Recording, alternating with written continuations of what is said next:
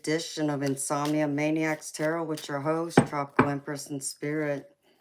Hi, beautiful people. Happy Sunday. How y'all doing tonight? Hopefully y'all are having a good weekend. Wrapping up the weekend to start a new work week. Taking it easy. Hopefully y'all have done something fun and relaxing over the weekend.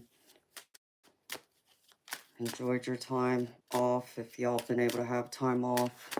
And if y'all had to work, hopefully y'all are able to kick y'all's feet up and relax a bit. Thank you for joining me and spending some time with me, beautiful people. I always enjoy spending time with y'all. Hi, Charles. I'm gravy, baby. Thank you for asking. How you doing? How's the new job coming? Last I remember seeing you, you said you got a new job. You still liking your job?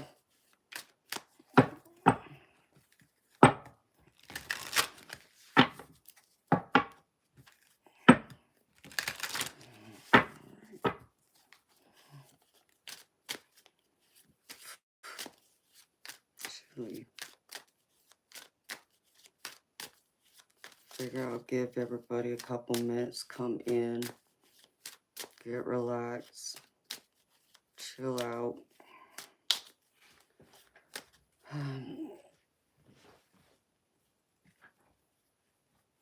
Oh, well, that's awesome to hear, Charles. I'm happy you love your job, baby. That's all that matters. You've been literally working 24/7. What, you sleep and eat and work and that's it? No time for anything else? Hi, Eternal Light. How you doing, baby? I mean, I know that's all I pretty much do anymore. Is I work and I sleep. And I might get lucky if I get a chance to eat. And that's if I remember. Which I don't always remember, so.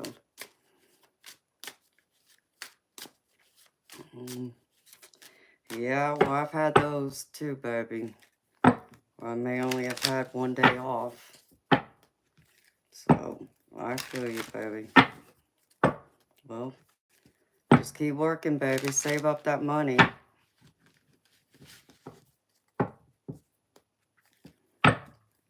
I'll be putting all that money away. Save as much of it as I possibly can. Today's your only day off. Well, you know, I mean, up until recently, I was only taking Mondays off. But guess what? Tomorrow's my birthday, and I'll be streaming tomorrow night, so. So I guess I only have one day off, too, in actuality. It'll be alright.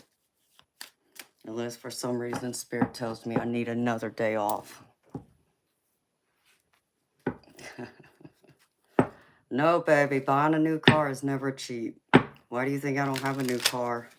But that's awesome. You got a new car, baby. Congratulations. What kind of car did you get? I mean, even having an older car isn't cheap.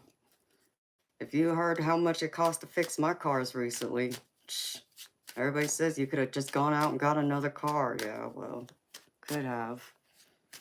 But I don't want that car payment. Thank you very much. It's like now I hear it's like $800-900 a month for a new car. Can't do it. Won't do it. It would have to be like a used car. A 2025 Nissan Versa. Well, nice, baby. You know, I had a rental car while my car was in the shop because I had to wait for the transmission to come. I didn't have a Versa. They gave me a Nissan Altima. But it wasn't a brand new one either. Hi, Bob. Oh, thank you, baby. I know it's the 10th in parts of the world already. I did a private reading earlier today, and my client was like, so it's the 10th here, you know, because they're in the UK. So they're like, so am I the first person that's wishing you a happy birthday? I'm like, yeah, I mean, it's the 10th in your world. So, yep, you will be the first. So, yes, they do last. I'll be honest, though, I think I would have settled for a Honda or Toyota, though. I don't know. I don't know what I think of Nissans anymore. I heard some bad things about them recently from my mechanic that fixed my cars. He told me um we got into a big conversation about cars when I had to drop one of the cars off, and he told me to not get a Nissan.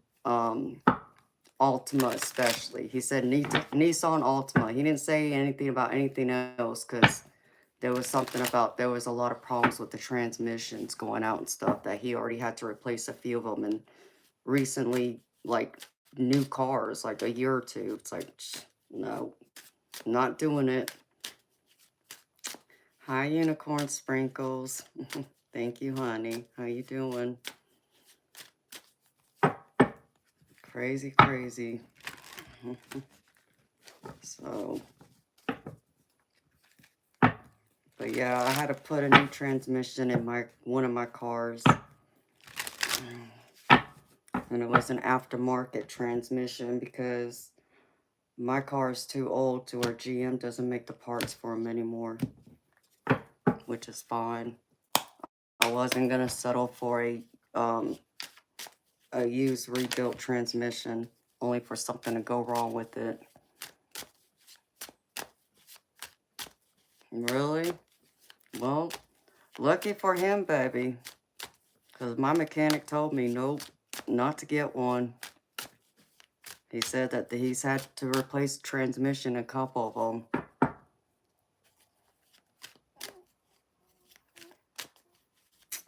Oh, yeah, I know. The energy has been wacky lately. I understand, Unicorn. I haven't been sleeping the best myself, honey. So I feel you there. Hi, Daniel. How you doing, baby? All right, beautiful people. Well, I'm going to go through and start pulling out cards for what's the vibe. So what's the vibe? What's going on with y'all?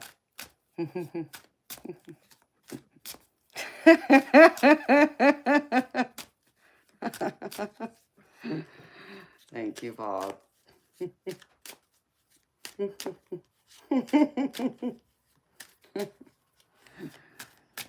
Yes, it's Pisces season.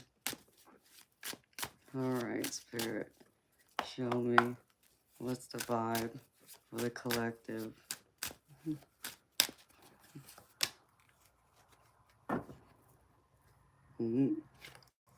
Y'all are in y'all's feminine energy, being gentle, nurturing yourself and others.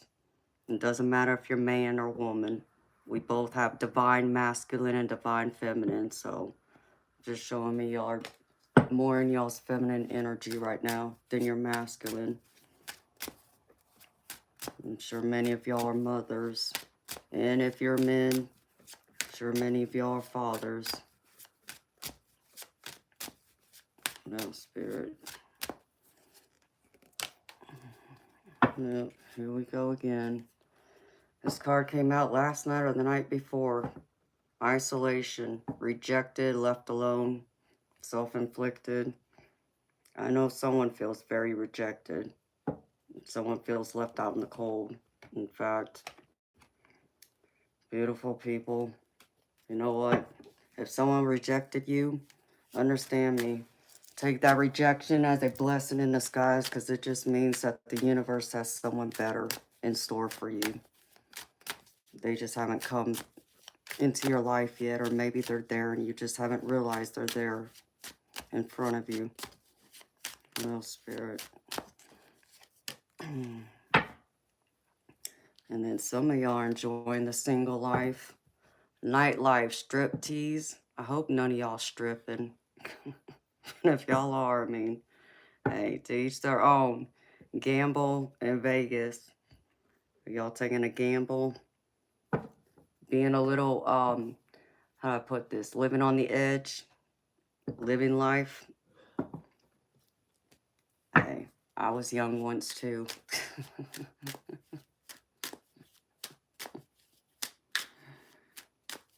Hamster friends, how old are you?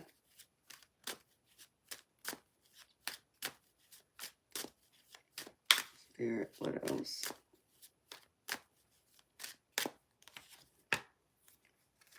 I don't think you should be in here. Puzzled, confused, perplexed, conflicted. I still feel like some of y'all are very confused and y'all are conflicted. I feel like some of y'all are still going back and forth in y'all's heads over a decision y'all either just made or you're thinking about making. That's what I get. Yeah, I don't think you should be in here.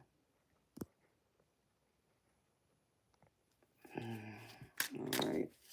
Spirit, what else?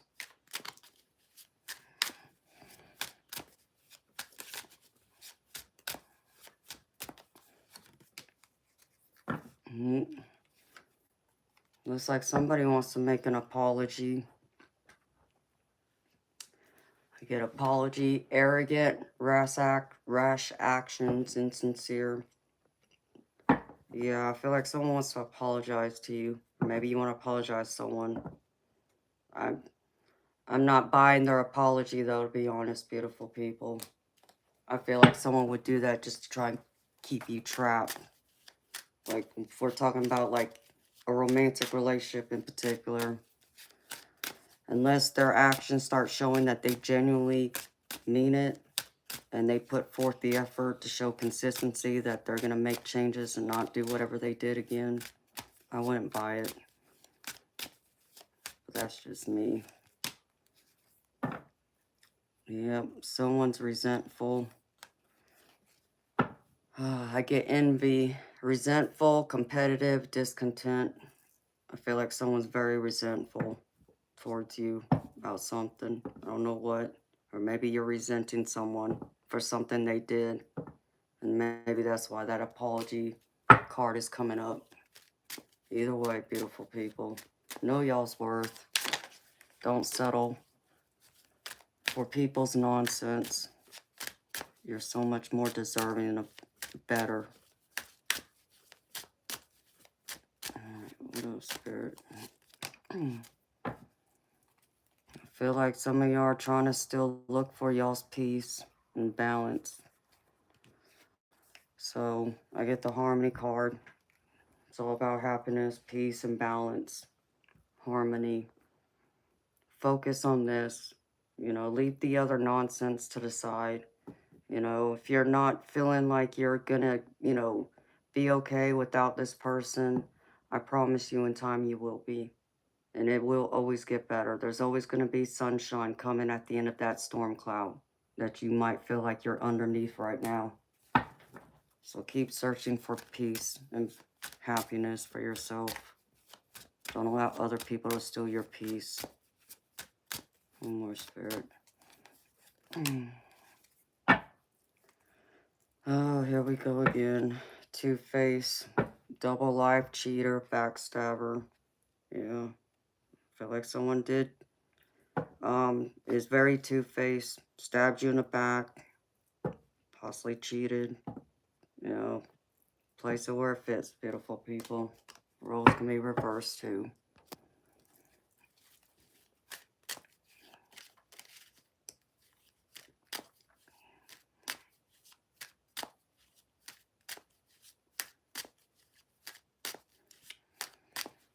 Hey, baby, you know,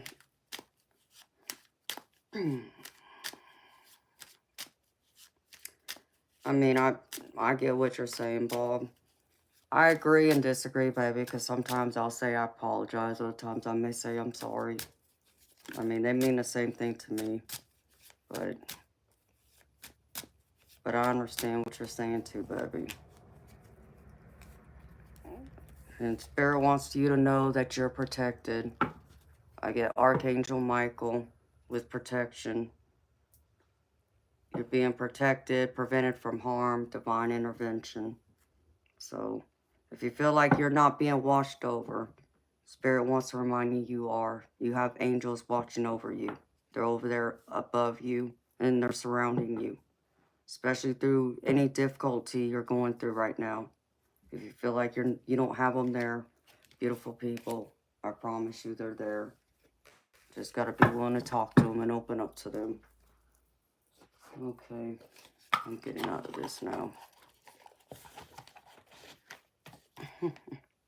Hi, Lion Hardy. Hi, Misty.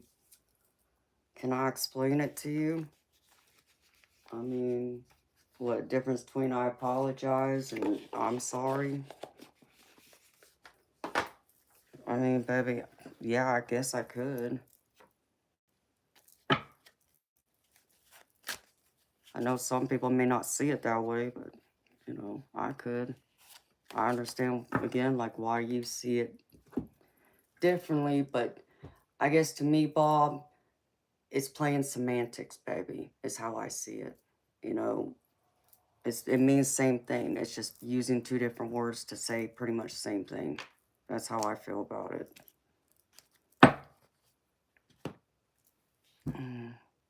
All right, beautiful people. So far, the collective reading. Again, this is a general collective reading. It's not a personal reading, so take what resonates and leave the rest. If something doesn't resonate with you, don't force it to fit. Leave it behind for someone else. First card up is Focus on the Positive, which I feel like more of y'all been getting lost in y'all's thoughts and, you know, focusing more on, you know, what's not happening or things not happening fast enough, or you feel like you're not making enough progress going forward. And Spirit's asking you to focus on a positive and go inward and even try and quiet your mind, like spend some time meditating. This will help, you know, to bring, you know, your mind to a softer place and to help reset, you know, and get rid of some of that clutter, that, you know, negative talk that's going on, or those heavy worries you have that's constantly bombarding some of y'all, I feel. I feel like some of y'all are even causing y'all self some stress headaches. The next one is inspire others. And, you know, some of the ways we inspire people is by how we treat ourselves or how we allow others to treat us. And we do that by putting up our boundaries and making our boundaries very clear. So don't be afraid to stand up for yourself and stand up for your boundaries. Don't allow people to mistreat you. Don't allow them to treat you any kind of way they feel they can. You know, because if you let them walk all over you, they will. You know, not everybody, but many will. They'll take advantage and manipulate. You don't want to go there. You don't want to do that. The last one is patience is a virtue. And I know it's something that's hard for us to be patient about anything in life, but it's also true. But I feel like Spirit wants y'all to be more patient and compassionate with yourself still. Because I feel like many of y'all are going through some type of healing right now. Because I get the healing card with this. And though, you know, some wounds, they may take time. It's not going to happen overnight, but in time, it will. Things will get better. And you just have to believe in that and keep reminding yourself of that day in and day out. There is healing, and there will be better things ahead for you if you just hang in there and have more patience and compassion with yourself and with the people around you. Lean on others if you need to. And out of... Hi, Judith. How you doing, beautiful? First card out is the Five of Swords. This is the recent past energy. I feel like y'all been in a lot of conflict with someone. Some of y'all, this can be, you know, your romantic partner. But this could be a family, friend, or even a colleague, you know, a boss even. And I feel like, you know, it's kind of like throwing you off balance. Because I feel like, you know, you've gotten kind of like had the had your cells, had the wind knocked out of your cells. Because I get the Seven of Wands with this, and the energy I'm reading from it, I'm reading it in reverse, and it's just showing me that you've kind of lost your way. You've lost your courage here of not being able to stand up and defend yourself, stand up for what you believe in, um, not feeling like maybe you can even speak your mind to this person and be upfront and clear with them. Where I feel like that's where that boundary card is still coming in. But I feel like you have found a sense of hope again. Even though you recently been in conflict with someone, you're moving away from it because I get the star card as your present energy. And this is all about hope and optimism and being able to see, you know, things in the future, that things are going to come and get better. Um, it may mean having to have that inner, talk with yourself of reminding yourself you are a strong being. You know, you have a strong voice, use it. Don't be afraid, be brave, be courageous. It's not that, people who are brave, it's not that they don't ever, have fear or get scared. It's that they don't allow that fear or that things that scare them to hold them from pursuing forward. And that's what I feel like y'all are starting to recognize and realize that you can be that voice. I feel like some of y'all are walking into calmer waters because I get the Six of Swords with this, which is all about needed change and positive change coming in with the Star card. So that helps to bring more optimism into your life. As you're going through, I feel like some of y'all have walked away from a relationship and y'all are still, trying to get your feet planted safely on the ground again, so to speak. Because in the center, I get the Three of Swords, which is all about heartbreak. And with this heartbreak, I get the Tower, so I feel like, this was a devastating loss to you to walk away, or, maybe someone walked away from you. But I feel like this was something that needed to happen. It was as painful as it is, it's for your better good in the long term. It may not feel that way right now in the short term, but in the long term, it will be. And I feel like, you're starting to see that now. And as time progresses forward, you will see it little by little as you continue to heal. But what I see getting in your way is not feeling like you're going to ever have enough or you're not going to find someone else. Because I get the Empress card. And the Empress card is all about having that abundance, having that security, and having the ideas, the mindset, the mentality, the confidence, your own experiences to be able to drive you forward, to be able to leave behind what has hurt you, what has held you back, what didn't serve you to your highest good anymore, that actually was a detriment to you. And I feel like, for someone out there in particular, I feel like someone, this person's going to try and still trap you in some way, try to convince you that they'll change and, they'll, make new strides and make empty promises. And it's up to you to not lose sight of, what their past behavior has shown you. It's, the best prediction of future behavior is past behavior. That would be my best advice to you. Take a look at the recent past. What have they done? Have they shown you that they can keep their word? If they haven't, then I wouldn't trust it. Beautiful people, but Spirit's showing me that if you're not careful, you're going to lose your motivation to not see that you can be this strong, independent person. Because I get the Page of Cups with this, but I'm reading this upside down. Um, this is all about losing that motivation, that willpower, that drive to know that you deserve more, you deserve to heal, you deserve peace, happiness, and harmony. So don't lose sight of this. And I feel like if you can get through in the short term, feeling like, maybe you don't have everything you had before, and you're gonna have to, maybe cut back on, spending, having the things you're used to having, that you will see that you walking away from this was the right decision for you. Even though it might bring some challenges, you're going to see the truth of this at the end. You're going to see that you made the right decision for yourself and for your future. But it's going to take you having that inner strength, that inner willpower, and that self-reliance, and that confidence to go the distance for yourself. If not for yourself, then for who? You know, if you have children, do it for them. You know, your children don't, deserve to see their mother or father unhappy, because it makes them unhappy and they feel it. Children are very resilient. You'd be amazed at what they can get through.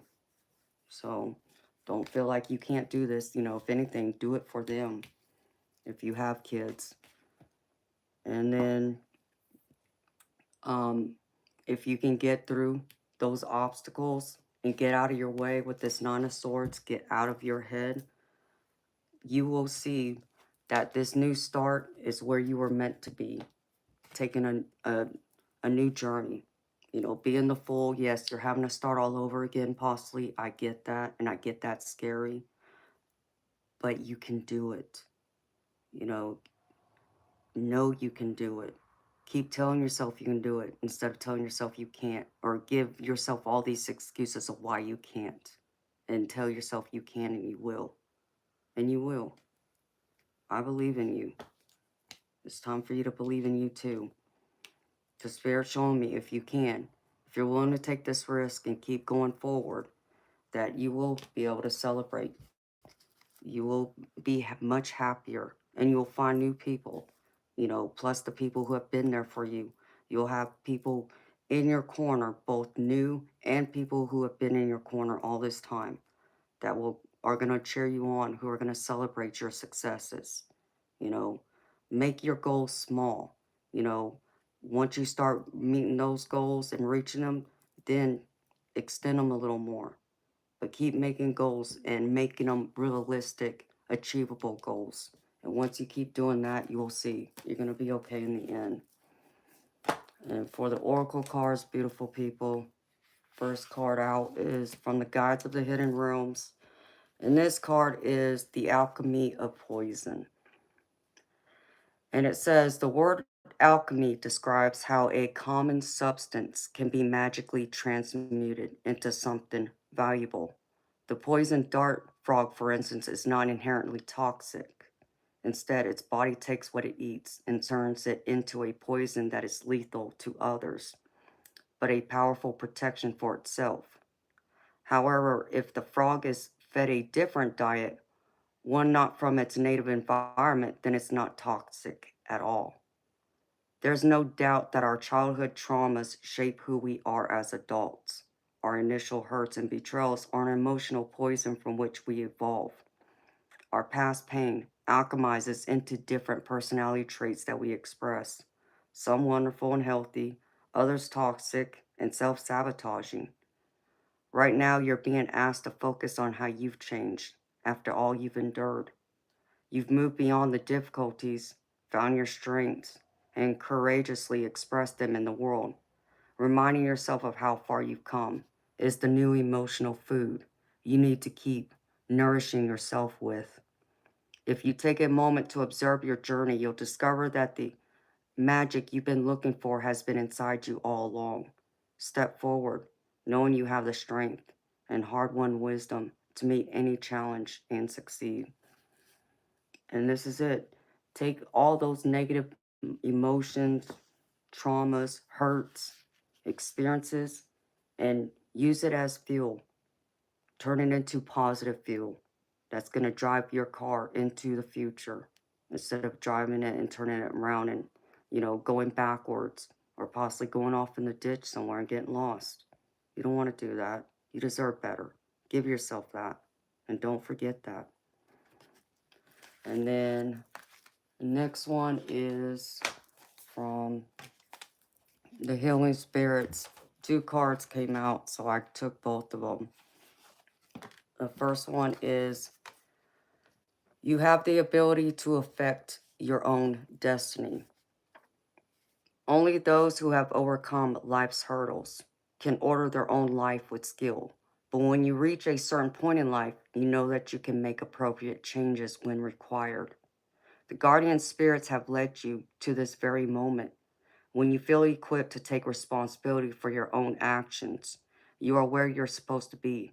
The next step on the path is yours. And mighty guardian spirits are telling you that you are ready to handle this situation. This is an important moment in your life, so own it. And that's right. And y'all need to be reminded of this. You have the ability, it's all in your own control to affect what the future has in store for you, the outcome of it, what destiny has lying ahead of you, not behind you, but what's ahead of you. You have the ability to affect that, good, bad, indifferent. And the other one is courage arrives when you step over fear. And it says, there is a fine line between cowardice and courage, and one step backwards or forwards can make a huge difference. The ascended masters in the higher spirit realms were courageous in their earthly lives, and they stood up for what they believed, no matter the consequences. When you truly believe in a cause, it's right to fight for it, and the real fight can never be lost or won. It can only be experienced. To fight for what is right is its own victory. You know inside that this is not a struggle, but another lesson, one that will allow you to experience another aspect of your nature. So walk tall and move forward. And that's right, courage arrives when you can fight through the fear and not allow that fear to overwhelm you and hold you back. Don't give in to that fear. You know, do what I do and tell it to shut up and get lost. And then I pulled a couple of cards from the messages from the universe. And the first one says, in relationships, the biggest thing you must look for is consistency. Every time you forgive someone who is not being consistent with you, you are giving them permission to hurt you again. You deserve better. I mean, this is spirit confirming what the tarot and the oracle cards are saying. And this is so true. Every single time you forgive someone who isn't consistent and staying true to their words and their actions aren't lining up with what their mouth is saying, don't believe them.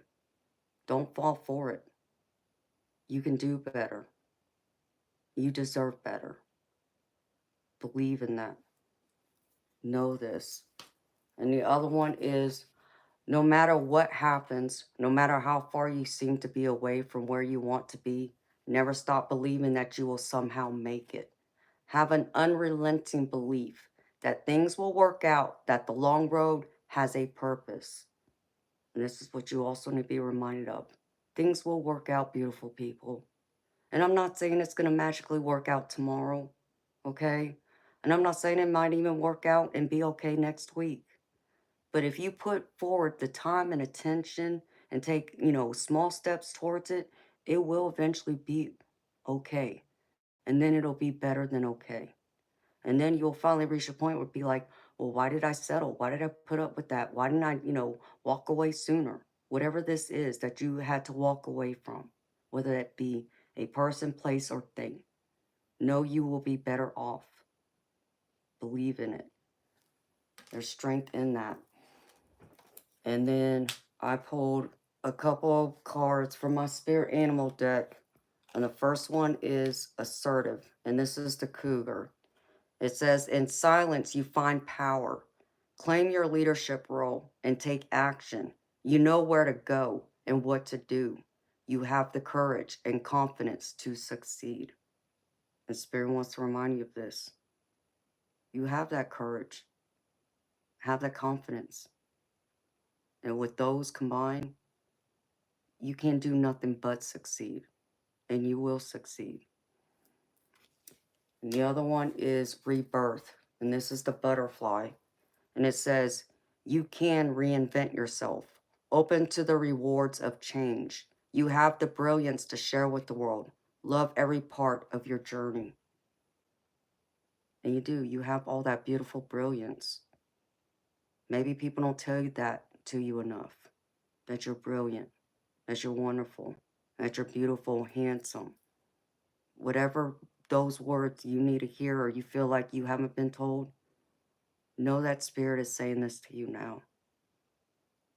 So you can transform and be like this big, beautiful butterfly, shining your bright colors into the world again.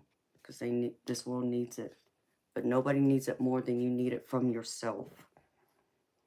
And then I pulled a card from my Clarity Life deck, and it says, the strength of willpower. Strengthen your willpower by setting small, achievable goals. Celebrate each success and gradually take on bigger challenges. Willpower drives perseverance. Have that willpower, that strength. Don't falter to those words, those negative thoughts that keep popping in your mind or the noise from others. Believe deeper, go deeper to the heart and soul of who you are, into what the divine sees you, the way, you want others to see you. Now it's time for you to see it in yourself.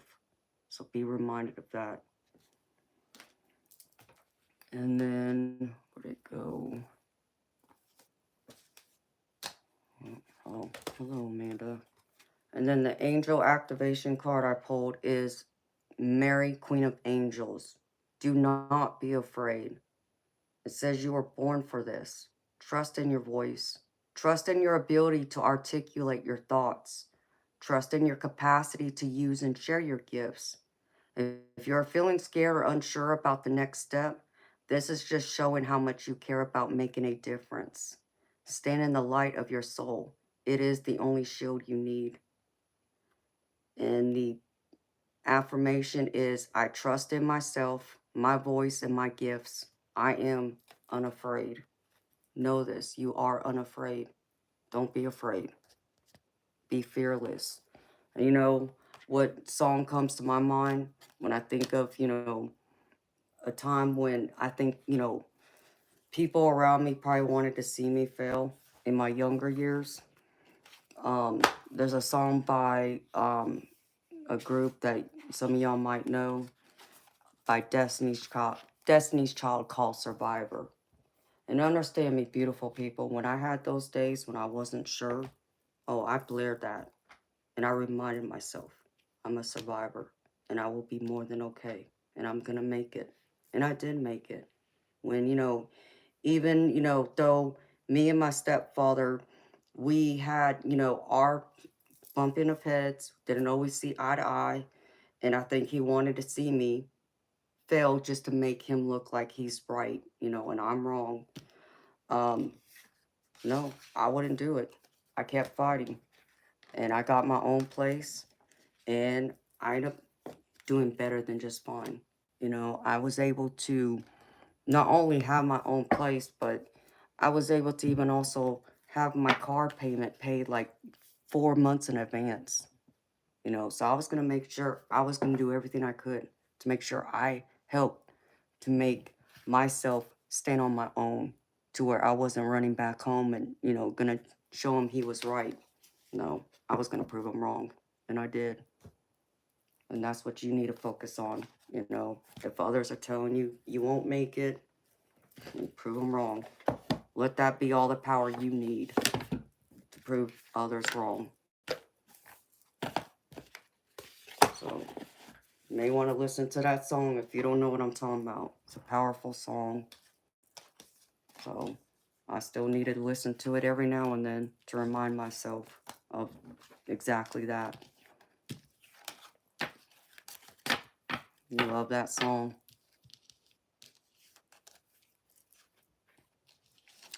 Here you are talking about food again, Judith. That sounds good. And and I'll share a story with y'all. Earlier today, before I had even gone and did my private reading with someone, I had run up to the gas station and I had to pick up something. And when I pulled up, there was a woman there sitting in her car, and she was holding a baby, and she was like clenching this baby tight, and she looked like she'd been crying. She looked like she had not slept. She looked like she probably hadn't even had anything to eat that day even, and um possibly didn't even have a shower for all I know. She looked like she was in distress. Is about the best way I can sum it up for you. And I walked over to her car and asked if she was okay, if she needed anything, and she told me that with her baby in her arms, she had a 16-month-old baby in her arms, said that she had just left her alcoholic boyfriend, that he had been at home drinking all weekend, being abusive, and, you know, um, telling her that, she's not good for nothing, she doesn't ever do anything, and, so on, and because, he gets very abusive when he drinks, she had to get her and her baby out of there, and I told her, she made the right decision by, leaving. She didn't need to stay there with him, especially having a baby. Of course, I know that's reasons why people will stay because they have kids, but I told her that, I told her I was proud of her for having the guts to walk away for herself, but for her child especially. And, but she's like, but I don't know what I'm gonna do now. I don't have any money, I don't have anywhere to go. I barely have, less than, a quarter, tank in my gas tank, where are we gonna sleep? And I told her, um, I don't know. It's like I don't know what, the long-term plan is for you. I don't know if you thought that far ahead. I don't know if you have, people you can call um that might be able to help you. I said, but what I know I can do um for you now, so you don't have to go home to him, because I don't want that for you right now. To give you some time and space to at least, gather your thoughts and figure out a plan. I'll get a hotel room for you and your baby to stay a night or two there. So that way you don't have to go home and put up with him. And so I did. Did I have the money to do it? No, I didn't. And I didn't even have the cash on me, but I had my card, so took her to the hotel, paid for 2 nights for her to stay there, her and her baby. And I also went to the grocery store with them so she could get some food for her and her baby and get the baby some diapers because she didn't have any diapers or formula for the baby. So at least for the next 2 days, I know she won't feel the need to have to go back to him. And I hope maybe in the next 2 days, she'll, be able to think things through, gather her thoughts, make a game plan, and figure out what her next step is, instead of feeling like she has to go back to that, because she doesn't. And that's what I needed her to be reminded of. So, like I said, did I have it to give? No, I didn't. But I wasn't, I wasn't going to let her and her baby suffer. And, you know, yeah, I mean, if I could go out to eat tomorrow night for my birthday to get a steak, that's what I was going to do. But instead, I chose to put, this mama with her 16-month-old baby in a hotel for the next 2 days. At least they'll be safe until she can figure out another way. But what I will say is, at least she had the courage, and I think that's sometimes that's all you need.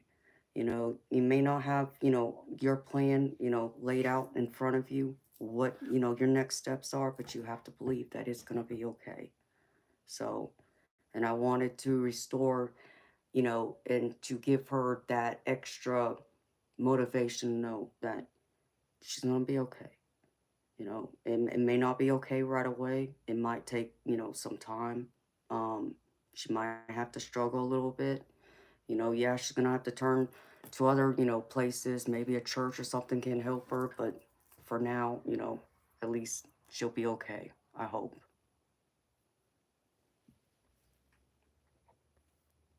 All right, beautiful people. So who else here that I haven't said hello to?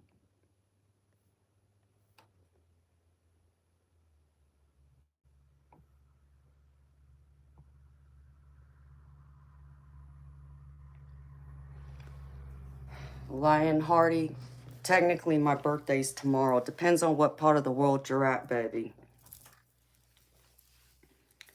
My birthday's the 10th. So if it's the 10th where you're at, then it's my birthday right now. But it's the 9th here, so my birthday will be tomorrow, which is Monday.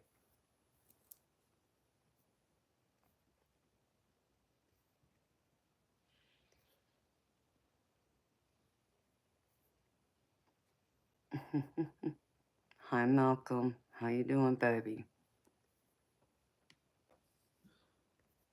Hi, Vitamin. Hi, Sharon. How you doing, beautiful? Hi, Juanita. Oh, thank you, Judith. No hybrid. I'm a Pisces. Good evening, 4748. How you doing, baby? Hi, Alex. That's true, Bob. You're right, baby.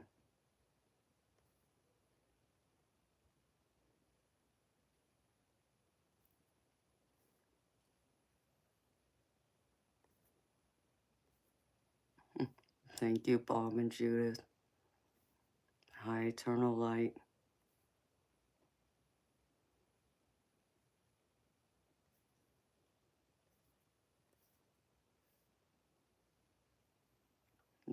This reading hit home for you, baby. Well, maybe it was your energy I picked up on tonight, baby. It always seems like I pick up on one or two people. It's like it seems like Spirit knows who needs to hear the messages most at that time.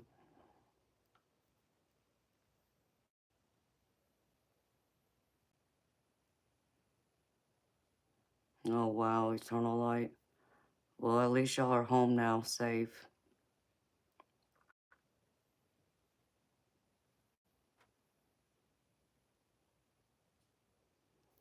Yeah, Judith. And, you know, I commend you for that, beautiful. It takes more people like that to be able to help those in need.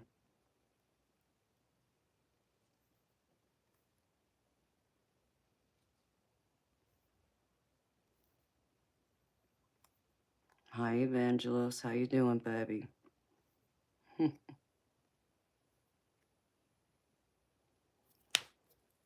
Hello, Timothy.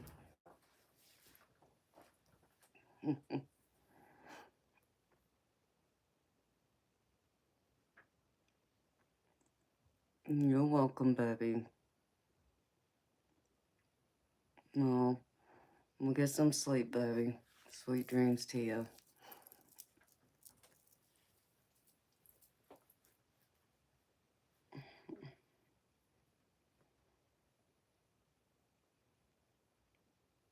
Hello, Carl.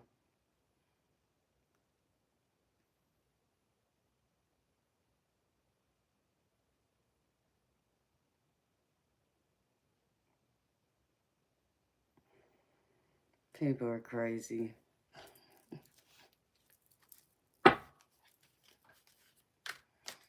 So how y'all feeling, beautiful people?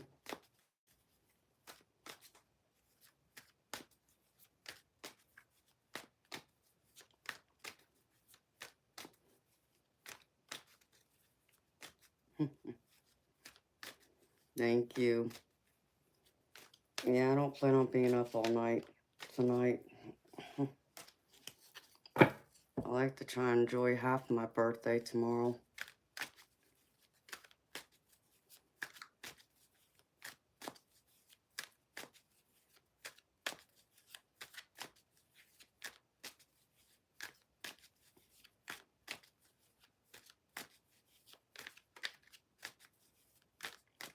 So how y'all feeling? Have y'all had a good weekend?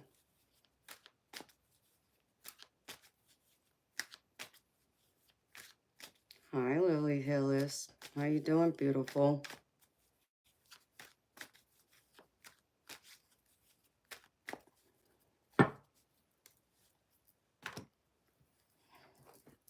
to get everything on your new phone. I thought you were going to do that last night. You must not have been able to get to it. No, thank you, Alex. I'm sure I will. I'll figure out what I'm going to do. If I do anything. I just don't want to sleep through my birthday. That's the only thing I don't want. So...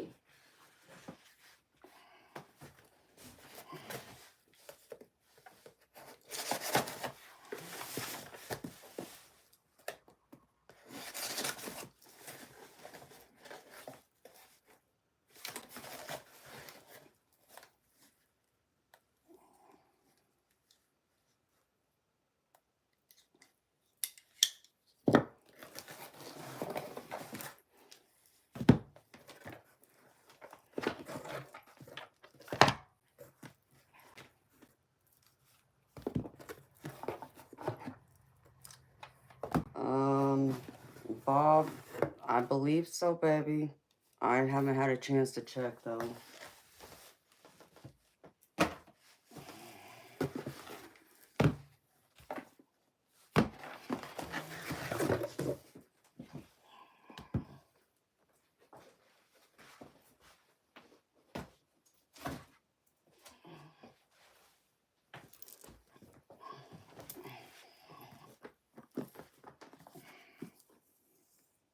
Damn, there's a big box.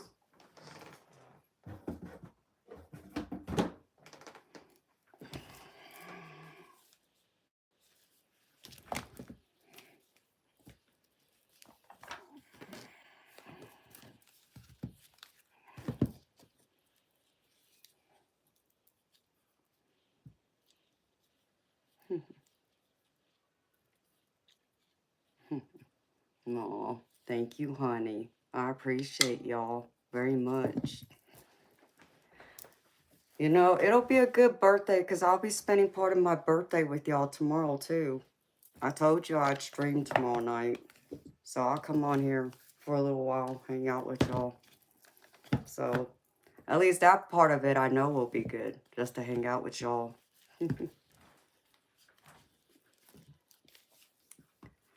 You want a reading, sweetheart? Okay, honey.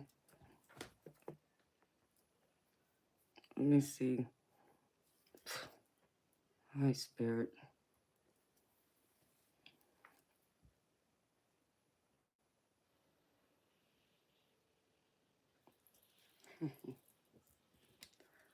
Okay, honey. I see it. Well, let me close this.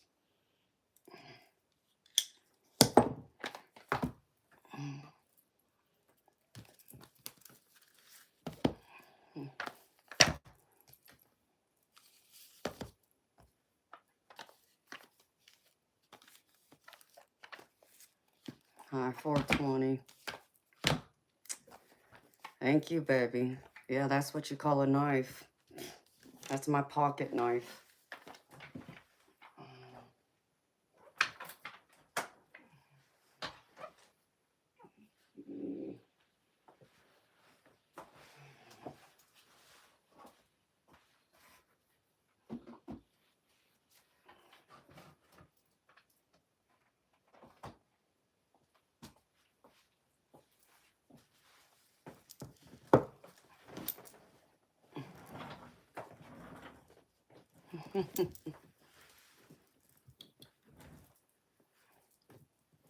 Aw, thank you, Lily Hillis. You sweet honey.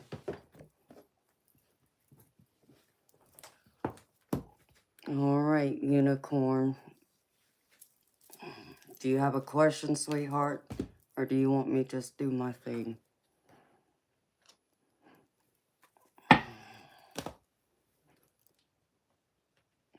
And there goes my bladder. I meant to use the restroom.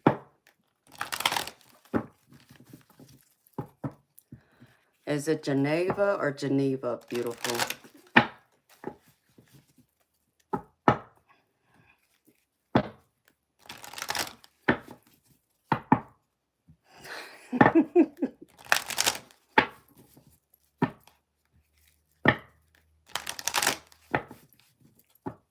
Geneva. Okay.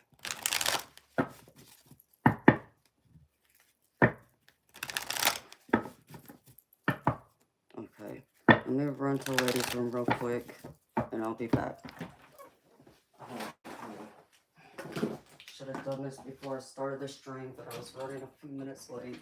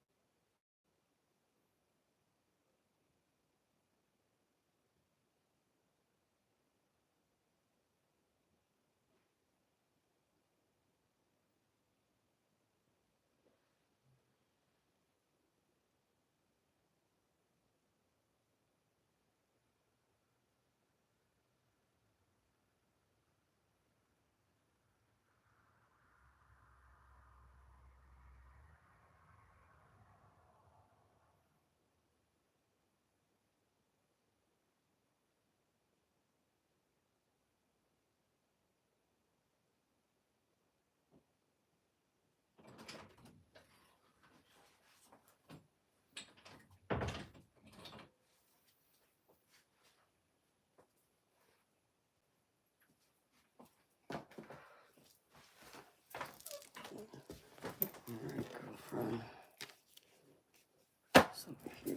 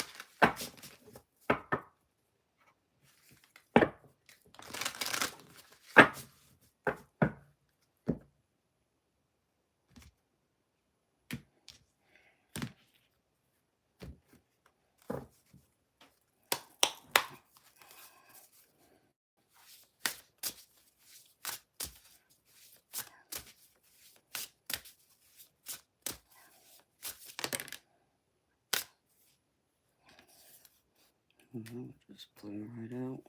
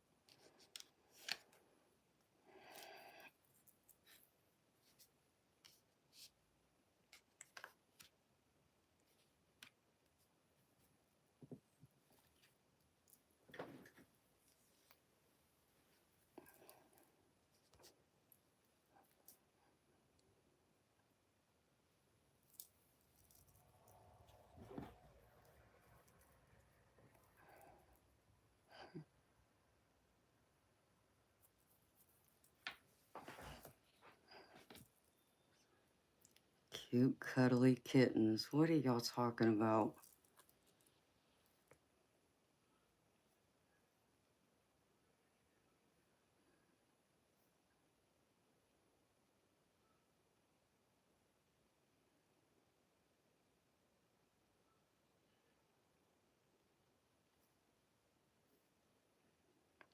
Oh, that's awesome to hear, Lily Hillis. I'm happy it helped, honey.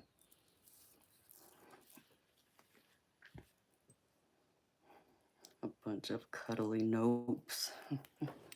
Australia's wildlife. Yeah, I forget you're right next door to me in South Carolina. Remember you said that once before.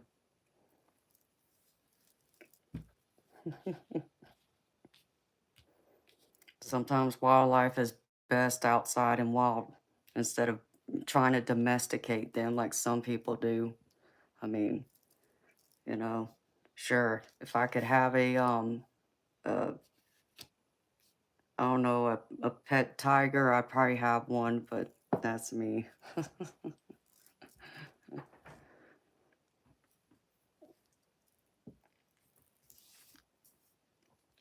Hi, a little bit. Yeah, baby, I think I did. Thank you.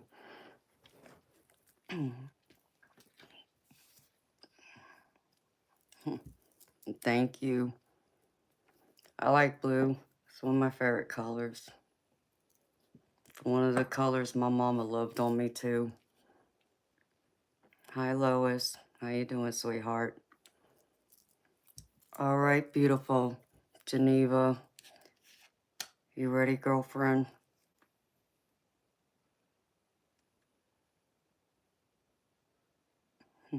Thank you. Yeah, I figured I'd wear it just for her. I got a funny story. My mama, when she got pregnant first time, um, she was told she was going to have a girl. I mean, she desperately wanted a girl. And the doctors told her she was going to have a girl. Yeah, well, was she in for a surprise when my brother came out? So, and I just laughed because my grandma even told me my mama was so freaking mad that she wouldn't even hold my brother for like the first few weeks he was born. As soon as the doctor brought my brother to her, the doctor asked, "Do you want to hold your son?" And she's like, "No, take him away." It's like, damn. So when she had me, she was on cloud nine. So, it's like my way of reminding my mama, yeah, you know, I remember I was supposed to be the baby girl you wanted, even though you got my brother first. And knowing how much she loved Blue, I figured she would want a boy first, but no, she wanted a girl. But she came around. She loved my brother and my younger brother too. So,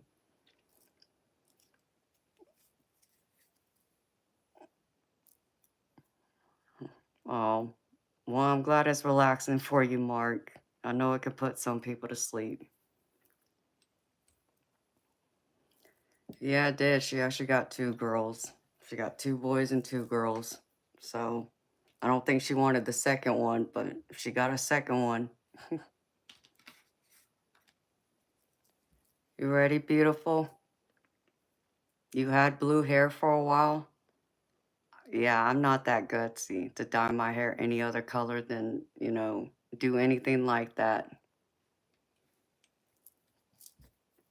I mean, I think, if I get more hair, as my hair, begins to change, I'll have to do something to cover up any white or gray hair I'll have, but I don't know.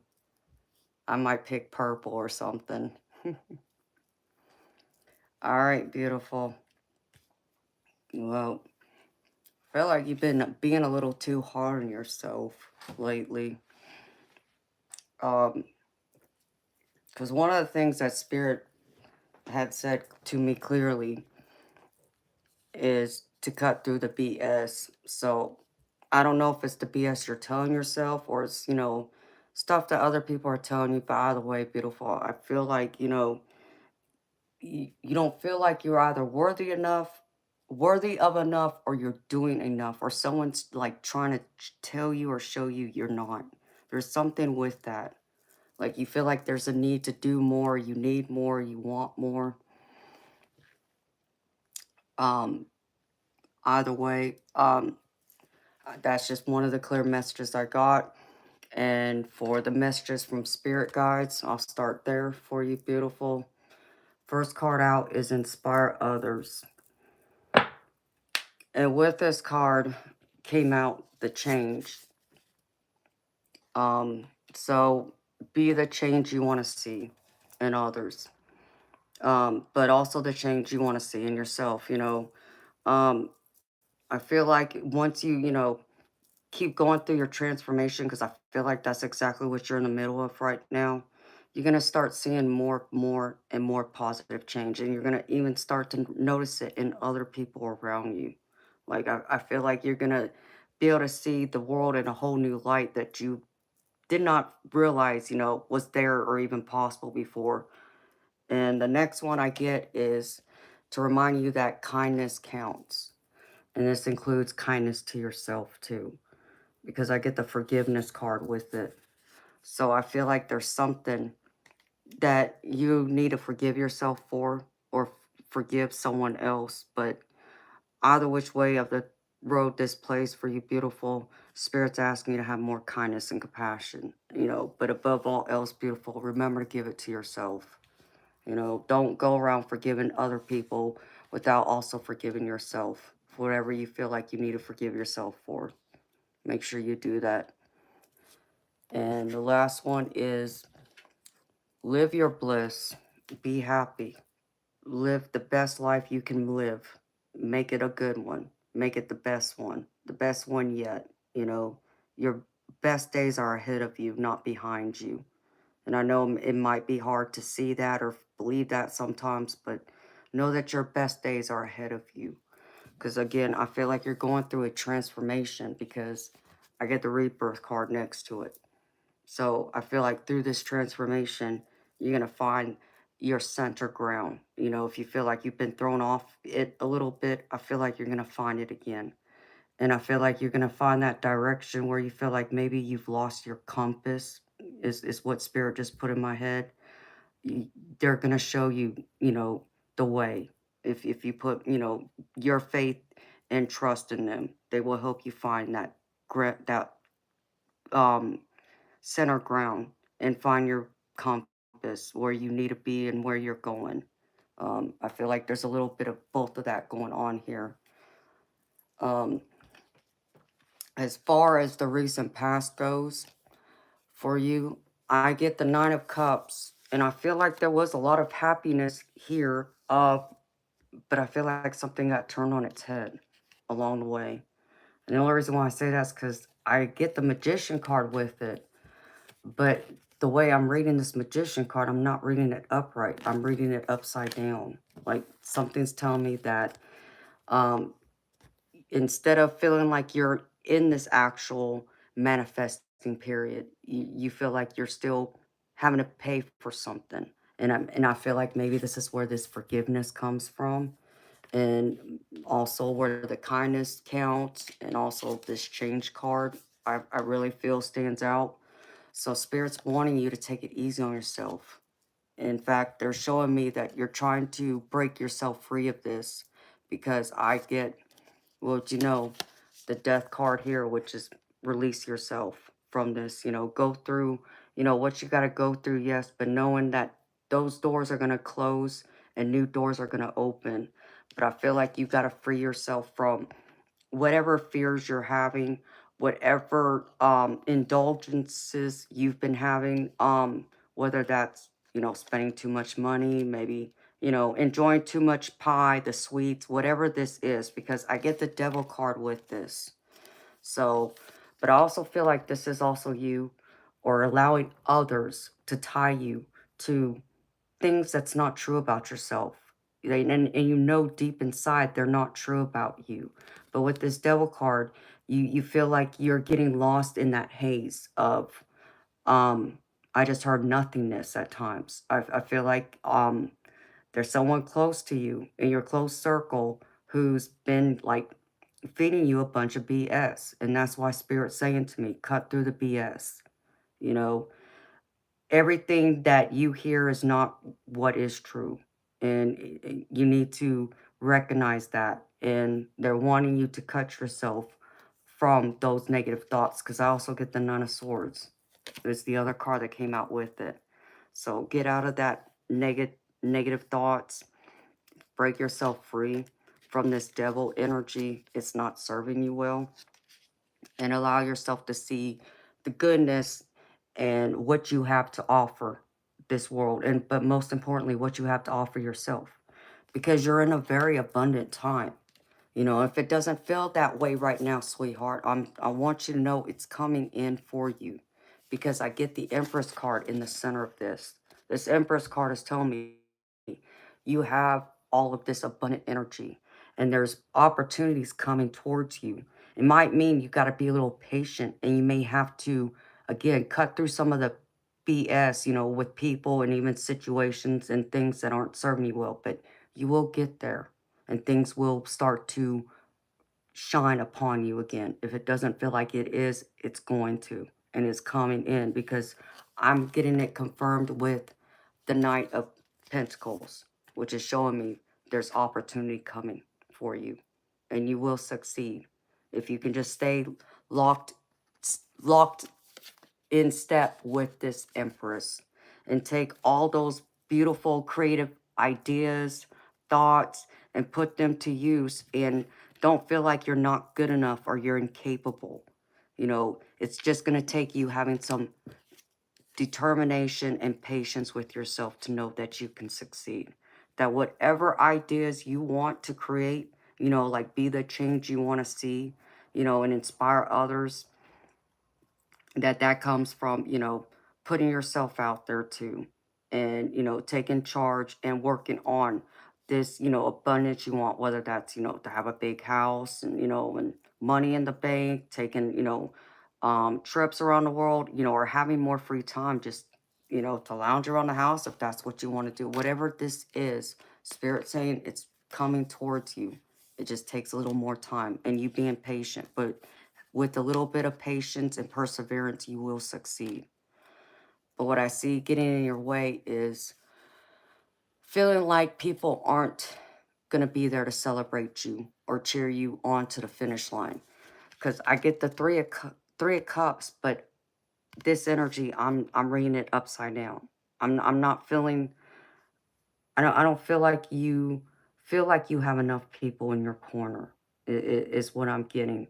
Or you're not being recognized for the efforts and the hard work you put in, or even the time and generosity you give to others, you know, and I feel like that kind of, you know, throws you off balance and it makes you even question, you know, your own state of mind, and even maybe your security, where your abundance lies, you know, whether that's, you know, your material wealth or your actual money or even just your time. I feel like you don't feel like you ever get enough or you're going to have enough. But spirits, again, is still showing me you will. That in the end, if you can get through, you know, standing pretty much, I get the energy of having to stand for yourself right now. You know, not having to give too much weight to others, you know, giving your power away is what I'm getting, but hold that power within you and know that you're capable, that whatever you set your eyes on, it will be yours. You have it within you. It just takes some extra courage and persistence. And yeah, it might mean a little bit of pain too in the process, but it's going to pay off. And I feel like it will pay even dividends. I feel like you will have, you know, I get this lover's card. You know, I feel like you're going to have the love and recognition you're looking for, you know, whether that's in your romantic partner, your friends, your family. And I feel like you're going to create even more connections with new people that are going to come in who are going to see you and recognize you for the beautiful person you are, for what you have to contribute, for what you do offer, for the inspiration you provide others, even for your mere kindness and generosity. because I feel like as you level up, which Spirit just said, you are leveling up, that any friction that you've been going through, any conflict that you've been experiencing from others, and this could be people in your close circle again, because I get the Five of Wands, which is showing me this is all about, conflict, having friction with others, that you will be able to celebrate. You're going to have pretty much all your wishes and dreams coming true with this Nine of Cups. And it's going to be worth the wait. Spirit saying it's worth the wait. And it just might mean you may have to be the lone man for a little while until you get there. But it is coming in for you, beautiful. So don't feel like, it's wasted effort, because I don't feel like it is. Um, Even if it might mean you have to even do some of this alone, you know. Um, just don't allow yourself to get tied again to this devil energy, because the advice is don't get tied to this devil energy. Don't allow that to overtake you. Don't allow it to overwhelm you. And don't allow, whatever this Nine of Wands is too, you know, don't allow that to overwhelm you and deter you. Keep fighting. Don't give up. You're almost at the end of it, because you're going to come out stronger in this Queen of Cups at the end of the finish line.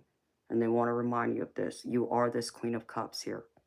You have so much beautiful energy, like your aura. When I tap into your aura, beautiful, I get those colors of purple, blue, and gold. Like a lot of the same colors that I see, even just spirit orbs that, appear around me all the time. And that's always that beautiful, positive energy. People can tie, spirit orbs, the color of them, to different things. I can tie them to archangels, yes, but many times I also tie them to specific people in my life, like my parents, for an example, like, talking about my mama. Her favorite color is blue. And so was my stepfather's, who was, daddy to me. So, and, if I had any doubts that it was them, um, they've shown me that it is them, because when I had my rotator cuff surgery over a year ago, they came to me the day of my surgery and let me know that I was going to be okay, and to not, wear myself down and get, caught up in, fear that I'm going to, die because of something my in-laws told me had happened to a loved one of theirs, that I was going to be okay. So, and they appeared as two separate blue spirit orbs. So I knew it was them. So, and I also, when I take in blue, I also think of that healing energy. I also think of it as a forgiving energy too. Green, can be healing, but I feel like blue is a lot of it too. Wow, that's amazing. So you've been writing a book? Wow, girlfriend. You go, honey. That's awesome. We'll keep chugging at it. You're going to get there. You will finish it. And any other projects you put yourself into, I feel like you will be highly recognized for it.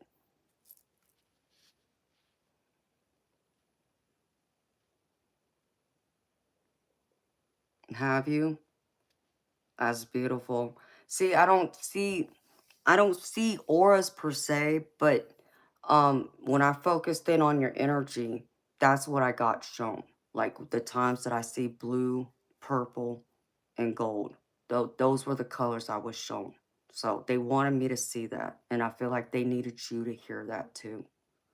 So believe that, beautiful. You have all of that beautiful positive energy. And I feel like you working on this book is going to help inspire more people. You're meant to write it, and you need to finish it. And I feel like it will do very well. And it will help, to where I feel like you're going to have more people wanting to work with you. Because out of the guides of the hidden realms, I get love and partnership. And this card says, human beings are by nature intended to love, to belong, to grow together, and to evolve with each other, with nature, and with spirit. Good partnerships are based in care, mutual respect, and acceptance. Now is the time to focus on your relationships, for this is an important cycle in your life. If you are open to beginning a new romantic relationship, be ready for it. Current relationships will deepen at this time as you give space for the other to be more of themselves, freeing you both to a greater expression of the beloved. It is divine will for you to find harmony and coherence as you're given the opportunity to heal old patterns and weave new ones together. Business partnerships and alliances are highlighted now too, as you attract the right people to support your work in the world. Keep in mind, your primary relationship is first with spirit. Every relationship is an aspect of the divine, as are you. And with and we are all better together in the dance of destiny. So I feel like there's going to be a lot more people who are going to want to work with you. We're going to want to collaborate with you on more projects, personally, but I on a professional level. But I feel like a lot of this will involve your personal relationships too, where they will grow, they will deepen. Because like I said, I get that people are going to see a great change in you, but a positive one. And that's going to inspire them to want to make some changes that they need to make for themselves. But it's you who's going to inspire them to take the first steps forward. And like you, they're going to go through this rebirth, but they're going to watch you go through it first. And I feel like you will be deeply recognized for it and for your efforts. And, you may not even realize that you are inspiring others. You may not notice it. People may not, say it to you, or you may not think you're doing anything big, but I'm telling you, you're going to be doing a lot of big things and helping a lot of people. And I feel like it's all coming. It's coming in for you. And then I pulled, and I'm going to read you all, both meanings from this, beautiful, because I feel like you're meant to hear both. I pulled from My Wisdom of the Oracle, Treasure Island. So I'm going to read you the relationship message first. And it says, your relationship is a treasure, providing even more than you need. But you may not see that right now. No matter how long you've been together, you and your partner are always discovering hidden gems about yourselves and each other. Now is a time of discovery. It's as if everything is in sync and everything is new again. Romance blooms and love is in the air. You can be assured that this partnership will bring you great gifts and valuable lessons. Keep your heart open. The message of this card is to celebrate love and what it teaches you. And again, I feel like this doesn't just apply to romantic. I feel like this applies to business. And I feel like this applies to your family and your friendships. It's all interconnected. Because after all, we're all one. When we all leave, we all know we go back to the same place and we become one again. And then the prosperity message here is, at this time, you can be confident that success is yours. Your ideas are all hitting the mark, and you're in a true manifestation period when you will see evidence of the seeds of prosperity you planted in the past. The appearance of this card indicates that your dreams and aspirations align with concrete signs of prosperity in the world of form. This is a very auspicious and fortunate time for business. Creative projects will flourish as inspiration strikes. Share your wealth with others too. Generosity and gratitude should lead you now. And I love that. And it goes with, what your tarot and the messages from spirit guides are saying. It confirms it all right here. So I feel like you will be that inspiring person. And you're going to inspire so many people to want to do more great things, you know. And I don't feel like as if it's going to be, you know how some people can get carried away in their ego, right? How they go through and they finish a project, and because they get some kind of like big reward, or award of some kind, like they go around and like throw it in everyone's faces, like because they need everyone to acknowledge, yeah, I'm hot shit. Excuse my language, but um, I don't feel like it's that way for you. I feel like you have this aura about you that reminds me even a lot of myself, where I don't have to show you, I don't have to flex for you, I don't have to do any of that to see the value in myself and know that no, I'm not saying I'm the best out there, but I surely am not the worst either. I know I have my gifts. I can contribute to the world and contribute to the, intimate relationships I have with people, but even the one with myself and with the divine. I don't need, um, people to give me any kind of like a trophy per se. Like when I think of like back when I was, shooting pool semi-professionally, I didn't need that big trophy. Now I know someone on my team when I was a captain, for one of my teams, I had a guy that you talk about full of himself. He was so arrogant that all he cared about was that big trophy, and yeah, it was a team sport. It was a team effort. We were playing as a team. And but because I was the captain, I get to take the big, huge trophy home. And, everyone else, they got a smaller trophy. But, that big trophy was the team's trophy. It's just I got to hold on to it. Well, he felt like that was unfair. And I'm trying to understand, why does he need this big trophy for? Because he had several of them already in his house. But that's how he, fills that void to make himself look like this big, hot shot. And it's like, whatever. And I would have gladly handed that trophy back over to him.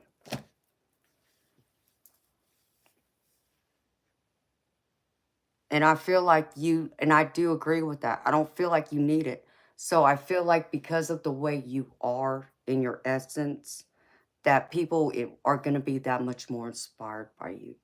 Because, when we were younger, I feel like, more of us than not probably were all about, flexing our muscles, so to speak, and showing we were the best there was and so forth. But God knows I'm way beyond that age. I don't care. I don't need all that. But I think the way you go about it and just wanting to be helpful to others and show them that they can be just as great, if not even better, better than you, then you're all for it. You just want to see other people do well and be inspired to want to do better for themselves. And then the next one I pulled is from The Secrets of the Ancestors. And honey, this card came flying out. Like I shuffled it a couple times and it came flying out. So the one I pulled or the one that came flying out is called Father of Earth, Generosity. And it says, be your own sugar daddy. Dream bigger and raise your standards. Enjoy the pleasures and riches of love, money, and or health. Risk taking is discouraged right now, but you are being encouraged to grow and evolve. This successful ancestor is a financially secure leader and proud provider. Father of Earth is well rounded, and he wants you to be also.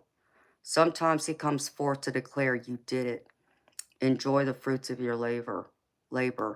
Father of Earth is a great sign when it comes to love also. And it says the Father of Earth comes forward and is the father of woods in several Caribbean cultures. He lovingly and generously protects plant life and forest creatures. And there's an ancestral medicine message here too that says, are you giving back enough? This alchemist ancestor has the Midas touch and turns all lead into gold. Papa Earth has your back. This ancestor is emotionally and financially secure. Many of our ancestors did not have this privilege, but where you are from is not the totality of where you are going. And it has a positive affirmation at the bottom that says, I am worthy and deserving of all riches. I am worthy and deserving of all riches. So Spirit wants to remind you of that you are more than worthy and more than deserving. Because as I said again, I feel like all this abundance is coming towards you. Because even from the other deck I pulled from the Time Traveler's Oracle. And the card I pulled is abundance. And it says, when you receive this card, know that fulfillment and prosperity are awakening in your life. Be grateful for what you already have, and even more will flow to you. The Creator desires that you prosper in all areas of your life. A windfall is coming. There are amazing opportunities around you, but you must be willing to nurture them. An outpouring of energy, finances, and even love are ahead. Believe that you deserve it because you do. Whatever you focus on right now will grow in leaps and bounds. So take action in the direction of your dreams. Trust that your life is blossoming. Release feelings of fear or lack, which are only perceptions. This is a great time to make investments, purchase property, or make plans for things that you desire. Choose quality over economy. In the end, you will not regret it. This is an excellent time to be generous. Give deeply and fully without fear of loss. The more you give, the more you receive. The more you give with an open heart, the more energy and life force flows back to you. And I love that. And I feel like you are going to be very abundant in all areas of your life, not just in the material way, but I feel like your abundance will come from the connections you make, and deepening any existing relationships, the bonds you have with people. I feel like it'll grow. I also feel like you're going to have a new level. Like I feel like an ascension is coming into where you're going to level up in your spirituality as well. It's all coming forward towards you. So this is beautiful. I'm loving this energy. And then I even pulled a couple of cards from one of my angel oracle decks. Angel wisdom, I think it is what it's called. And the first one is self-love. And it says, I am worthy of love. Focus your attention on loving and believing in yourself. You are being encouraged by the angels to make your relationship with yourself your number one priority. Rather than dwell upon your shortcomings, you must accept and embrace who you are. So, and love every inch of you. Beautiful. Love the inside, the out, your flaws, all of it. It makes you who you are. You're that beautiful, unique individual that this world needs more of. We need more of your light, more of your magic, more of your tenacity, the ability to strike change in others and to inspire people to want to do and be better. And the other one is serenity. It says, everything in and around me is in perfect harmony. You are moving into a time of greater inner peace and tranquility. The angels reassure you that peace of mind is within you. You can feel serene even in the midst of great turmoil. And I feel like you will. And you are all of this. No, you are.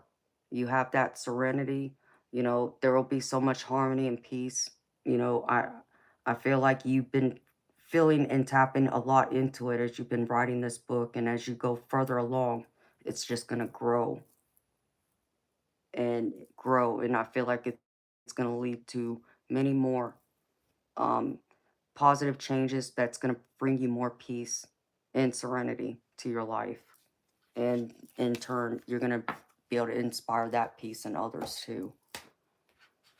And then the angel card I pulled for you is called Virtues. And this one says, do the right thing. Be virtuous in your choices and actions. There is an opportunity for you to take the higher ground that will bring an end to a conflict or disagreement. Do what you know needs to be done to bring resolution and healing. If you need to admit that you are wrong, it may not be easy, but by doing so, you remind those around you how much you care, and this will guide everyone back to a state of harmony. And I feel like that's around this whole Nine of Swords and the Five of Wands that I have down here on my table. The positive word affirmation is, I choose to bring peace to every conflict. So again, like, be the peace you want to see in the world and help bring it forward. Sometimes it takes us having to be, you know, take the first step, be the olive branch to, show someone else that it's okay. And, that we're, very forgiving people, which, like I said, I feel like this is part of why this forgiveness card came out too. It has a lot to do with this. So know that your forgiveness and how you handle conflict goes a long way. And it will be felt and deeply appreciated by those who either felt like they need forgiveness from you, or um, you may feel that um, they may need to ask forgiveness from someone else. Either which way it works for you, I feel like you will inspire them to want to be more forgiving like you and share that hand of kindness and that warm heart and that love and gratitude. And that's what I have for you, my beautiful lady. I hope this has resonated with you, beautiful. I hope it has spoken to you, beautiful. I hope it's, resonated deeply. I hope it's given you um some, words of encouragement to not stop, to not, turn away, from your dreams, to not wanting to keep going forward. I hope it's helped to put those, fears, any doubt you're having, like that Nine of Swords, put it to rest. Know that you're worthy of so much more. You have so much more to give still. You have so much more to offer. And you are more than anything deserving of so much more. And I hope it has helped you to keep going down that path that you've been wanting to go down, and keep looking ahead towards the future, that there are greater things ahead in store for you. There's so much more abundance on its way to you. Just hang in there and persevere. And thank you so much for trusting me.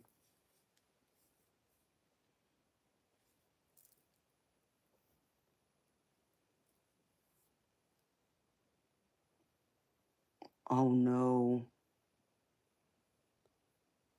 I'm so sorry to hear that, beautiful. That's not nice that he did that. I'm sorry.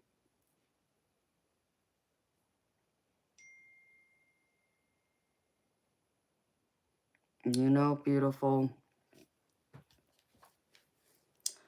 If it was me, girlfriend, I'd let him think that I don't know, and I would just be looking for a job somewhere else.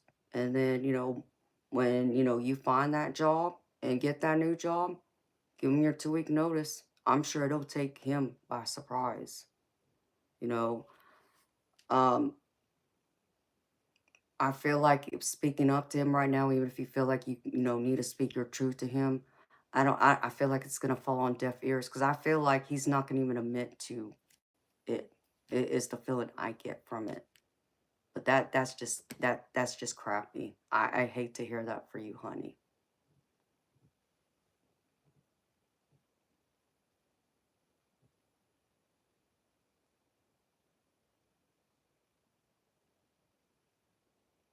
Well, and more reasons why they would not want to lose you. And I can see that. You've been putting in the hard work and you've been contributing.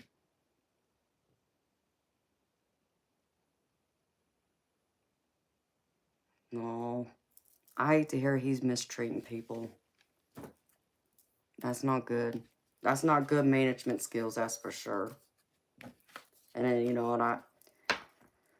oh man, if it was me, I wouldn't be able to hold it back. I would speak my mind. I mean, and I know I would. I would probably get reprimanded for it, but I would make sure I speak my mind. So I wouldn't,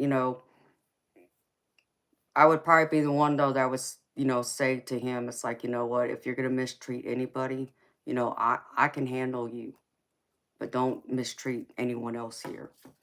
You know, that's how I would handle it. But I would report him to girlfriend.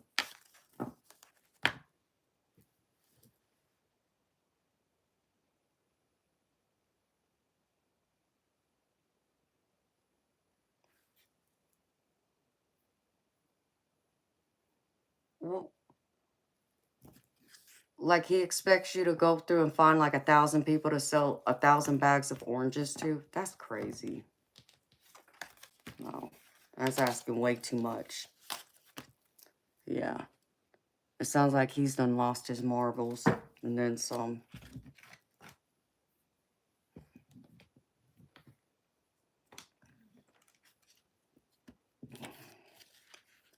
Yeah, and I can see how that could be tricky for you, beautiful. I get that. And some people just, it's hard for some people to appreciate, you know, a hard worker when they have one. And it's really sad.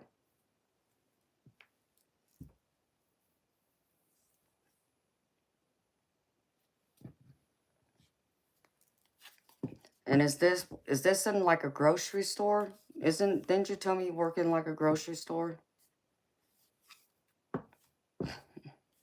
Oh, wow, I just saw a blue spirit orb over here. He's stuck in the matrix. Food lion? Okay. That's crazy. Aw. Thank you, everybody, for the birthday wishes. You all are so sweet. Spend my birthday with me. Now that it's officially my birthday. Of course, if my mama was alive right now, she'd tell you, it's not your birthday yet. You gotta wait until 6:56 a.m. Pacific time. Because that's what she told me one year. Couldn't help but to bust out laughing. No, it's not your birthday yet. It's a day up, but it's technically not your birthday yet. Okay, mama.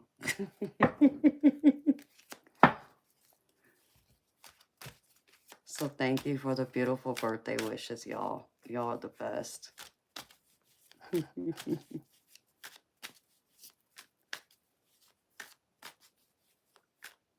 Oh, man. You know, that is so sad, honey. I am so sorry. Can you not report him to, like, his manager so he gets reprimanded for it? Because that's what I would do. And knowing it's Food Line, I know it's a corporation. I would get to one of his supervisors and even someone higher than that. Because it sounds like he needs to be handled. And you might be helping everyone by doing it that way, honey. It's just, that's just crappy.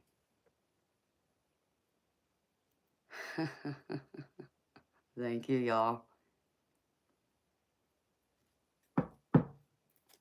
Hi, Deborah. Yes, beautiful. That is one of my psychic abilities. I am a psychic empath. Is I, I yeah, I would report him. Um, I wouldn't allow anyone to mistreat anybody that way. But I know me too. You know, I'm not shy about speaking my mind. And when I see people are being mistreated unfairly, you know, I have a habit of sometimes probably letting, you know, my temper to get the best of me.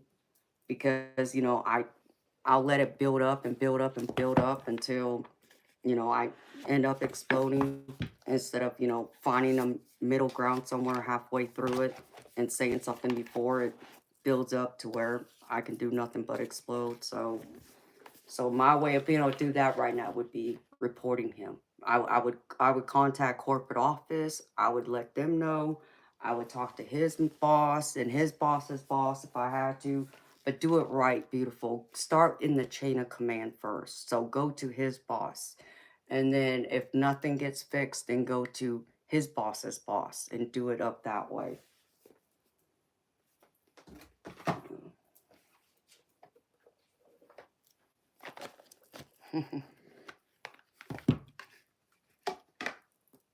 Oh, thank you, y'all.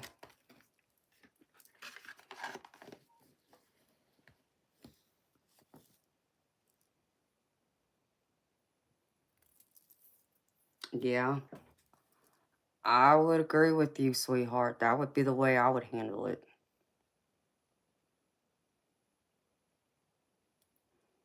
Oh, thank you, Alejandro.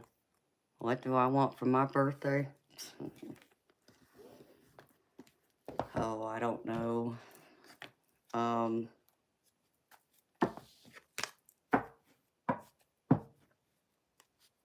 Hi, Big Jerry.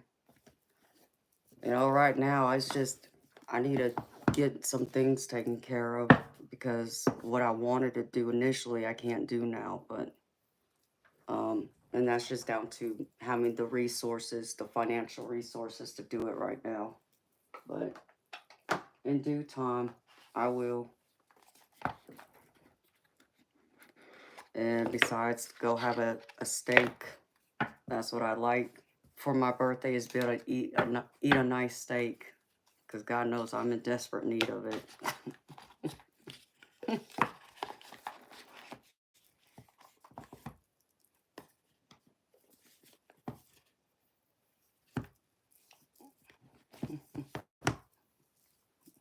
Oh, thank you, Geneva. You're so sweet, honey.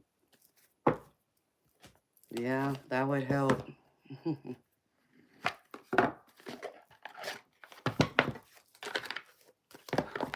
Dang, got hot in here. I feel like someone like turned the heat on or something.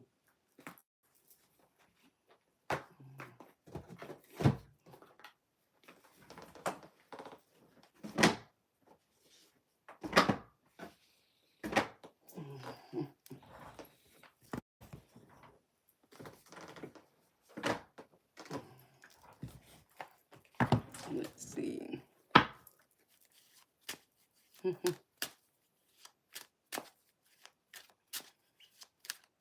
Very true.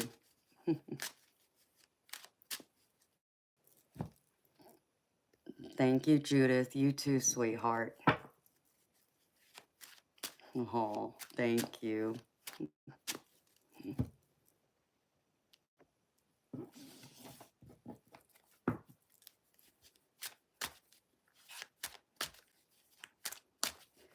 Yeah. Um, Deborah, it takes practice because you gotta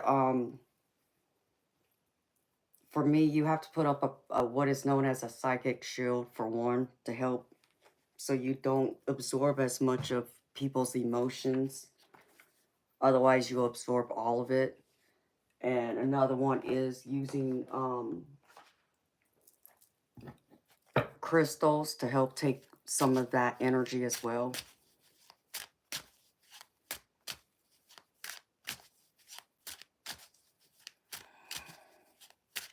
I just saw a bright gold orb over there.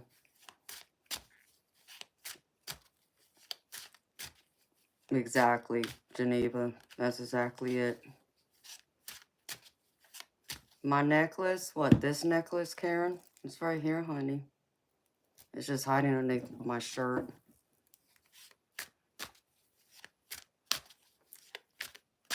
Oh, for you and me both, Geneva, because I'm telling you, for me, I had no idea. My grandma never talked to me about shielding. I didn't learn about it until I was in like my early mid-20s.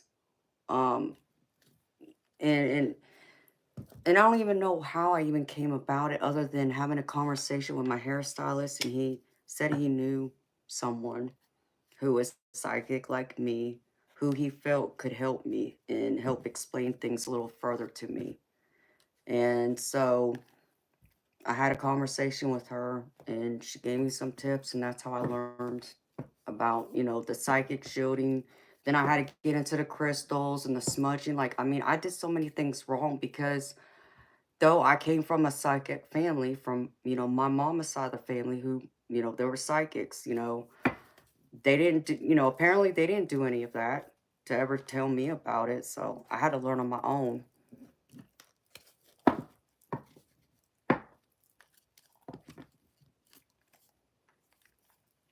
Oh, thank you, honey. I mean, Deborah, it's one of those gifts, beautiful. I'll be honest, it's my least favorite ability because it drains you. You find that you may not want to spend as much time in public, especially in crowds, because you know you take on and you absorb so much energy from the people around you. Um, Another trick that I learned, and this might be something you can try yourself, um, is I do this two ways. One, I go through and I'll envision myself being in like, think of like a gold light of tornado just circling me. And this gold light that's going around me, it's kind of like putting out positive energy into the environment around me. And it's kind of helping to kind of like calm any negativity that might be coming or people, who might come towards me. And then the second thing I do is also I envision myself being covered in mirrors. So think of like your armor being mirrors. So mirrors facing, if someone comes towards you, they're actually looking themselves in the mirror instead of, them actually looking at you. So any energy they, are going to put towards you that you could possibly absorb, it reflects back to them. That's another way you can do it.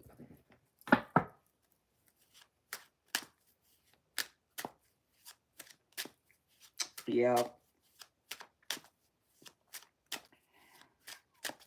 A lot of mine is the same exact way. Hi, Zach. How you doing, baby? And it can be very taxing. And, I try not to pull them in. I just let them come to me when they need to come to me or if they have a message.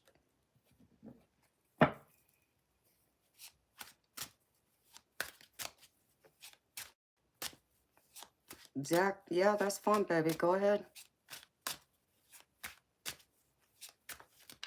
I'll take a look at it, baby, when I have a minute. Hi, Kushik. How you doing, baby? So there's a lot of trial and error, but what you got to remember, Deborah, is what works for one person may not work for the next. So you got to kind of like tinker around with it. All I can do is tell you is to do your research. Knowledge is power, and I'm not telling you to believe everything you read out there, but whatever you read, does it resonate? You know, do you get those signals like, that energy that you would feel like, the chills going down your spine, you get goosebumps all over your body. What does your internal intuition say? And that's what I would go on and try it and see what happens. It would probably do you some good too to keep a journal and to keep track of your progress, to figure out what works and what doesn't work.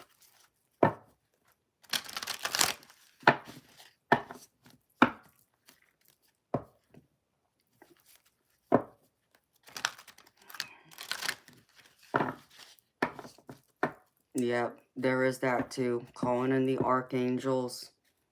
Um, Smudging helps too, which I do regularly as well. There's many different things, it's not just doing just one thing either. You may have to do a few things to help.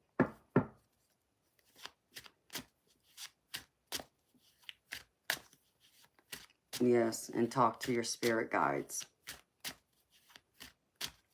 Talk to your spirit guides and your guardian angels, and they will definitely help you.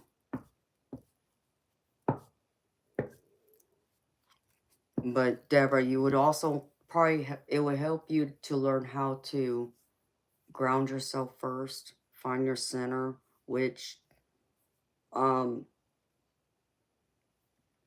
excuse me, hold on.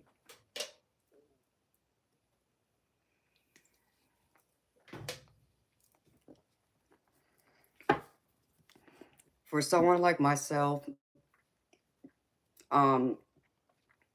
I would normally do this when I take a shower.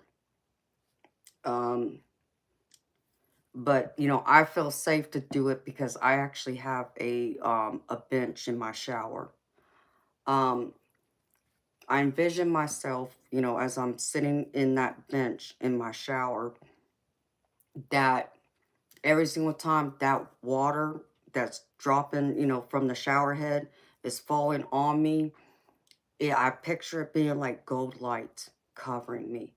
And as it's covering me, what's coming out of the bottom of my feet is like the dark gunk that, you know, you think of like any negativity you picked up, trying to clear your energy field.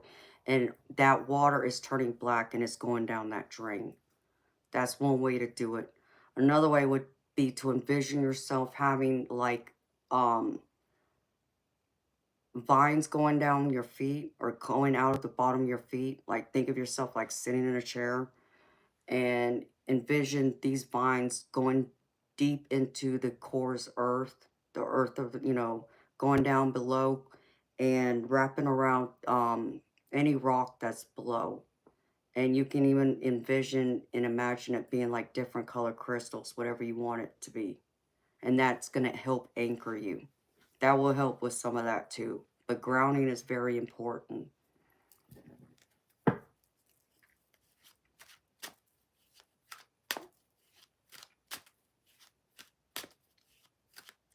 Um, Deborah, does that number signify a date to you? Like February 22nd, for an example. A birth date, an anniversary, could be even the day someone died. Does it signify a possible number to an address to someone you know that you were close with, or, you know, an address maybe you lived at, you know, before, maybe your current? Um, those are the type of things I would look for first, okay? And if you've ruled any possibility of that being it, then the next place I would look is it being an angel number. And all you got to do is hit that into your Google search, type in angel number 222 and see what pulls up. And it'll tell you what it means. But synchronicities is one powerful way for your loved ones on the other side, but also your spirit guides and your guardian angels to get your attention, to let you know they're there and that you can talk to them. So don't feel like you can't talk to them, or don't feel like they won't hear you, because they will. Even if you don't say the words out loud, and I just saw another spirit orb. Even if you don't say the words out loud, if you just say them in your head, if you write it down on a piece of paper, if you type it up on a computer screen on your phone, whichever way you want to do it, they're still going to get the message. They'll still hear everything and read everything.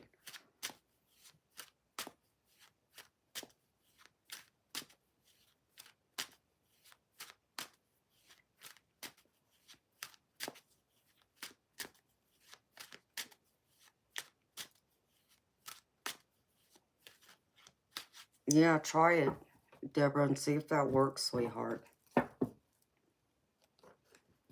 I know it'll help. It helps a lot of people. And I think, you know, some people forget how much it's needed, you know, because it's like a lot of people, you know, that want to go through, who want to see if they're psychically gifted in some way.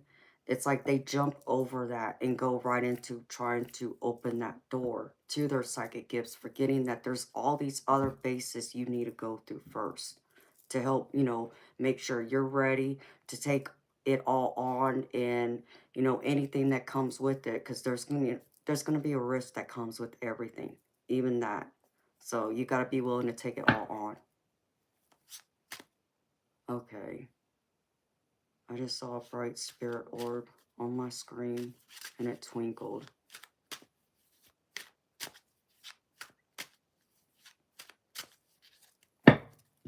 So just be patient with yourself.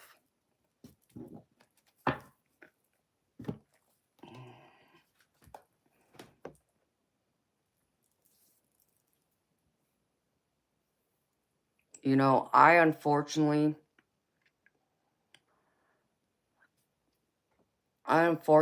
ended up having, and, you know, this sounds funny, but it's also very true.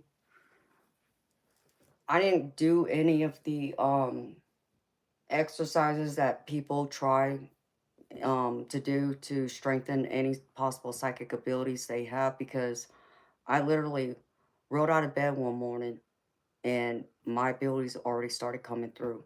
I didn't do anything, you know, I didn't try anything. They were just there.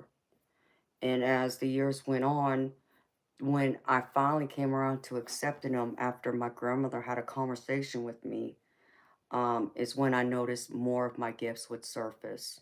And it gradually, you know, like one gift would surface and I would get in tune with it and learn about it and get adapted to it.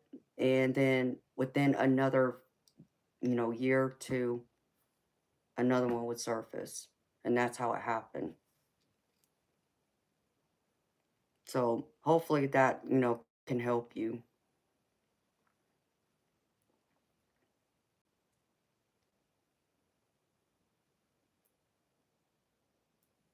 Okay, Karen. Hi, Bana. How you doing, honey? I'll be right back, y'all.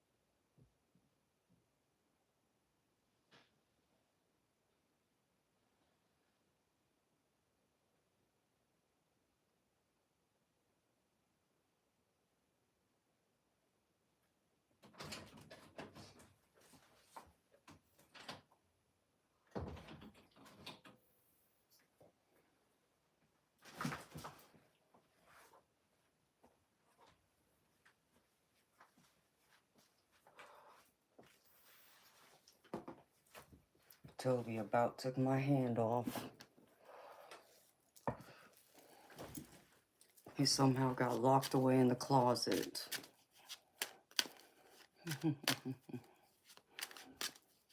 Oh, thank you. Y'all are so sweet.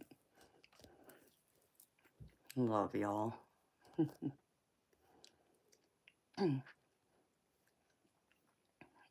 Oh, you're welcome, honey. Anytime. Hi, Sandy. Thank you, baby. How you doing? It's hard to believe.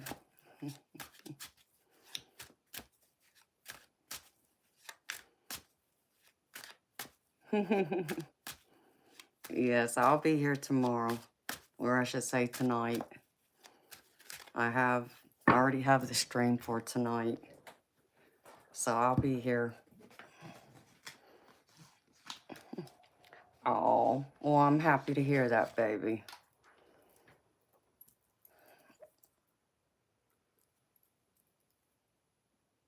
Oof. Chilly.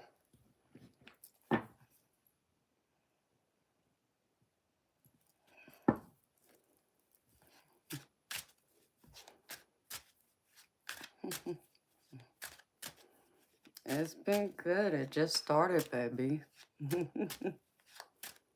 Everybody's been in here wishing me happy birthday. I can't complain. I'm starting off spending my birthday with y'all.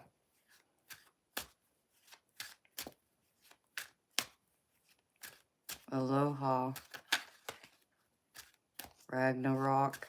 How you doing, honey?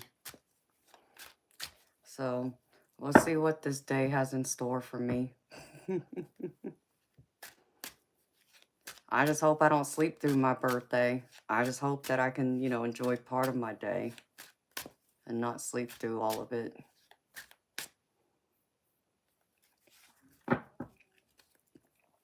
You don't celebrate your birthday anymore? Yeah. Well, I understand why some may not, but I choose to celebrate my birthday still just because my parents would want me to. And because my parents, more specifically, my mama didn't live past her 41st birthday. It seems even that much more important now to celebrate every birthday I have after 41.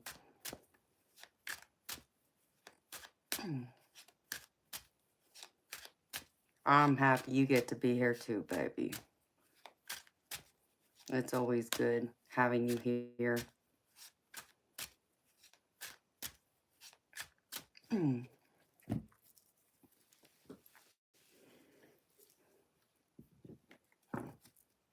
So how's everyone feeling?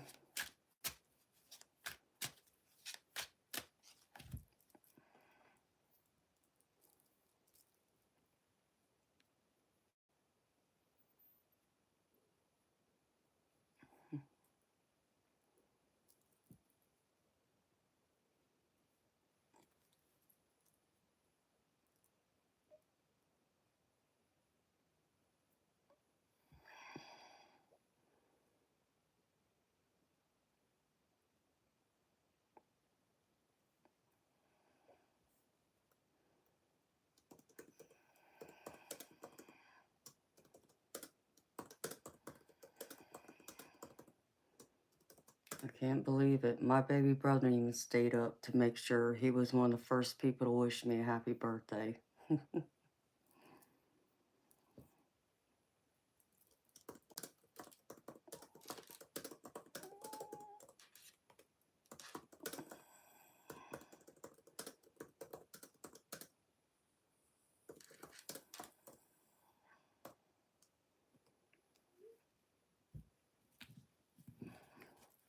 Yes, he is.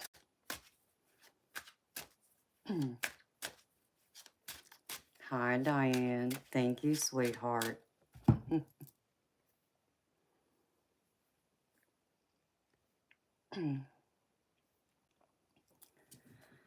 Yeah, I don't know where to. I mean, if anything, I'll probably go to Probably Provino's, because I get a free meal there, but I may have to wait till the following day to go get my steak if I can get one. But if I can get up early enough and not sleep through the day after being up half the morning, night, that's what I'll probably do. And then do something else maybe on Tuesday when I'm not here with y'all. As long as I don't sleep through half that day either. So that's what I'm probably going to do. I think it's raining outside right now.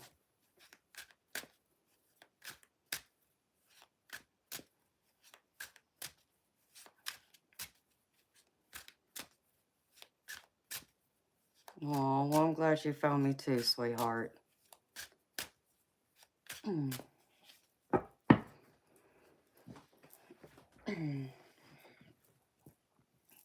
Yeah, I go live 5 nights a week. I go live from Wednesday to Sunday. I normally take Mondays and Tuesday nights off, but I told a lot of my subscribers wanted me to be here for my birthday, so I told them I'd be here tonight too, Monday night.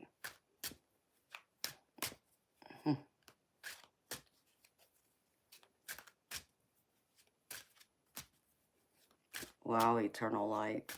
That's a lot of snow, baby. Hey, Bob, I'll send it to you, baby. Sandy, and I love that tradition. See, the only problem is that he would burn my steak. It would get overcooked. So, and then I would not be happy because then the money would have gotten wasted because I won't eat it. If it's cooked past medium, I won't touch it. I'm picky that way. And I would feel bad. But I just can't eat an overcooked steak. Won't do it. But I love that tradition. I'm sure if my daddy was still alive, he'd probably make me something. Of course, I would probably ask him to make me some porcupine balls, which is just meatballs. One of his famous dishes that I don't get because he's gone and he didn't leave me and my brother any of his recipes for us to make. Any of his dishes he used to make all the time.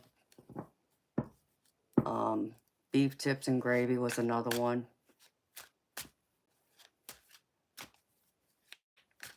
Hi, Pauline. Yes, I like my steak medium rare. I can do medium, but I prefer it medium rare. What I can't do is medium well and well done. You can keep it. I've tried it medium well and couldn't eat it. Just like all the juices was gone out of it, it seemed like.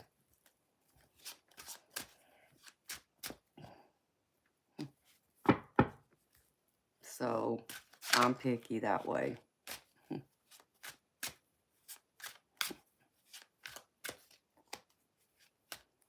Yeah, Rob, you wish I was drunk. Because God knows you can't handle a real woman like me.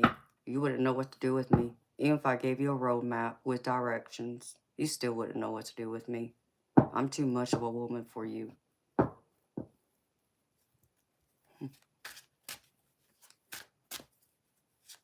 Crazy people.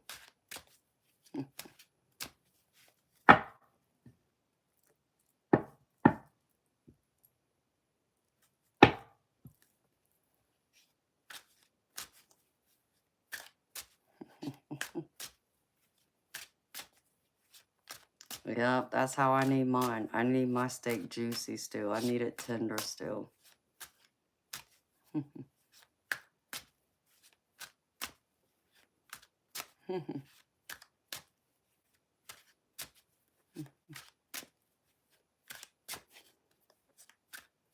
I can't, I don't know how people can eat a well-done steak. I can't do it, but that's me. Now, I understand some people have certain medical conditions to where they have no choice but to eat it that way, but if I had to eat it like that, they might as well keep it then. I don't want it. Hi, Manuel. Thank you. I still want mine mooing at me.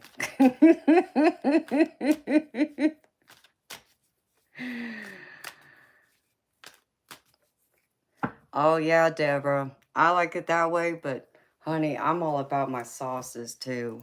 I mean, I get this one steak at this fine dining restaurant that I like going to, but I haven't been to it in several years now. Especially not since before COVID. Um, and it's on like a potato patty. And it has mushrooms and red onion on top, but it has it in a sauce too. And I always tell the server, make sure you bring me extra sauce. I want some meat to go with my sauce.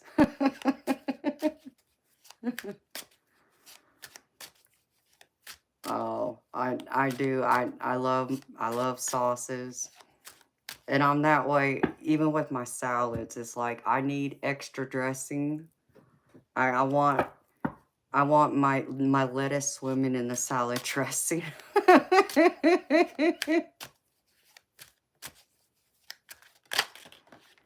I've done that before, Sandy. I actually like blue cheese cooked on top of my steak. I get that every now and then at one of the steakhouses here. And I mean, I'm that way with all my food. It's like, I need like 4 or 5 containers of sauce to go with one little, thing of food. And everybody looks at me crazy, but that's how I eat food. Yes, I do love blue cheese. I love ranch dressing too, but I do like blue cheese. And I also like, the Parmesan is good, but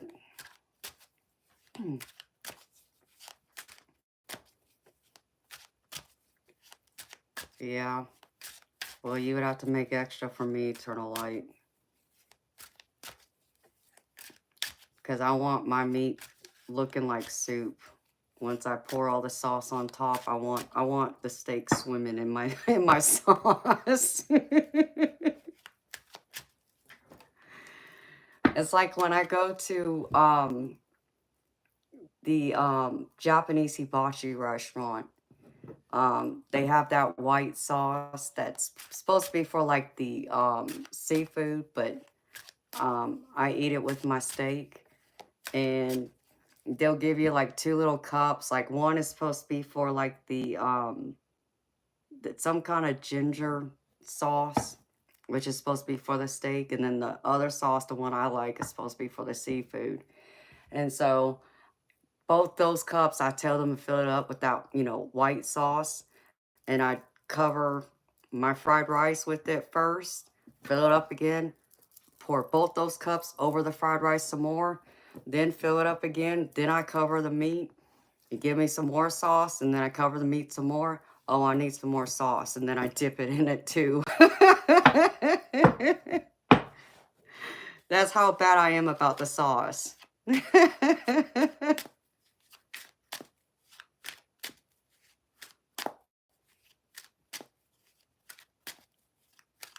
That's right, Deborah. Have to have gravy for mashed potatoes too, unless they're garlic.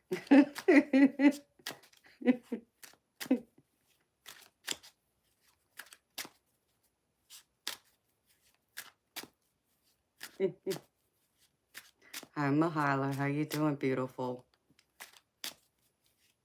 Have to have a bunch of gravy and a bunch of everything. Thank you, sweetheart. Welcome back a little bit. So, it's like there was a restaurant that they closed it down years ago, but it was a good steakhouse, and they had garlic mashed potatoes, but they had like garlic cloves that they put in the mashed potatoes. And I remember I told them I want some extra garlic, and they looked at me crazy. They're like, "Really?" I said, "Yeah, I want extra garlic." "Are you sure?" "Yes, I'm sure." And they bring out my food. It's like, "Yeah, I need some extra garlic still." Like, what? You know, because you were talking about, diced cloves of garlic and, all spread around in the mashed potatoes. I said, "Yeah." Like I said, I want it. I want to taste it. I want to leave here smelling like a like a vampire scared to kiss me. But that's how I am. So, and I watched my daddy go through when he would make steak. He would put the salt and pepper on it, but he would like marinate it in like that Dale seasoning is what he would use sometimes. And um I would tell him that he better heat me up some more and save some and put it to the side because I'm gonna need it for his steak too.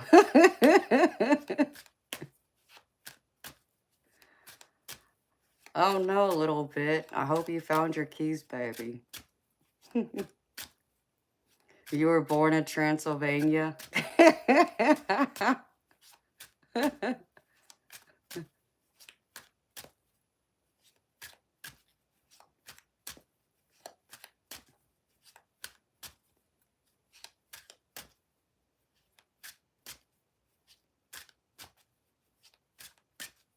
I don't know what the hub is. Sounds like a troll, but I don't know.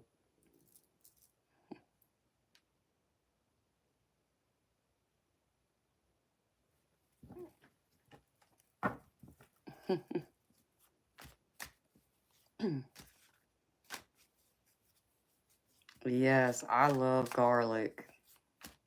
Aw. Dude, if I'm glad my laugh makes you laugh, sweetheart. I love to laugh. We can have some fun in here and have some good laughs. And stick around for all the trolls, because we tend to get some 3 inches in here. And some Mr. 3 inches want to press me, or think they're going to press me.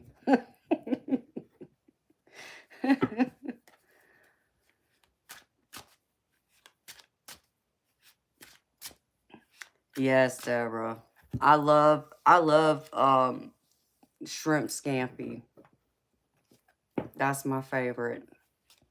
Out of any type of shrimp dish, I love shrimp scampi. And that's exactly it right there. So like whenever I go in the past, I don't eat a lot of seafood, but like if I go to like Red Lobster, we'll say, I'll get like their either pick 2 or pick 3, and I get it all shrimp scampi.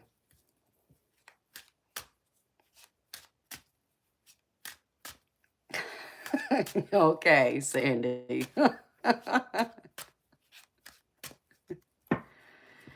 Yeah, I got my coffee, baby. Thank you very much. I appreciate y'all so much. So thank you.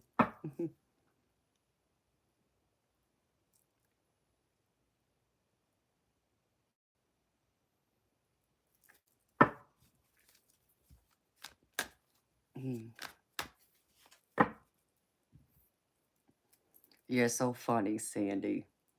3 inches ain't big enough, baby.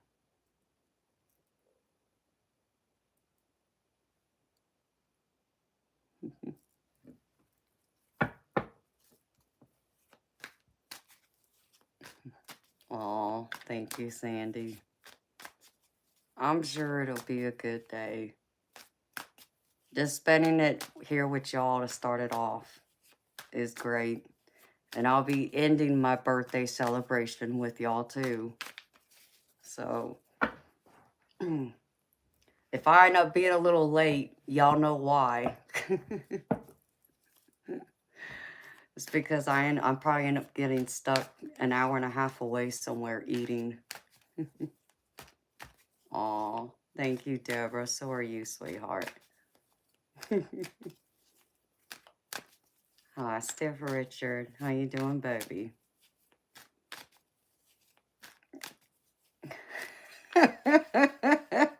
Not quite, Bob, but okay, baby. I'll let you have that. How did I get that teddy bear?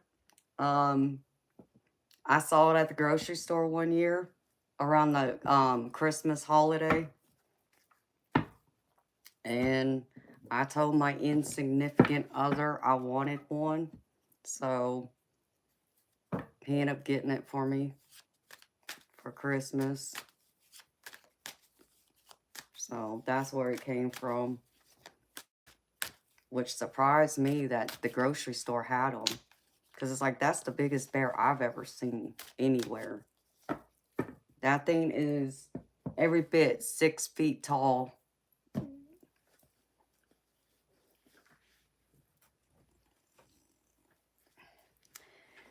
Yes, Steph Richard. Well, in Georgia, it's already birthday, but if you want to go by my mama's calculation, she would tell me I have to wait another 9 hours.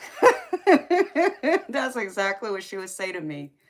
No, you got to wait another 9 hours before you get a happy birthday from me.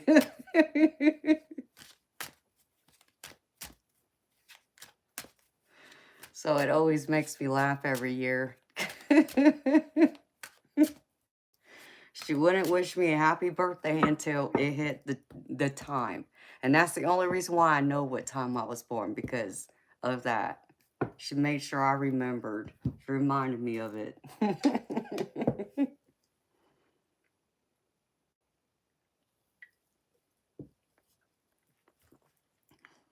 I know, Sandy, but they did. My grocery store by my old house, we have a grocery store here called Kroger. That's who had them. But we're talking, that was like 7, 8 years ago, something like that. So that's how long I've had that bear.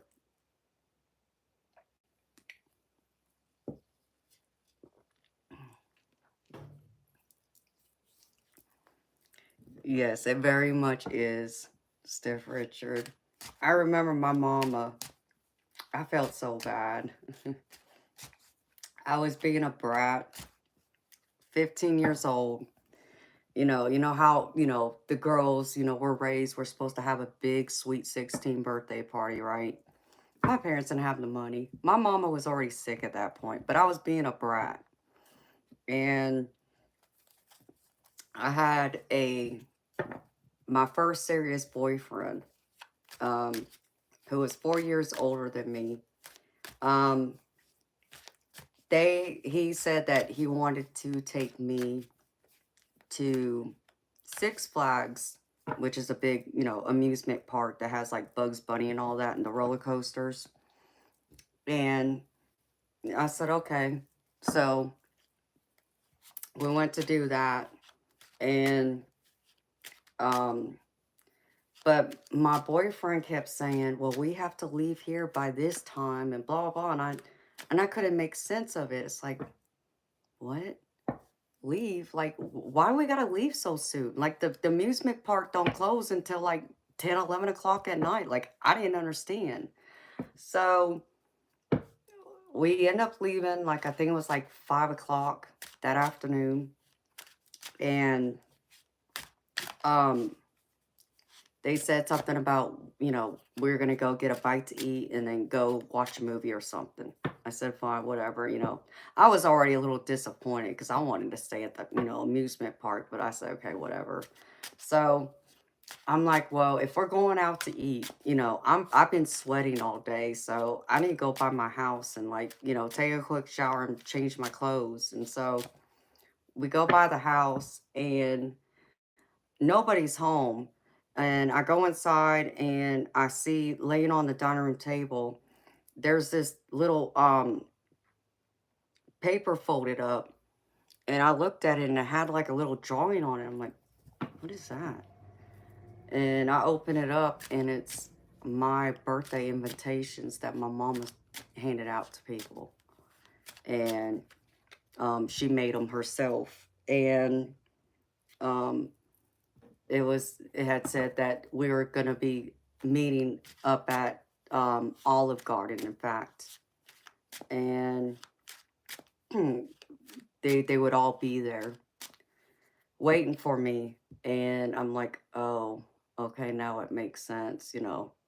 And I felt bad. It's like, see, I was being such a brat. And here my mama all along, you know, she wouldn't let me go through and celebrate my sweet 16 and not do something. Even if they didn't really have the money, she was still going to make it special. So when we get to the restaurant and, you know, and I still had to act surprised, even though I already knew. Um, and you know, she gets me a birthday cake from the bakery she always got mine and my brother's birthday cakes from, which was a local bakery. They have the best birthday cakes. And all my friends were there. And um, after we got done eating dinner, before they brought out the cake, a guy walks in with some balloons. And I couldn't figure out who this guy was, you know, and he hands me the balloons. And then, you know, he starts like, right off the gate, he starts telling jokes, and I'm like, what's going on here? And then I realized my parents had paid for a comedian to come and entertain me and my friends that night. So we got our own private comedian show there at the restaurant, and that made it extra special. And you talk about laugh. I couldn't stop laughing that night. We all were in there cracking up laughing. I mean, my stomach was hurting so bad from laughing so hard. And, you know, and then I see my cake, and that was the best birthday ever. You know, I didn't get a car. I didn't have no big fancy party, but what my parents did for me that year, that was the best. Just to have that. So my love of comedy came from them. Aw, thank you, Tanya. Thank you, Karen. Love y'all. Yes, it was. It was a very special birthday. I'll never forget it. I still got the pictures from it. So, and then after we were done with that, then my boyfriend still said he wanted to go see a movie. So, that's when that movie, like, what was it? Yeah, Liar Liar with Jim Carrey came out. And we went to the movie theater to see it. Talk about laugh my butt off some more. I mean, it turned out to be the best birthday I could have asked for. It really was special. And everybody made it special for me. So, hi, Gina. Thank you, beautiful. How you doing, honey? Oh, yeah, that's one of my favorite movies by him. In fact, I waited so many years to watch it again because I remember how hard I laughed at the movie theater watching it. And it's like, yep, it's still as funny as it was back then. No, that was in 97 because I was 16. I had turned 16. Bye, Baja Slayer. So, because I was born in 81. So it would have been 97.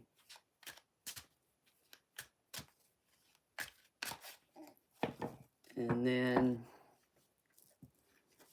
my mama wanted me.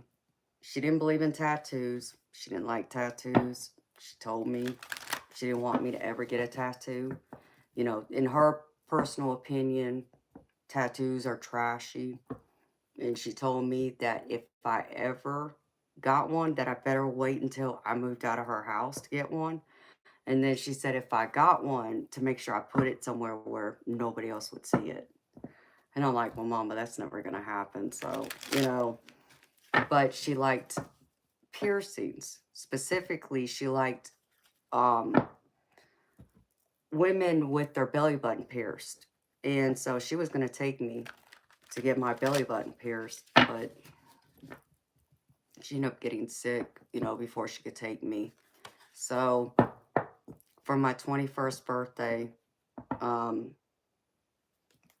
he took me to get my belly button pierced. And that was like my tattoo in memory of my mama, more or less, since I couldn't do it with her when she was alive. I went ahead and did it then.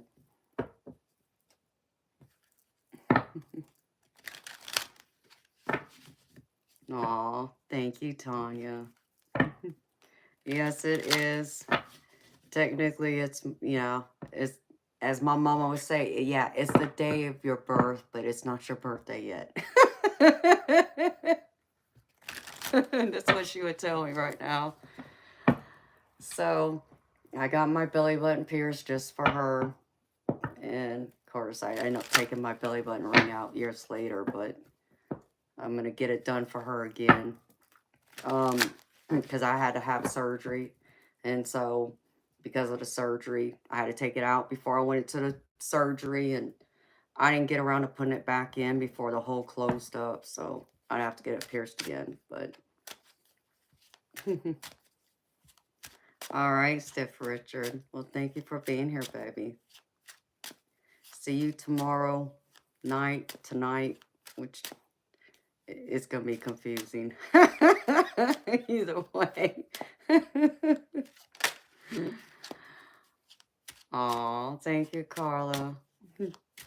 So, I did that for her, and I had to go and find out, because growing up, see, and this was getting to my sweet 16 birthday, I meant to mention.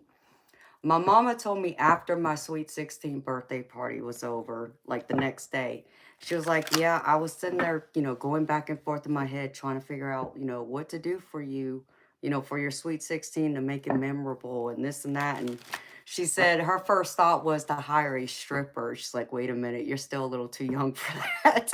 I cracked up laughing. I'm like, oh my gosh, Mama, only you. So I sat there. She's like, we'll have to wait till, you're old enough to go and, we'll do it then. So because she wasn't here, I wanted to see what the strip club was about. I wanted to hear what all the hype was about. Of course, I went to a gentleman's club, but, I didn't care. I just wanted to see what all the hype was about. So I did that on my 21st birthday, since I was, legal at that point to be able to get in and, find out what it was all about. It's like, okay, now I know. So, oh, my mama was something else. I was lucky. I was lucky to have my parents, we may not have, when I was young, when we still lived in California, they had good paying jobs and my mama wasn't sick yet. Life was good. We got to enjoy a lot of things. But, when we moved here and things started going downhill, we may not have had, all of, the material things, but I tell you what, I had two loving parents, two strong, loving parents who loved me and my brother to death and would do anything in the world for us. So I very much lucked out.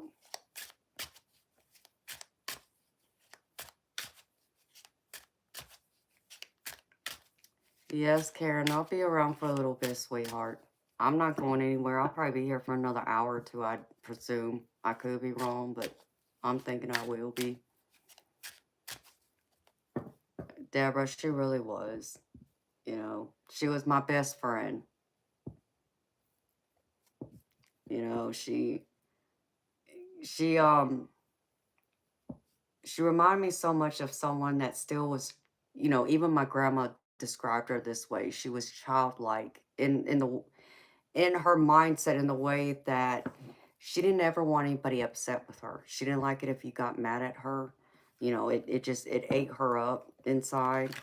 So she really took it hard. Um, but I could talk to her about anything and everything. You know, nothing was off limits. I mean, but that was true about my daddy too. I could talk to both my parents about anything. Ask them anything I wanted, and they would be open and honest and talk to me about it, me and my brother both. And like I said, you know, with some, you know, with most parents, you know, and I know most of y'all will cringe to hear me say this if y'all haven't heard me talk about this already. My parents were the type of parents that wanted me and my siblings to always be able to express ourselves, to never be afraid to. Even if that meant we swore at them, we were allowed to, as long as we didn't call them out of their name. Like, we didn't call them the B word, we didn't call them the A word, we didn't call it, you know, say MF or anything like that. You know, but, you know, when I say if I was so mad at my parents and I wanted to tell them go F themselves, I could, and it was okay. I could get away with it. You know, my parents felt that they would be doing their job right by making sure me and my siblings knew how to speak up for ourselves, to be able to defend ourselves, that nobody would be able to come into our lives and just, you know, run over us without us standing up for ourselves and knowing how to.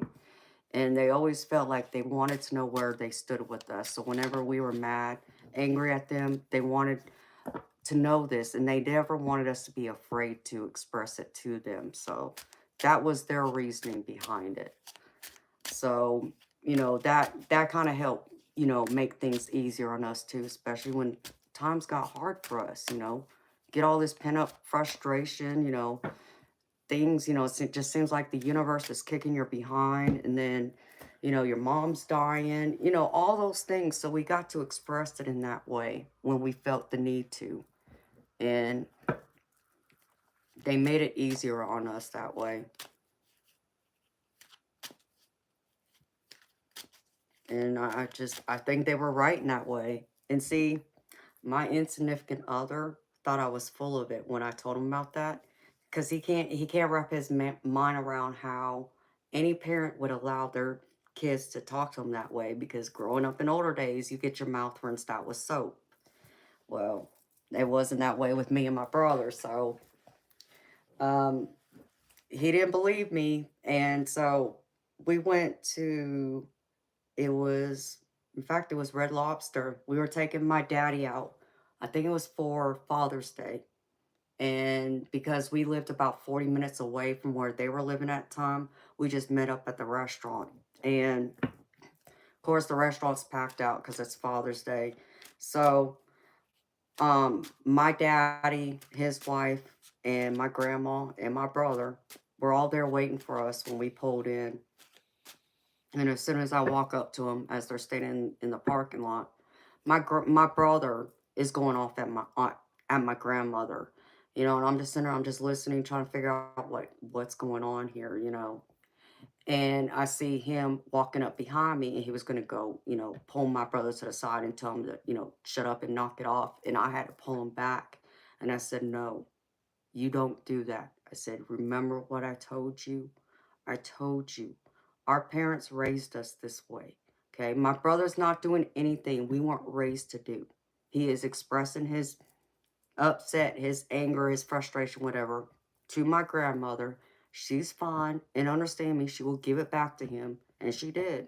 After he was done going off, she let him have it.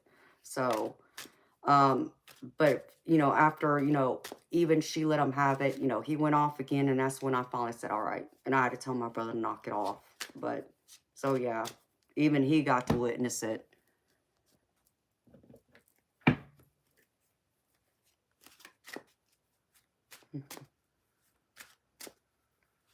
Oh, yes, Deborah. She is, honey. I know she's always with me. You know, I've been lucky and blessed in the sense of I've been able to hear her voice since she's been gone. Even though it took 12 years before I heard her voice, I've been able to hear her voice to let me know she's around, you know, and she comes to me when I'm having those bad times, when I've had those bad moments, as we all go through them in life. And I know, you know, she's always close by. So her and my daddy and my dad, all of them are here. I still miss her, but I'm always going to miss her. You know, that's just the natural thing. It doesn't, you know, I learned that no matter how old I get, I'm always going to need my parents. And I mean, and that still rings true. Even though, you know, I'm turning 44 today, I'm still going to need them. I will never be too old and not still need them and want them. But yes, I agree. They're always here. And she likes to appear to me in a blue spirit orb. It's normally how she'll show herself to me. I have felt her. I've been lucky and blessed enough to feel her. I have felt her stroke my hair, doing this, because that's one thing she loved to do, because she loved my hair, because she said it always felt silky soft. I've even felt her hug me one time. And then I have even felt my daddy and my dad kiss me on my forehead, on my cheek. I've even felt one of them touch the side of my face with like their hand.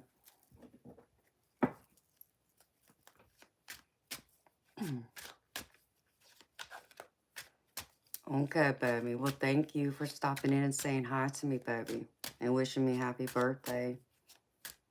I hope you have a good day tomorrow. And good luck with your therapy. And yes, you will see me tonight. I'll be back at 10 p.m. Eastern to end my birthday with y'all. Thank you. Y'all really made it special, so thank you. So I do. And I need to find... I did pull out one of my photo albums, but I don't know where I put it. I have a couple older pictures of her that I found even before she had us kids. And you could tell she's young. I could tell she's still a teenager. So I'm thinking it was like right before she met my father, or right after they met. But she looks a little different to me in that picture. It's just a younger version of her. But she still looks a lot like that picture there, up until before she died. She, you know, obviously her illness aged her a lot, but yeah. Good night, Miguel. Good night, Bob. Thank you. Hopefully I'll see you later tonight, baby.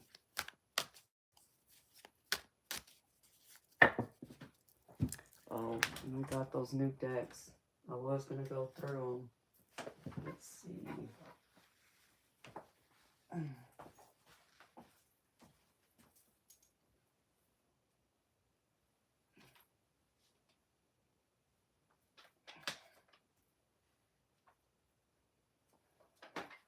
I wanted to open these real quick and check them out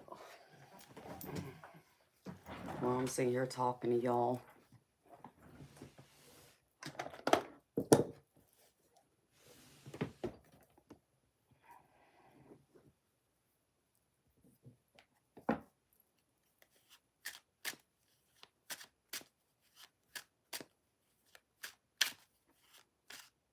Oh, Deborah, I love hearing that.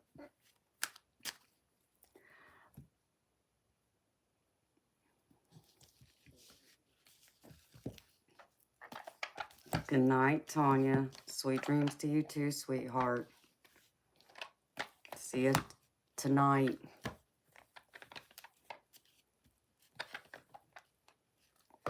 Thank you, Deborah. You too, sweetheart. Come back and see me anytime, honey.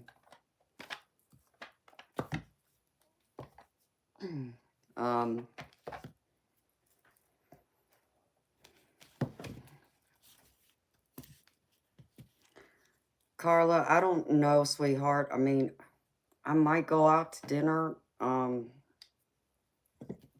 probably go to like this restaurant called Provino's. Because on my birthday, I get my dinner for free. But I have to go there on my actual birthday because I got to show proof it's my birthday. Outside of that, I don't have anything else planned really because depending on what time I get off of here, I'll have to sleep at some point. And the restaurant's about an hour and a half away from me right now. So an hour and a half one way to get there and an hour and a half to get back here. So outside of that, I really don't have anything else planned.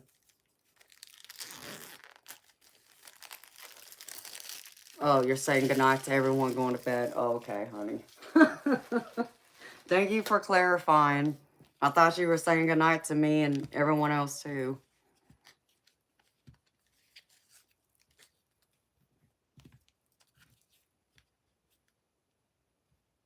Oh, wow, Deborah. That's beautiful, honey. See, I look just like my dad. Here, I'll show you. Let's see.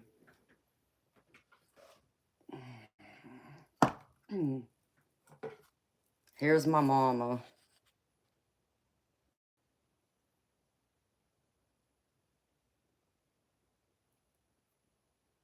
And then this is my dad. This is who I look like. The glare, I'm sorry. So I look like him.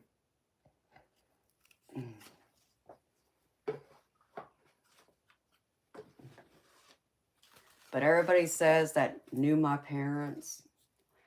They all tell me I look like both of them. They say they see my mama in me. In fact, my stepmother, who never met my mother, but saw pictures of her, had said that I'm a spitting image of her. I just have, you know, darker complexion and darker hair. So, aw, thank you, Carla. I'm sure I will.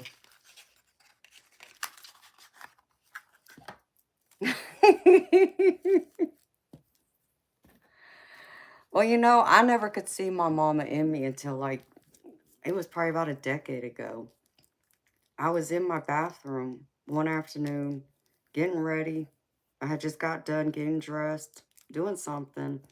It was just like, I think I just got done combing my hair and I was just looking in the mirror. And I got up real close in the mirror and I could see her in me. I mean, it looked like she was looking right back at me. It was wild. It was the craziest experience. I'm like, you know, she looked just like everybody said. I looked just like her, but with the dark hair and darker complexion. So, and I finally understood what everybody had been telling me all those years earlier.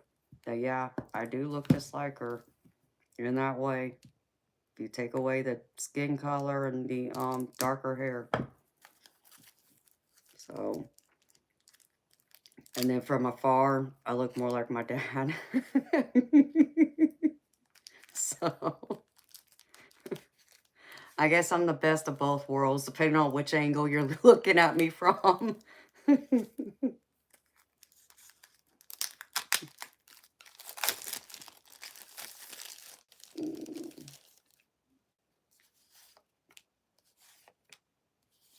Heck.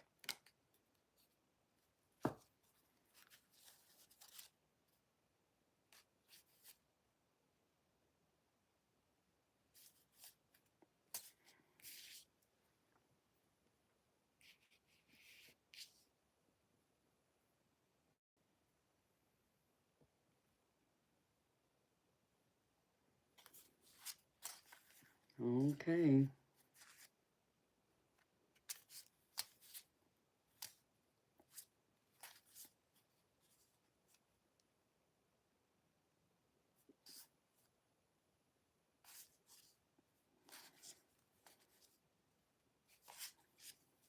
I was curious about this deck.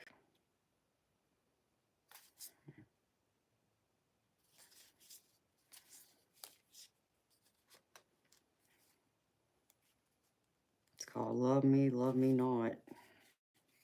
I don't know.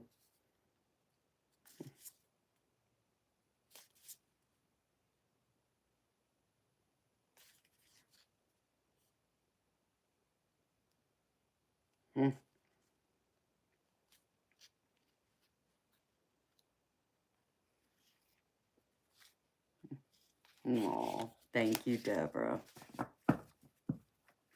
I do. Well, my parents told me I actually look like my grandmother. They say I look just like my dad's mom when she was younger. That I remind them of her. And I don't know because I never saw any pictures of her when she was young, but that's what I've been told.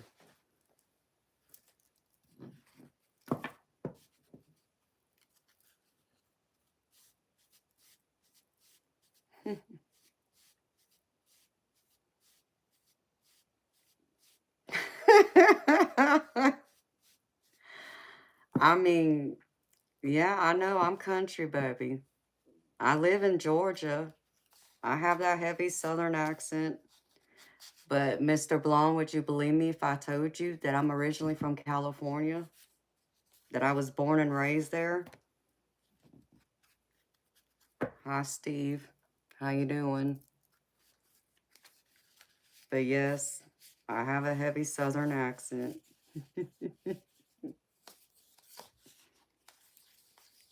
And it's so funny because I try my best to fight it, but that seems to make it come out even more. It's so funny when I call home to talk to my family or when I would go home to visit them, they would have me say like certain words, like Georgia, for an example. They would have me say Georgia and they would laugh. And I'm like, what are you laughing at? They're like, the way you say it. I'm like, well, you say it. And they would say it. I'm like, what's the difference between the way you said it and the way I said it? And they're like, oh, there's a difference, and I couldn't hear it, and then another word they'd have me say is talk. So they would ask me to say talk. So I say talk and they laugh. And I'm like, what's different again about the way I said it and the way you say it, Like, there's a difference. Listen, there is a difference, and I couldn't hear it. And we can't forget the key slang southern words like fixin', reckon, those type of words, y'all. Yeah. Then it really comes out. And they laugh at me more. Oh, thank you, Diana. Night to you too, honey.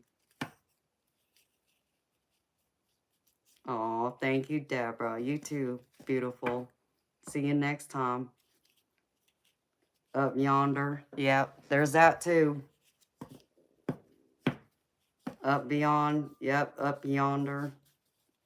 Or, I tell you, one of the funniest first things I heard when I moved here, which I knew I was like out of my, like a fish out of water. I was in the 5th grade.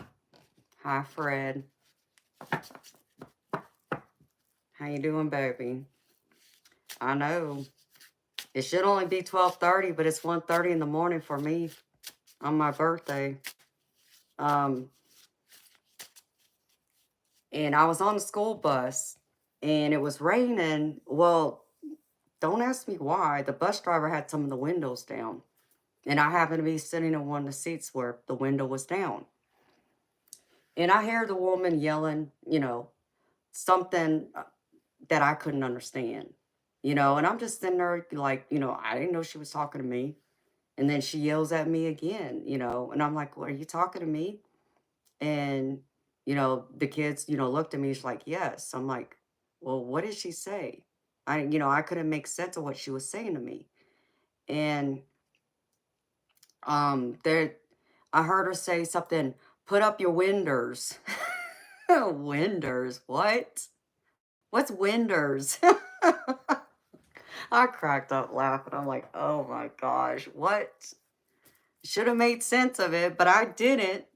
In 5th grade, put up your winders. the hell is winders? And the kids told me, she means your window. Oh, I didn't know. So that was my first experience of some heavy, you know, Southern slang that, and that's the only time I ever heard anybody use that word. Now I've heard people say window. I've heard them say that, but not winders. Window, yeah. Winders, no. So it always makes me laugh.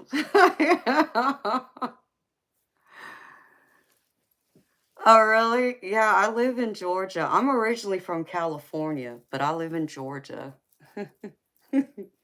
Hello, Pascal. How you doing, baby?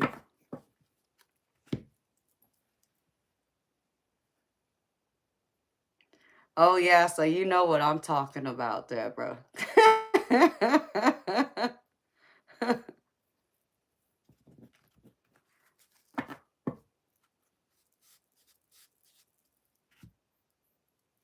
So, yeah, I'm up in the northern part of Georgia. I live up in the northeastern part, like right below the mountains, like the Blue Ridge Mountains.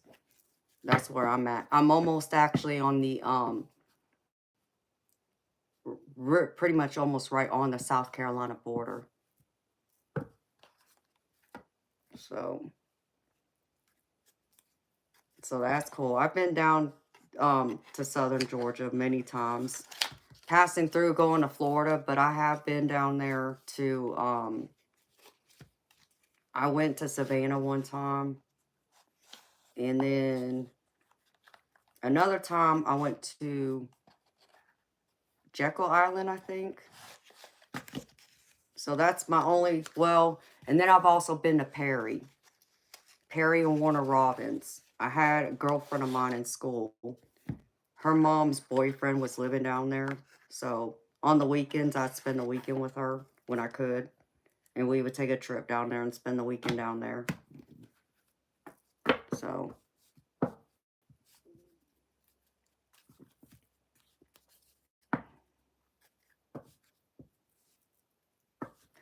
how old? Is that what you're asking me, Pascal? You're asking me how old I am. I'm turning 44 today. Can't believe it. My mama would tell you if she was still alive right now, she'd tell you I'm not 44 yet. Because I wasn't born yet. I gotta wait till 10 o'clock my time.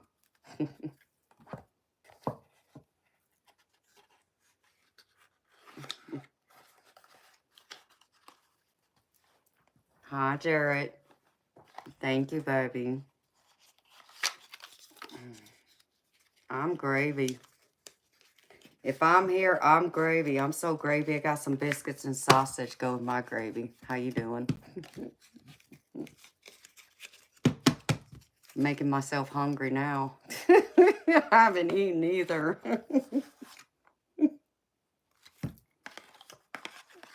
Dang it, I can't get these cards back in this box. The heck? The hell?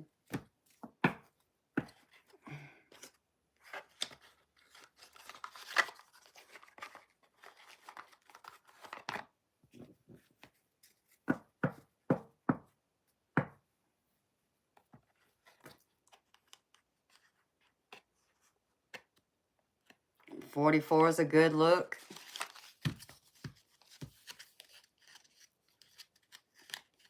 Miss Diana, I did the general collective reading at the beginning of the stream, sweetheart. All the other readings I do from here on out are paid readings. So if you're asking if I'm still doing paid readings, yes, sweetheart. I'm just looking at these new decks I just got in while I'm sitting here chatting with y'all, hanging out with y'all for a little bit. See, I sound country. My southern accent, wow. There's certain times it's heavier than others. It's like I didn't realize how heavy my accent was until I was out running errands one day some years back. And I ended up calling my house thinking my family was home, or at least they would make it home before I got home. So I called the house back when, landlines were more popular than they are now, even though they're cell phones. And I left a message on the recorder. Well, I ended up beating my family home. So I end up playing the recorder, listening to the messages. And of course, I hear my voice and I'm like, no way. I don't sound like that. No, that's not what I sound like. But I knew it was me. It was funny though. I didn't realize how heavy, how bad my southern accent is.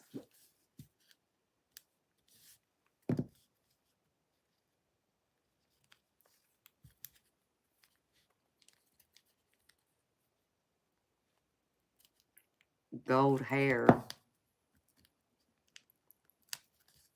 What do you mean, Lily J?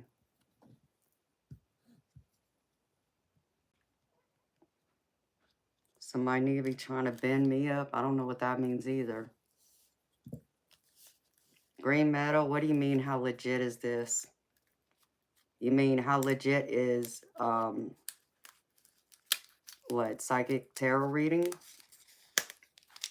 Um I don't speak for myself. I let my subscribers who've gotten readings from me speak for me. They can tell you.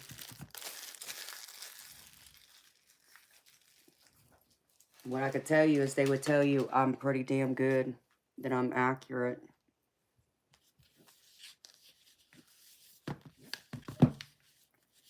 I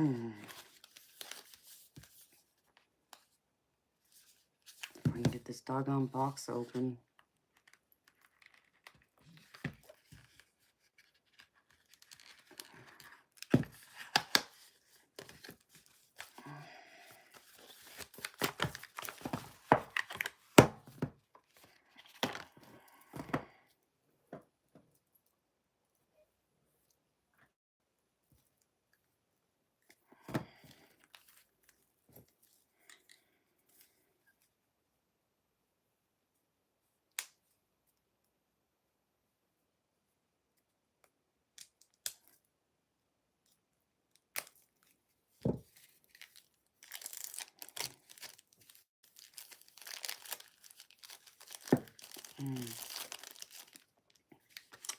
Green Meadow, I don't do readings, baby, like that. I don't, you know, I don't need to prove myself, honey.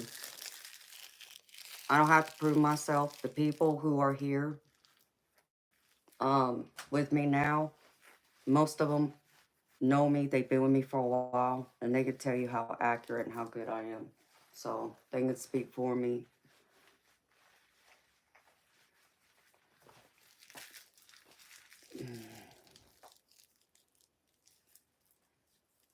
You need some help?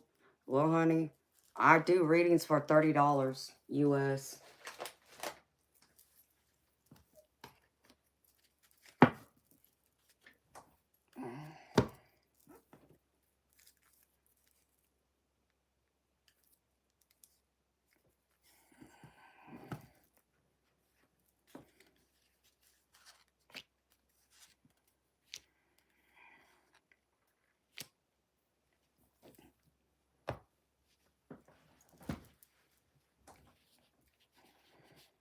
Well, thank you. I know I don't have to prove anything, honey.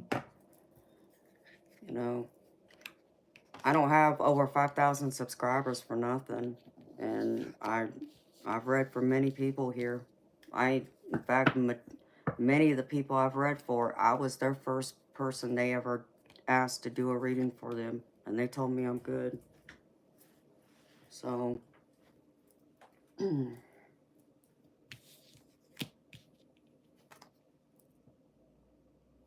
looks like some of these cards are some of the same ones I had in this other deck.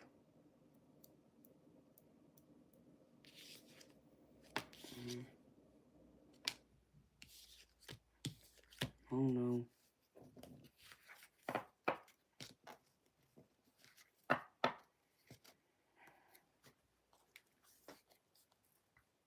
Hmm. Yeah, blue is one of my favorite colors, especially this shade of blue. I've always liked this shade of blue.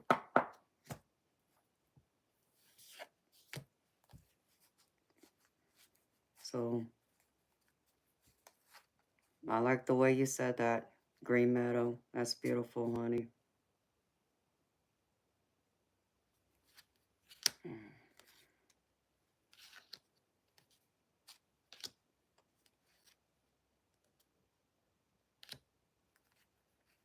Depending on your beliefs, depending on who you ask, um, because I see spirit orbs too. And one of the common colors I see is blue. And it's pretty much close to this color, blue, is how I see blue spirit orbs. It might be a shade lighter or two, but it's pretty close to this electric blue color, is how I see spirit orbs many times. And I see them multiple times a day, every day.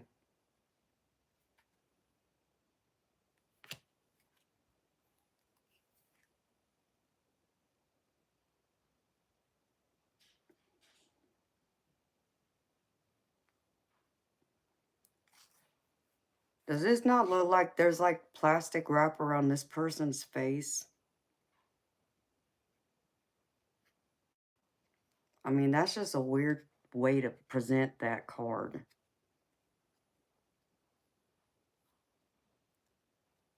I guess it's supposed to show it they're suffocating themselves.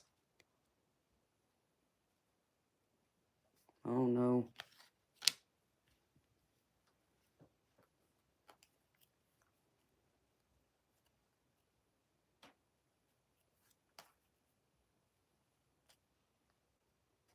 How do I feel now knowing that you're blue to me? I don't know what you mean by that, Green Meadow.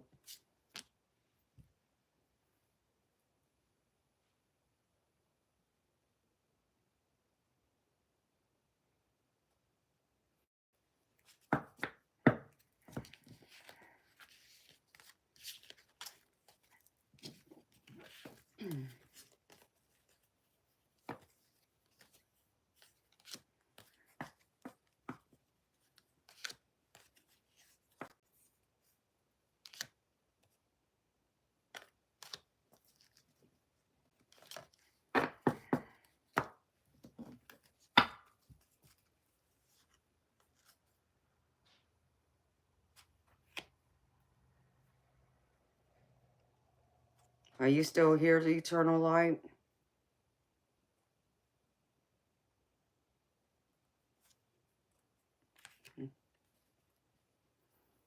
Welcome back a little bit.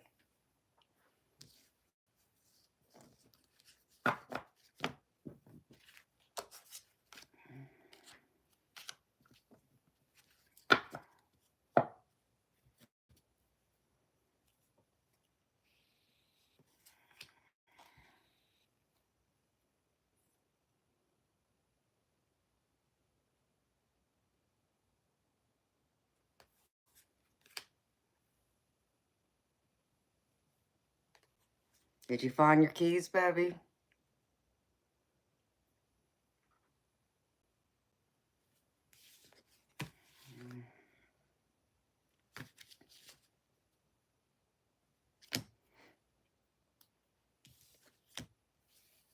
That's not good, baby. You need one of those tags for your keys, baby, so you don't, if you lose them again, you'll be able to track them down.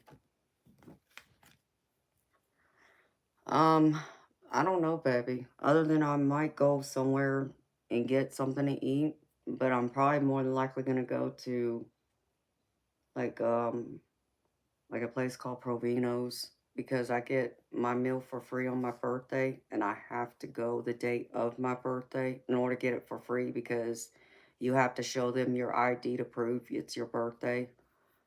Um, and then maybe Tuesday I'll get a steak somewhere.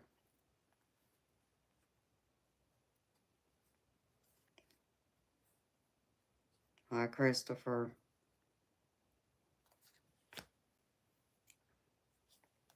Of course, that's after I get some sleep. I just hope I don't sleep through my birthday. That's what I don't want to do.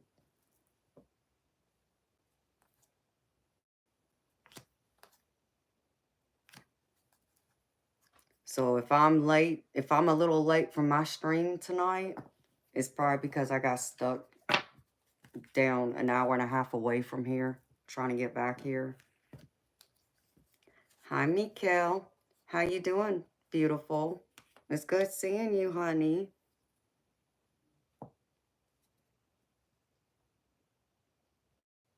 My birthday's today, Mikkel.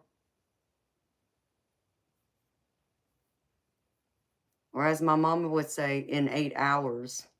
About 8 hours and 10 minutes, it'll be my birthday. Technically. Yes, baby, I am. It's 1:46 a.m. in the morning for me.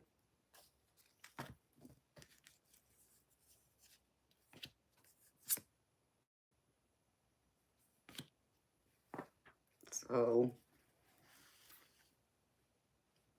because last year on my birthday, I got robbed out of an hour because that's when time change happened. I'm like, no, that's not cool. So at least this year I get to, you know, at least I get all 24 hours. Your birthday's Tuesday? Well, happy early birthday to you, beautiful.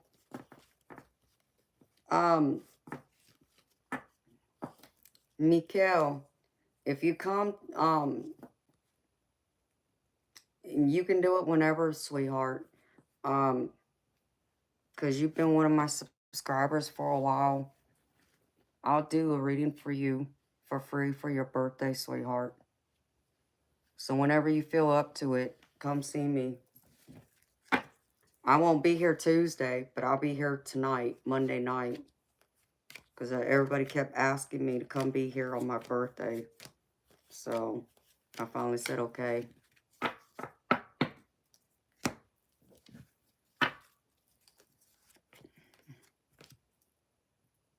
Hi, Mario. Yeah, beautiful. Come see me. Because I got a lot of new decks too, Mikkel.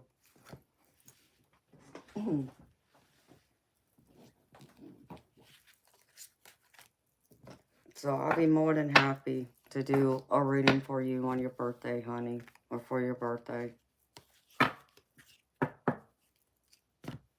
So yeah, mine's today. Mine's the 10th. And yours is the 11th. Right? And how you feeling, honey?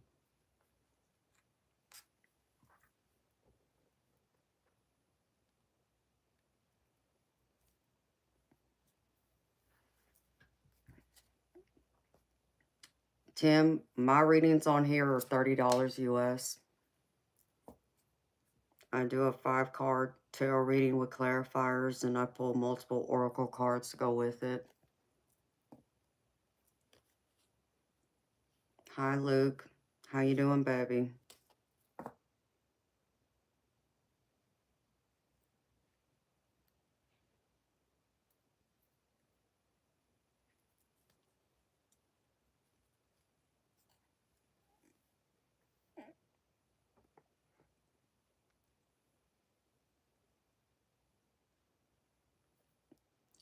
Little bit. I'll be coming on at the same time I come on every night, baby. 10 p.m. Eastern. Oh, no, Mikhail. I hate to hear your heart condition's gotten worse, sweetheart. I've been keeping you in my thoughts and prayers, honey. Mr. Blonde, what do you mean, honey? That's your opinion, Tim.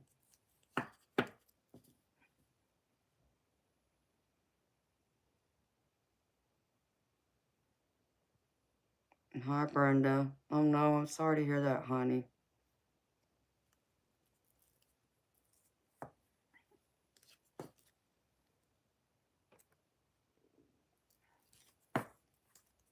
Yeah, I don't have any, I didn't make any plans, little bit, for my birthday. Um, other than doing that, and then spending the evening with y'all when I get done, because my baby brother lives an hour and a half away from me, and he will be working, and so I know I'll get with him another time, because I know they'll want to take me out sometime.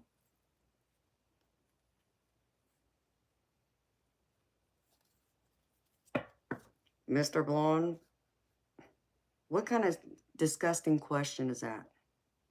Like, what gives you the right to think it's okay to ask a woman like me such a question, that you think I would honestly answer such a question? It's time for you to go. I don't have time for this nonsense. That is just disgusting. People have no manners.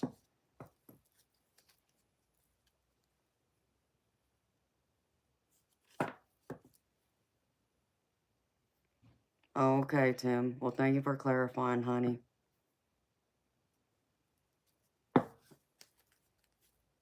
Yeah, Brenda, I hope you feel better, sweetheart. I hate to hear that, honey. Oh, Mikhail, I mean, they come in here and they act a fool. That's why I got this card, Mikhail. You probably get a kick out of this, honey. Let me get it. If I can find it now, where I put it. When those trolls and stuff come in here, I always show them this. Because this came out of my Rebel deck. And I laugh. That's how I keep it classy without saying the words myself. Yes, Tom, they are very important, especially when it comes to me.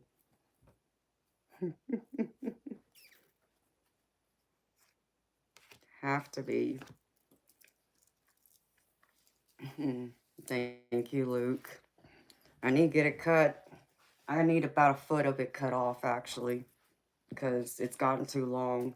And now it's starting to really break at the ends, and it doesn't look healthy like it should, and like it normally does. At its longest point, it's to my knees. So the very bottom is to about right above the back of my knee. So it's long. And I normally keep it around my waist, maybe a little bit longer. No, baby, it's got to be cut. It's got to be trimmed. And then I'll let it grow back out. And if it does still look good, then I'll do it then.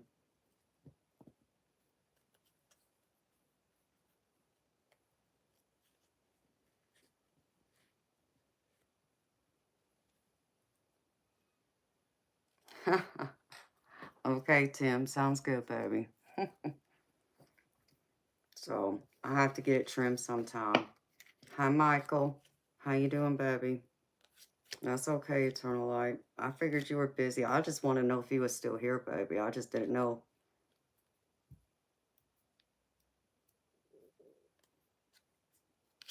I'm just in here going through this new deck.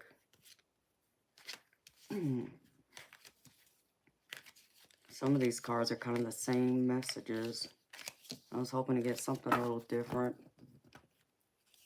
But that's funny, Tim. Ain't nothing wrong with being bald, baby. Tim, I'll share a secret with you, baby. I had my head shaved bald when I was a kid. My hair was to about halfway down my back, I think. Or between my shoulder blades and halfway down my back is about where it was at. And because I had to have surgery on my head, they had to shave my head so they can do the surgery. Luke, I don't need anything, baby. Just whatever your question is. If you got a question, you don't have to have a question.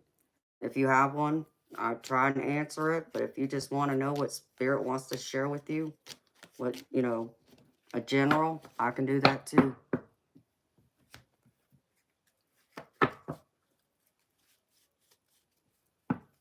Hi, Miss Pooh. How you doing, beautiful?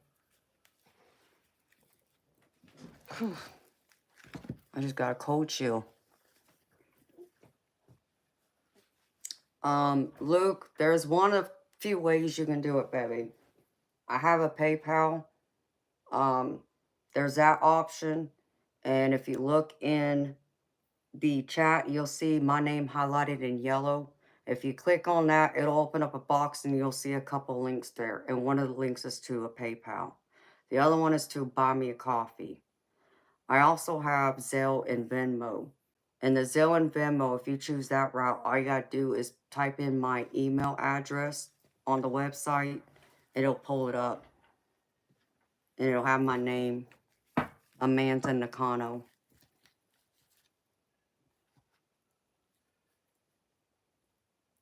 Oh, Miss Pooh, I'm gravy, sweetheart. If I'm here, honey, I'm gravy. I'm so gravy. I got biscuits and sausage to go with it.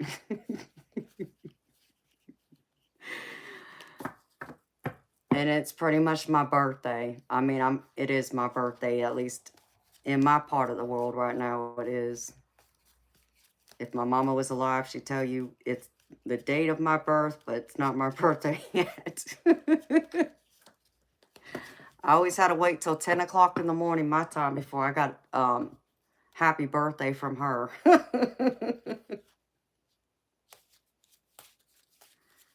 Oh, yes, they are, Mikhail. I always feel them. They're always around. In fact, not that long ago, and I mean like probably like a month ago, I want to say, maybe 2 months ago, I was in here one night and I wasn't streaming. I was on a video chat with one of my friends and we were just talking. And I just happened to, look this way. Like I might have been looking at my computer screen or something. And out of the corner of my eye, I could see something. And I turned and looked and I saw an angel wing in front of my closet door in gold.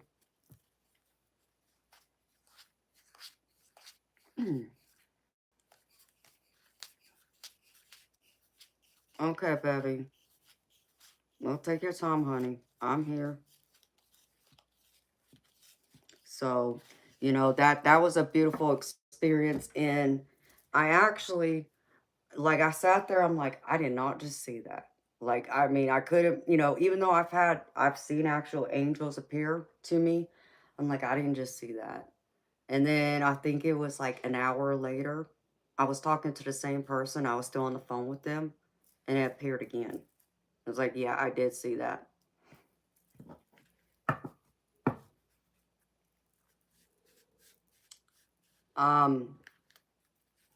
The buy me a coffee link, it'll say Tropical Empress and Spirit, baby. My email is, let me see. I'll type it in here for you, baby. Give me a second.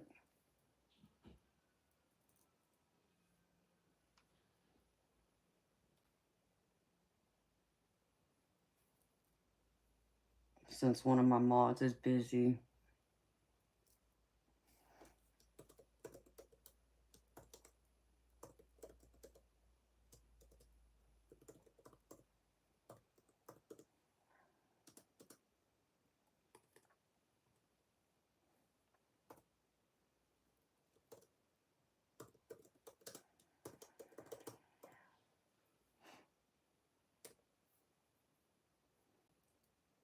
Okay, Luke, I just put it in there.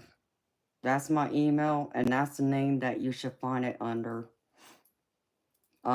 If you go through Buy Me a Coffee, it'll say Tropical Empress and Spirit, though. But if you use Venmo or Zelle, you would have to pull it up by my email address.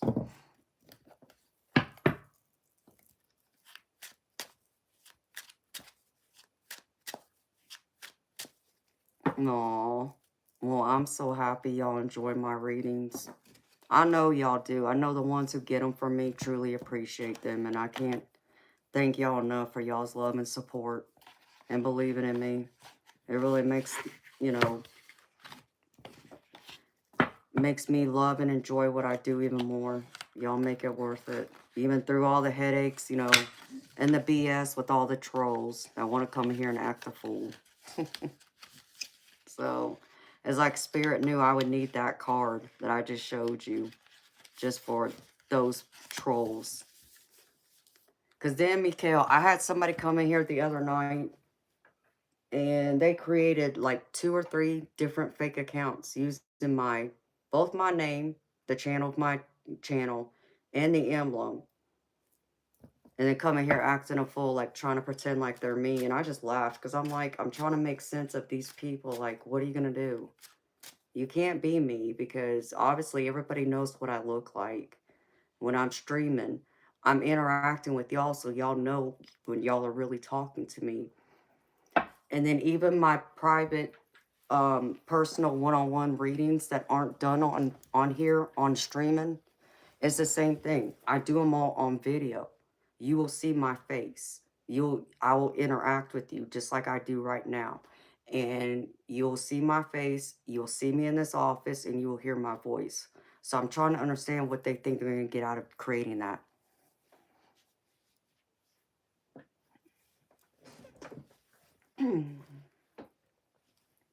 Oh, that sounds good, Carla.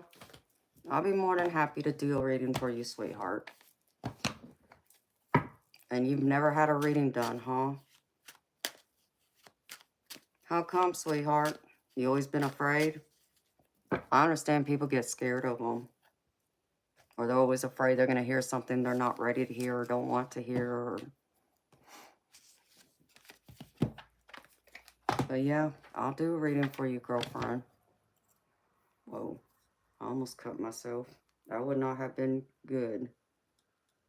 Let me put this knife up.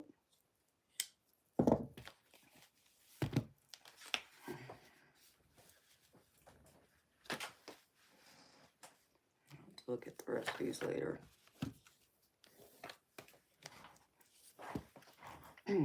No, I agree. They are evil.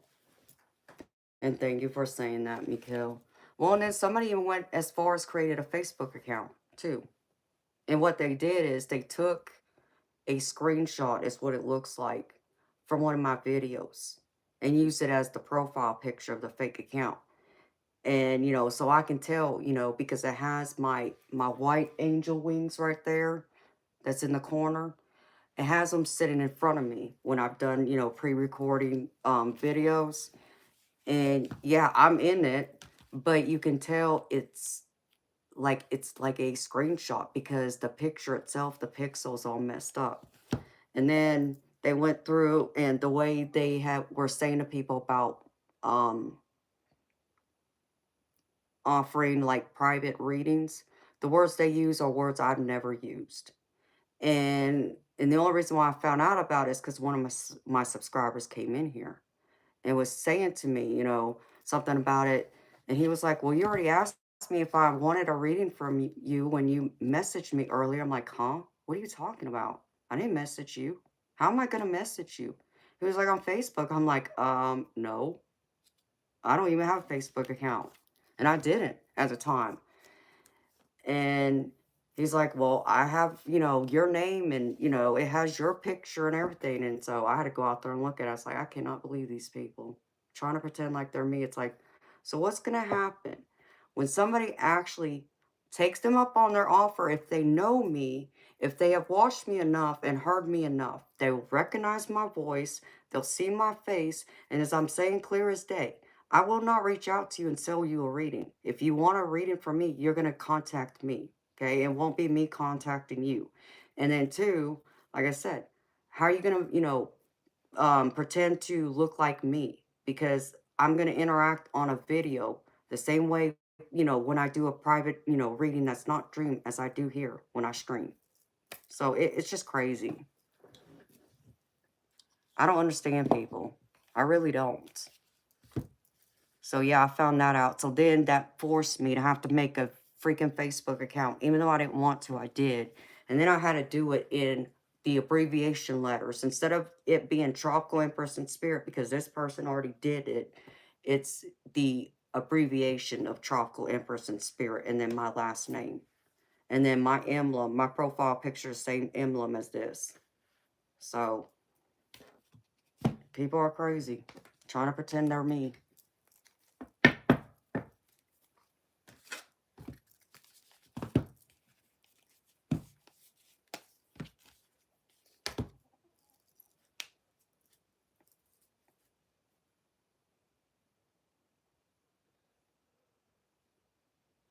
Um, Luke, it could be because if you just created the account, baby, it may not. I don't know.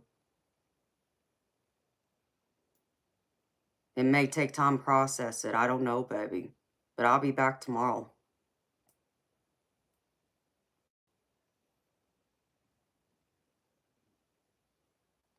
Lily J. Macklin, the picture, I didn't see her. What are you talking about, honey? I'm confused. Please tell me that somebody tried to pretend they were me and you got scammed by them, honey. Please don't tell me that. Because that really upsets me. People getting away with it. That's why I'm telling y'all now, and I still gotta put a post together about it.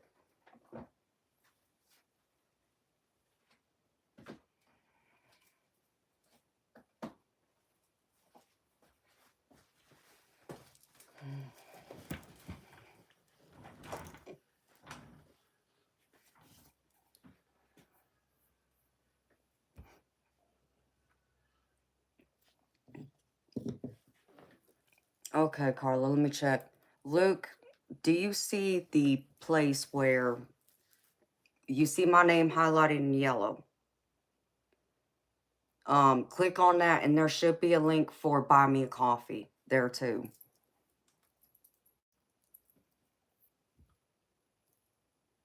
And I gotta use the bathroom again. Yes, I got it. Beautiful. I got it, Carla. Thank you, honey. The picture of my mother. What, that picture back there? Or this one? There's my mama there.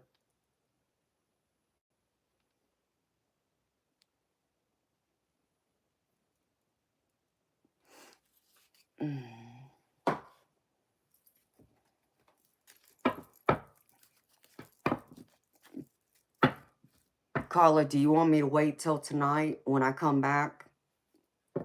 Or do you want me to do your reading right now, sweetheart? Because you said my birthday, and I don't know if you meant right now or you meant like tonight's stream. But I gotta run to the restroom.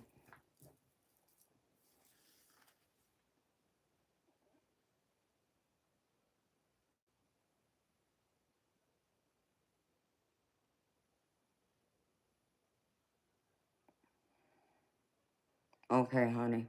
Give me a few minutes, Carla, and I'll do your reading, girlfriend.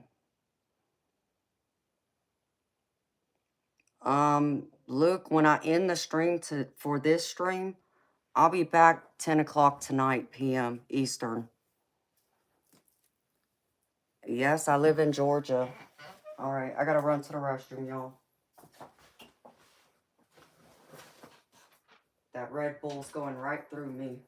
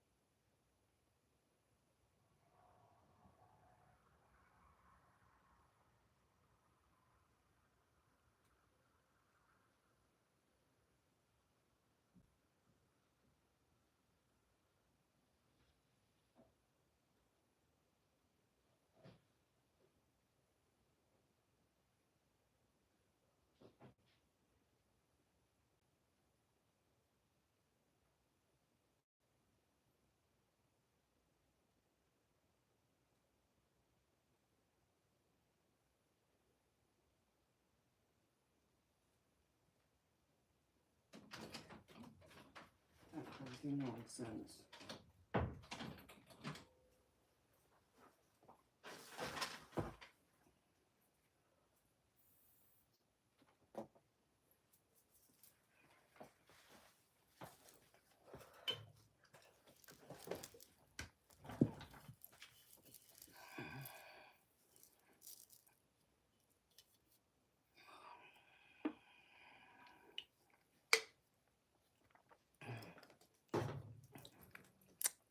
I live in Georgia.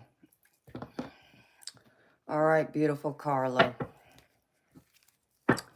You got a message, or you got a question, beautiful? Or you just want me to do a general for you, sweetheart? Hi, Luz.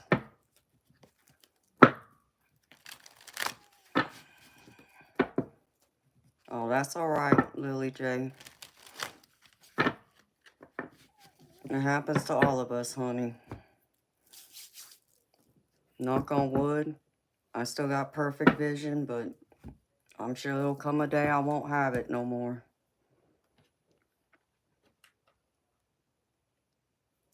All right, Carla, got you, beautiful.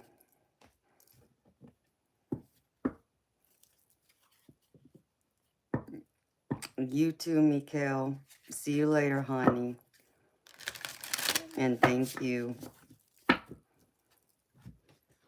My birthday's gonna be gravy. I'm gonna make sure of that one way or the other.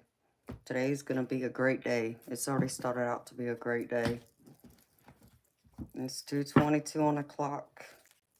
Beautiful people, make a wish. All right.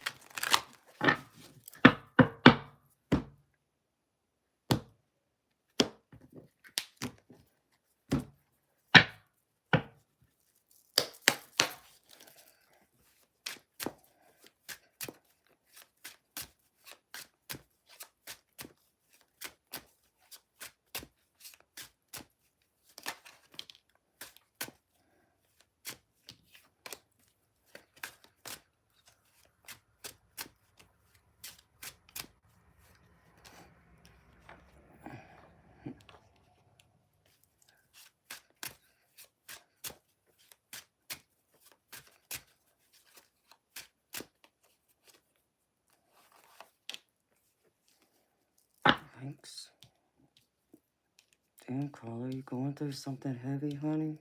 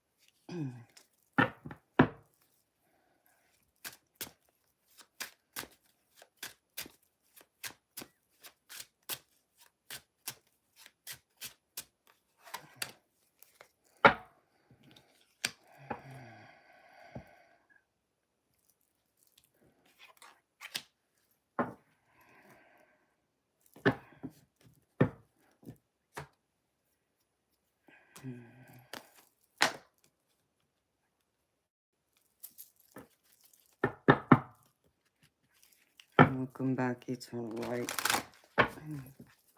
I'm glad you're back, baby. I was wondering.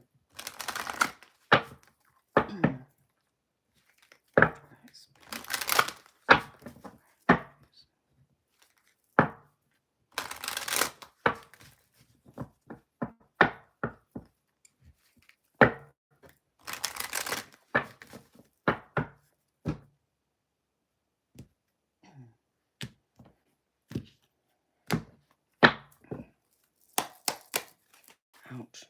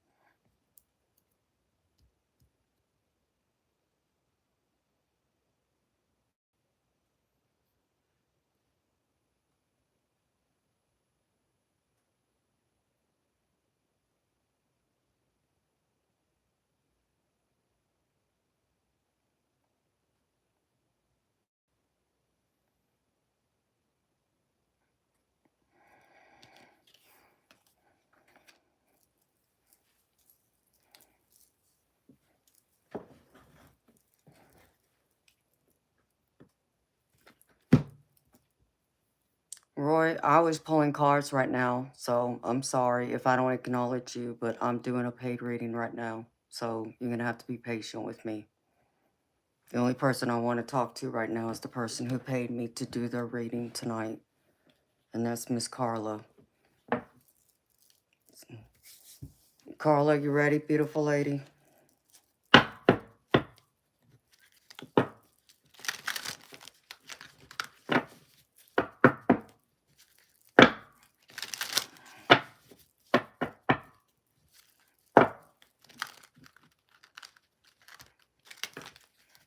Okay, beautiful. Honey, I feel like you're going through something heavy. I mean, the energy I pick up is it's heavy. It's like I feel like even some of these past few readings I've done, the last few nights, I feel like part of it's been from you. I know you've been in your head a lot.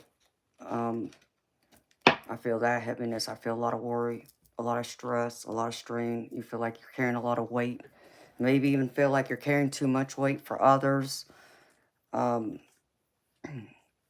but I want you to know that Spirit wants you to know that it's going to be okay. It may not feel this way right now, but things are going to get better.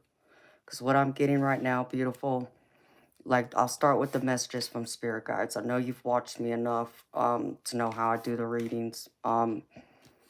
So first message here I have for you, Carla, is worry is a wasted emotion.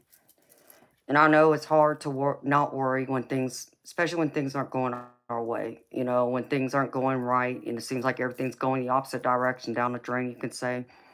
Spirit wants to remind you, you need to persevere, work through it. Let go of, anything that's out of your control right now. You can only focus on what is within your control, what you can change, instead of focusing on the things or people or even situations that you can't control. It's out of your hands.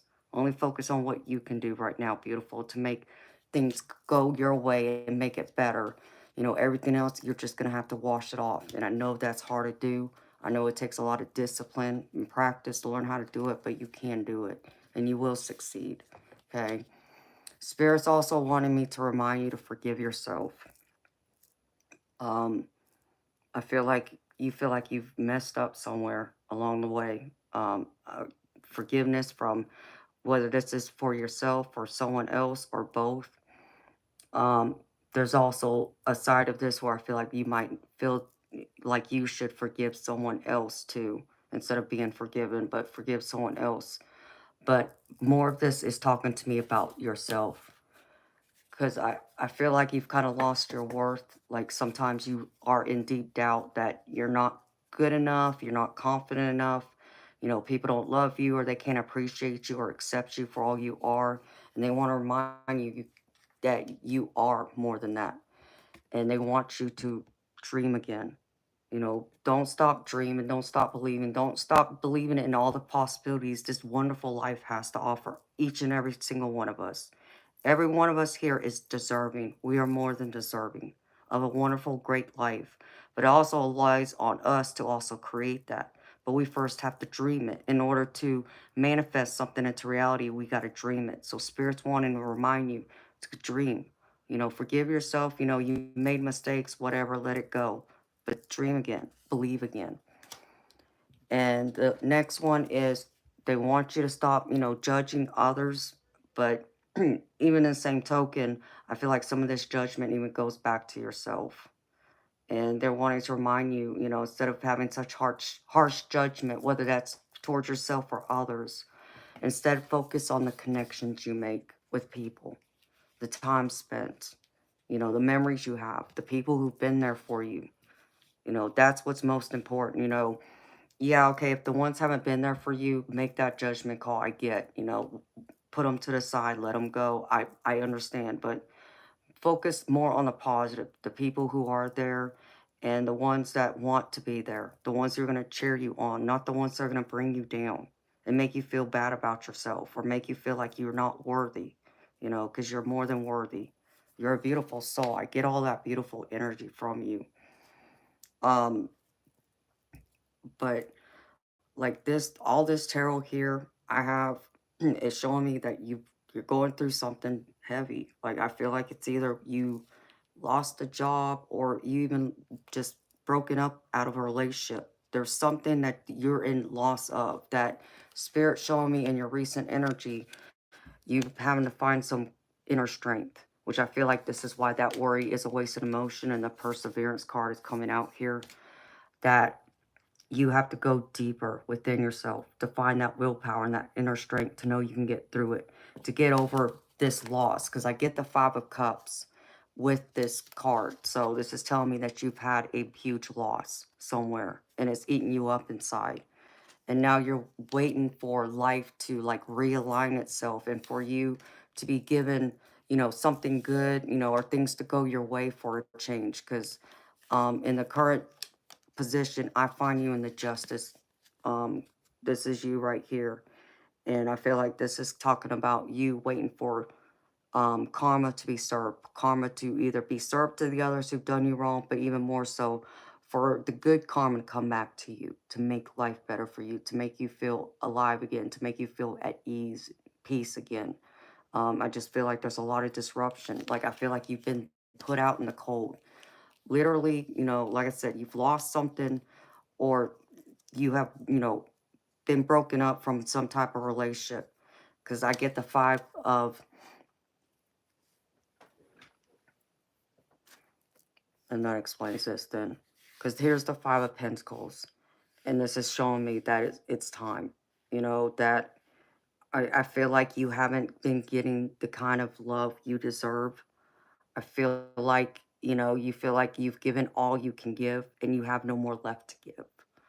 And I feel like this person has really made you feel lesser than a person. And, I feel like it's been very toxic. And that's a lot of the energy I get. But I get you feel also stuck. I feel like you're frozen. I feel like you've been lost in those thoughts, like going back and forth. Which way do you go? Do you stay? Do you leave? Or how do you leave? How do you make your exit? And where do you go from there? And I realize this has been on your mind day and night, because I get you in this Nine of Swords energy. This is pretty much you being up over your head, just worried, your anxiety, depression, even not sleeping, not being able to think clearly, just being lost in all these thoughts over and over again. It's like repeating itself. And Spirit wants to remind you not to give up. Okay, hang in there. It might take some time to break through, all that clutter, all those worries, all those doubts. It just means that you may have to come out of this looking at this from a different point of view, because I get the hangman with this. And the hangman's all about either, trusting your intuition is one way of it. And I feel like that's part of that. And Spirit's asking you to really trust yourself in this, trust your judgment. Don't allow others to make that call for you. You make it for you. But this is also a card sometimes that will show like someone is stuck, like it's a stalemate, like there's no movement, no momentum, you're just hanging, like this, guy's hanging upside down. And it's also a card of having to have a different point of view, a different perspective. And I feel like you need to like look to others, to help you through this. Lean on your friends, lean on your family, whoever you feel who's outside of this relationship you have, to help you, to help guide you. Don't be afraid to ask them, because I feel like it's going to be a different point of view that's going to help you find your footing, to find the right path for you, to be able to walk away and start over. Because I feel like Spirit's encouraging you to start over, because you're worried. Are you going to be okay? Because, I feel like there's a lot of burden here. What I see is going up against you is you again carrying all this burden. 10 of Wands is all about carrying burdens, especially those burdens that don't belong to you. They belong to someone else. Put them at their feet. It's not for you, beautiful, to carry all that weight. It's too much for you to carry now. It's time for you to do for you. You can't go around trying to fix everyone else's problems. You can't go around trying to fill up everyone else's cups when your cup is going bare bone dry or it's already empty. You have nothing to pour out of it. You have to wait till your cup's overflowing first before you can give to others.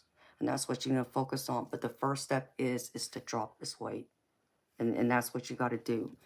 And because I know you feel like, like life just hasn't been completely fair, for you to do, the kind of person you are, being good, being a good partner, being a good friend, a family member, a colleague, all these different things, and you feel like you've just been served a bag of rotten goods, because I get the justice card and I'm reading this upside down.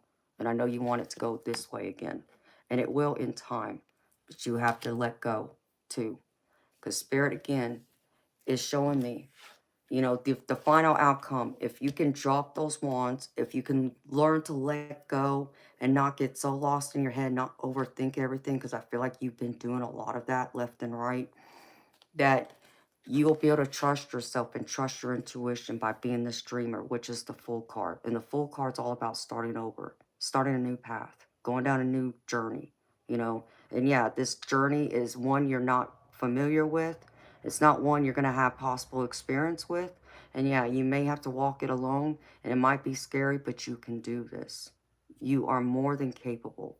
You have all that strength, that wisdom, that experience to get through this, but it's up to you to now do it. Nobody else can do it for you except for you, beautiful. So do this for you. There's a reason why Spirit's showing me it's time for you to dream again. And this didn't come out in the future outcome for nothing. Spirit wants to remind you to dream again. And dreaming means separating yourself from this person and looking and seeing, what you want for yourself. But you have to get out of your head, because here I am getting the Eight of Swords again. Okay, so they need you to release all that anxiety, all that worry, worrying about, are you going to be okay? Yes, you will find someone else that's better suited for you in the future, but right now you got to focus on you, making sure you're okay first. And I feel like once you do that, that confidence, that love, that self-worth will return back to you, where you feel like you've lost it. And Spirit showing me you have help, but it means you got to surrender to the changes too. And I know change is hard. I get it's scary, but it doesn't have to be. You can do this. You're stronger than that. You're stronger than you give yourself credit for, Carla. And I want you to know that, honey. Because the first card I get from one of my oracle cards is surrender to the change. And this is what Spirit's saying. It says, change is the only constant in life. We're meant to evolve, to grow, to move forward, to revel in the poetry of existence before we complete our journey and cross over. You are meant to evolve as a spiritual being having a human experience, and so your soul needs you to experience change. Yet human beings love familiarity and certainty and have a way of hanging on to the idea forever, even if it's unrealistic. Things are not meant to remain the same. We are all stories in motion, destined to make and unmake ourselves as we travel and evolve. Some changes are welcome as they bring in fresh air, new ideas, innovation, and new energy. In fact, you can sense it, the exhilarating call to something new. In this moment of life, you can feel a potent energy brimming with possibilities. You've wanted this change, maybe for a long time, but the elements took a while to come together in your favor. Ride this magic carpet as far as it will take you. This is a time of supreme success. Be this change, surrender to it. You're resilient. You will be able to adapt. You will be able to innovate. You will be able to make the adjustments you need to make. And you will be successful, Carla. Just stop doubting yourself. And the next one is, where'd it go? Well, I had this in order, I thought, and the way I wanted to read them to you. Oh. This is from my Journey of Love Oracle. And this one is called Sweet Soul Rising. And it says, you may feel lost in your own thoughts and feelings. This is the sweetness of surrender into another world. It's time to dream, to wonder, not to be clear and sharp right at this precise moment. If you have a clear plan, let it become soft and fill your heart, open to allowing whatever may be. We might believe that it is through tough action and dynamic assertiveness that we make our way through the world. Yet sometimes the sweetness of the soul rises, and instead we can flow gently with the currents of the cosmic ocean, unsure of where we are headed, but safe in the truth that all waters naturally return to the ocean, where they are all wanting to go to eventually anyway. You can use your own efforts to swim to your destination against the current at times, or you can float on the sweet love of your own soul as it enjoys the privilege of getting to know itself as one with the divine. Surrender to the flow. This is not the time to assert your will and try to make things happen, no matter how much you may want to or believe that you should. There is something bigger happening, and everything is going to turn out perfectly according to a far larger plan. Just welcome the change. So be in this change. And I know, again, I know it's hard, especially if feel like you've been held back for so long and the person you've been with hasn't been supportive. Carla, I know all about that, honey. I could probably write a book about that even, but I haven't allowed them to stop me. I'm here in front of you right now. If I allowed them to stop me, I wouldn't be sitting here right now in front of you. And did I doubt things? Yeah. Did I doubt my abilities? Yeah. Did I doubt that, would, you know, not necessarily that I would be successful, but would people feel the need that they would need someone like me to help guide them, that they would, could relate to me, that what I have to share will resonate, it will reach people, and the guidance that spirit gives to me, the messages they've come through me to deliver to you, will it be received? And the answer has been yes, all the way through. I could have allowed those doubts to get in my way, but I didn't. I'm here, and, I'm thankful. This has been a beautiful journey and experience for me, and I realize I'm living my life purpose now. This is what I was meant to do, and you will too. The next one is from My Wisdom of the Oracle, and this one is called New Life. I'll read you the relationship message, and I'll also read you the prosperity message, so you can take away both. New life. The relationship message here is new energy enters old relationships, and new relationships are bursting with the sweetness and vibrancy only encountered when winter gives way to spring. This is a time to connect with others and share excitement, passion, and hearts full of joy. It's a very auspicious sign with respect to love and partnerships in all forms. And this is why I feel like this connection card came out.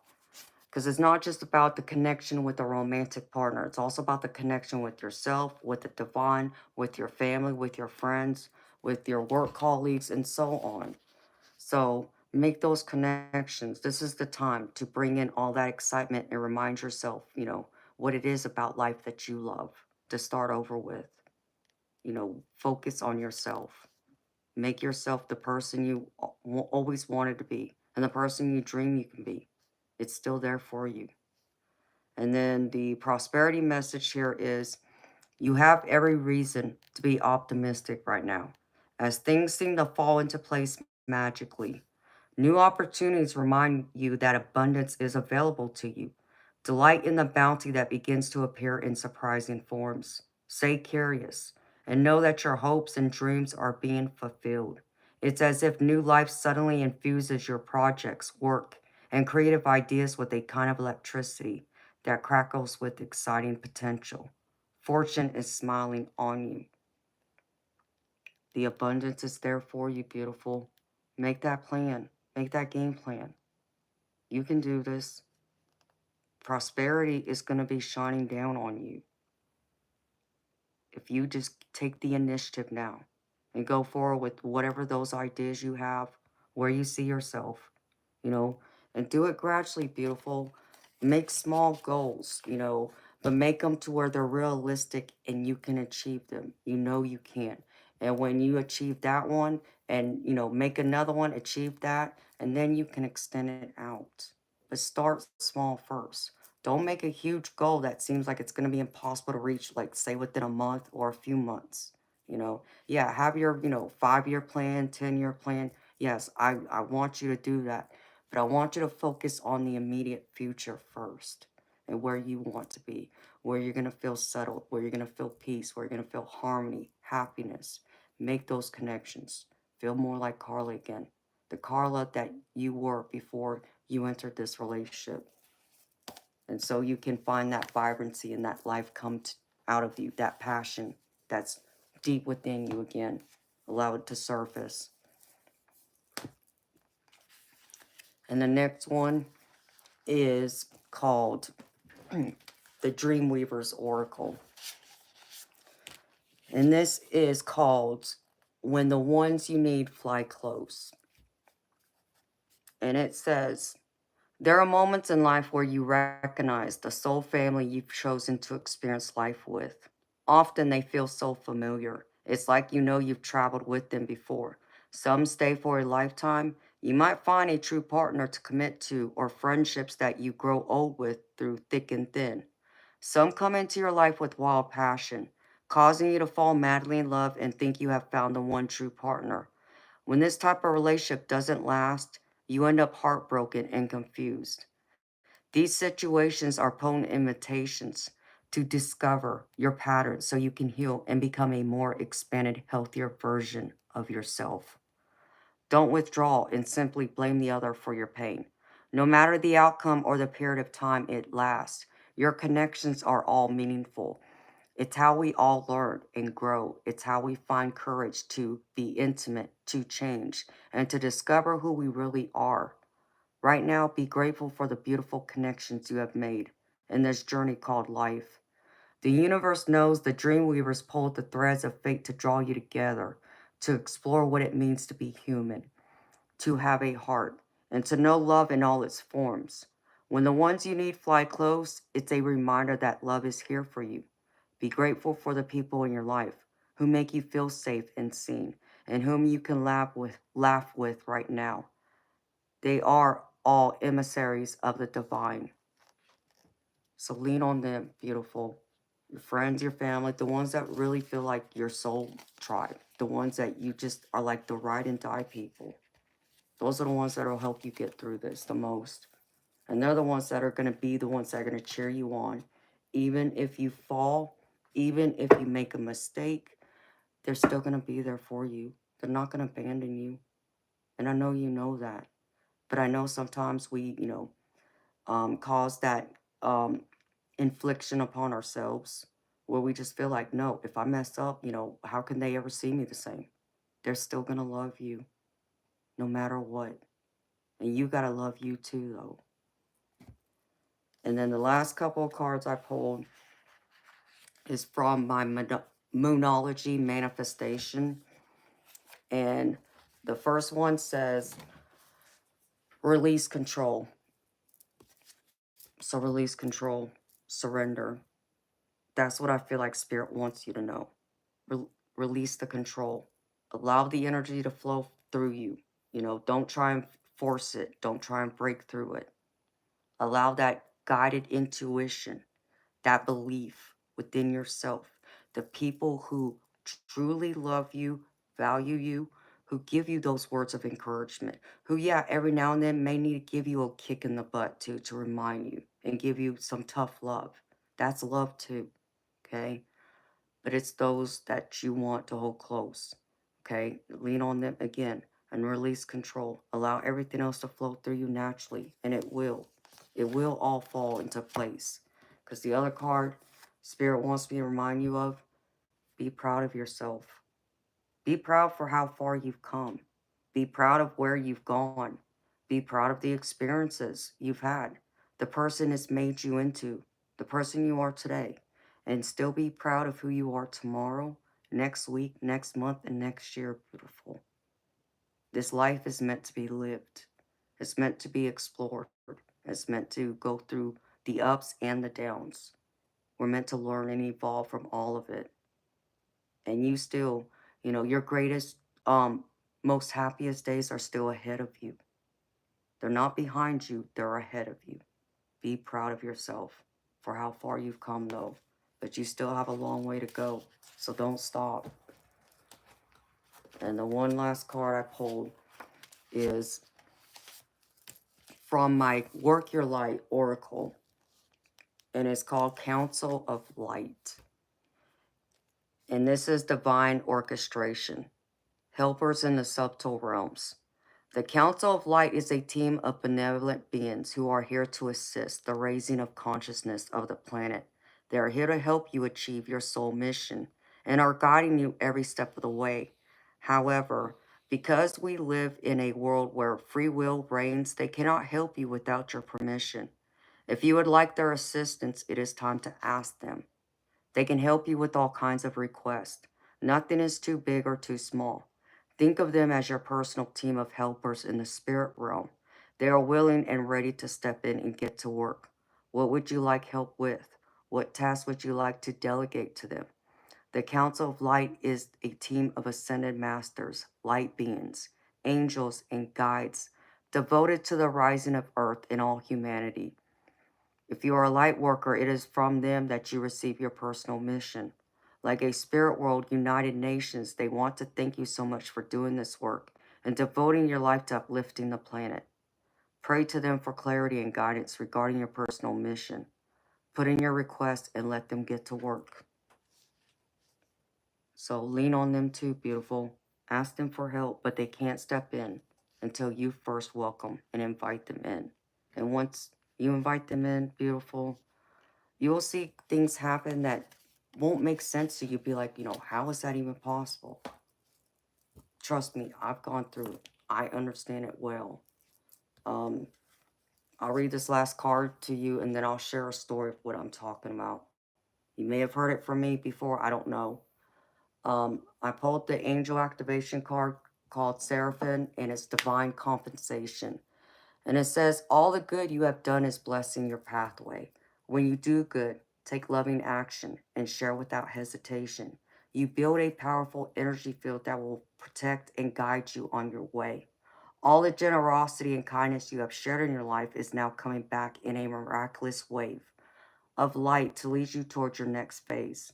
This is the law of divine compensation. And the positive affirmation you can say to yourself is, my own goodness attracts good things, opportunities, and experiences. And I'll say that one more time. My own goodness attracts good things, opportunities, and experiences. And believe in that, beautiful. Say that to yourself out loud every day, multiple times a day. Even go stand in the mirror and say it to yourself in the mirror.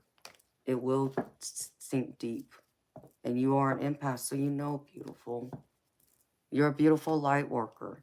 Don't allow, things to stop you. You feel deeply like I do.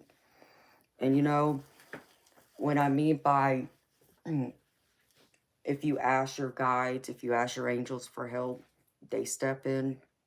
I mean, honey, they stepped in for me on many occasions. But the one I'll share with you is before I had moved into this house, when I was still in my old house.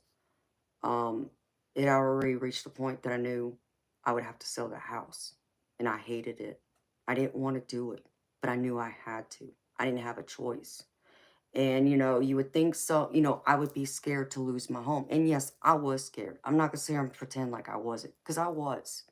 But I didn't allow my fear to get in my way and stop me from doing what I knew I needed to do, what was best for, at the time. And thankfully, my house had gained a lot of equity over the years that, when I sold it, I would walk away with money to be able to buy another home. But during the process, I mean, I went through a lot. Almost everything fell on my shoulders to have to pack the house up, hire movers, arrange to get my hot tub moved out of my upstairs bedroom. There was a lot involved. And, going back and forth, I remember talking to my family when I had to call them and tell them what I had to do. At first they told me, they're like, well, I hope you don't have to sell your home. I hope you can figure out a way to keep it. We would hate to see you lose it. And I told them, I said, I know, trust me, I know. But I also understand this, the situation, the writing's on the wall. Okay. There's nothing I could do, but I couldn't get them to understand that at the time. And so I told them, just give it time and it's going to be okay. I need you to know it will be okay, you know. And they said, I hope you're right. We'll be praying for you. Keep us updated. Fine. So about another month or two went by, and then I called him and I told him, I was like, well, we listed the house. And um, I think it took like 2.5, 3 weeks, and we sold the house. And I called them to tell them, we sold the house, so it's a done deal. And, naturally they wanted to congratulate me, but it's not like it was a happy, cheerful congratulations because they knew this was something I didn't want to do, but I had to. And I just kept reminding them. I said, no, it's going to be okay. It's going to be okay. It may not seem that way right now, but it's going to be okay. And I knew that because my guides kept telling me it was going to be okay. I was meant to sell that house. They needed to shake me up out of where I was living because the energy was stagnant. And was there any movement going on? Not really. I wasn't really doing anything.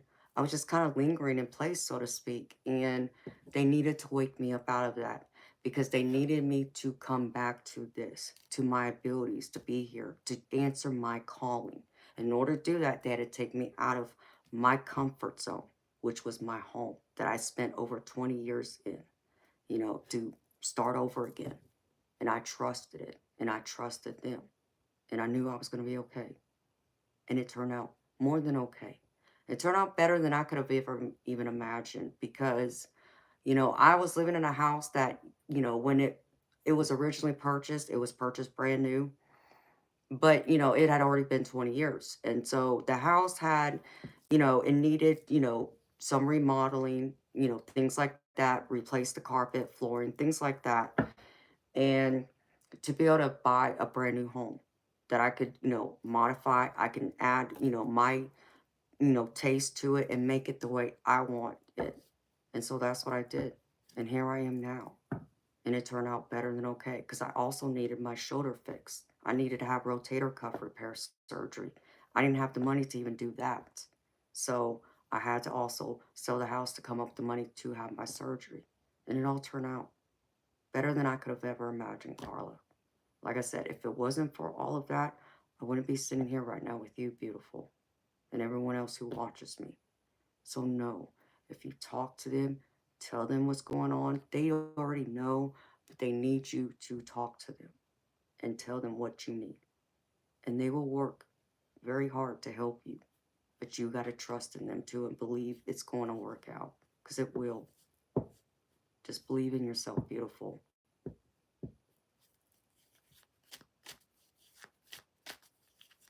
And you got to stop doing that, beautiful. You got to stop putting yourself last. I did that. I did that for many years. I kept putting myself to the side. I mean, honey, I used to have my nails done once a month at least. I had long, fancy fingernails with nail art. You know, I, my clothes, are still the same, but, there's parts of me that's not all here that I had, a decade ago. And I let it go. I had to put that to the side because there was more important things. My nails was a luxury, not a necessity. And I had to separate the two. I had to come to that. And I did. And beautiful, let me tell you, I had to go days where I only ate ramen noodles. I kid you not. I didn't have like a real meal. That's what I had to do to survive. But I knew even going through all that, I was still going to be okay. So I had to bite, the roughness. I had to ride it out to get through, to get to the other side of it. And, they were there to help me and guide me all the way. So know they're there for you too, beautiful. And you will be more than fine. Start loving you first now. That's what you need to do. Let him go, you know, put him in your past, beautiful. And don't allow him to talk you back into trying to stay or make it work or things going to be different. Things going to be changed. I mean, you're saying, you've been knowing this for the last several years. So it's time to, find yourself again. Love you. Do what makes you happy. And in time, The world, the universe will bring you who you're meant to be with right now. You got to walk it solo, girlfriend. You got this. Don't think you can't do it. Don't think you won't. You are strong enough and you will. Because I believe in you, Carla. Believe in you too. They believe in you. You got this, girlfriend. And that's what I have for you, my beautiful lady. So I hope this reading has resonated for you, beautiful. I hope it's helped. I hope it's, put it away any doubts, fears, worries, concerns you've had. And I hope it's helped to uplift you, encourage you, and to help you find your new start, your path forward from here. And you're going to be just fine, more than fine. And I know that. So thank you so much for trusting me to read for you. It's been a great honor and a pleasure, and your energy is very beautiful. I feel it through the screen. So thank you so much.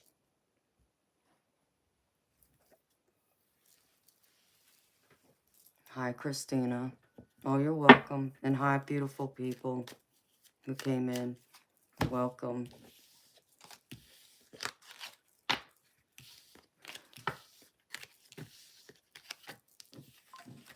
Oh, you are so welcome, honey. Anytime.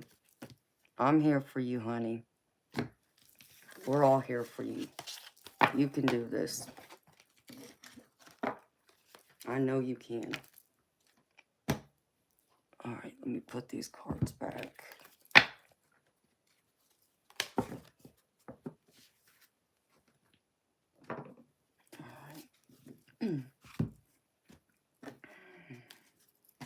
Myself situated again.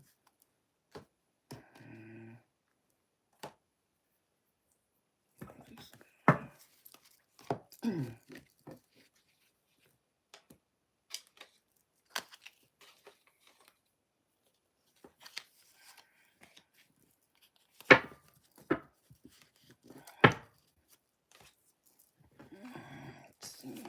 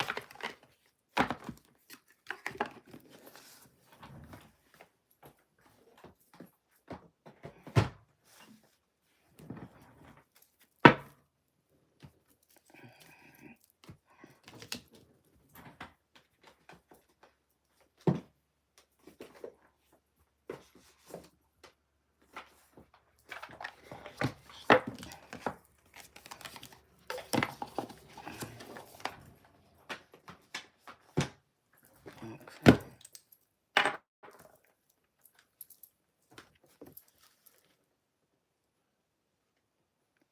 Hi, atheist. Thank you, baby. It's very sweet of you, honey. Okay, Luke, let me check, baby.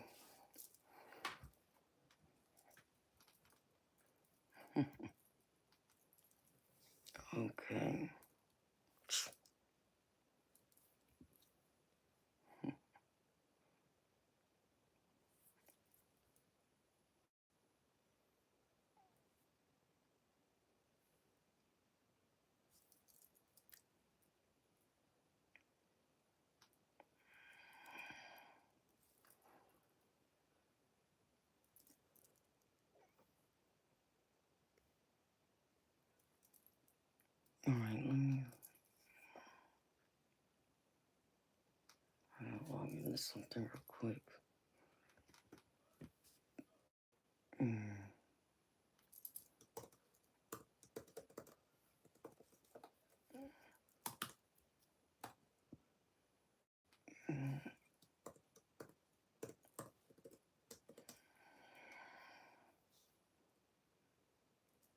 Come on.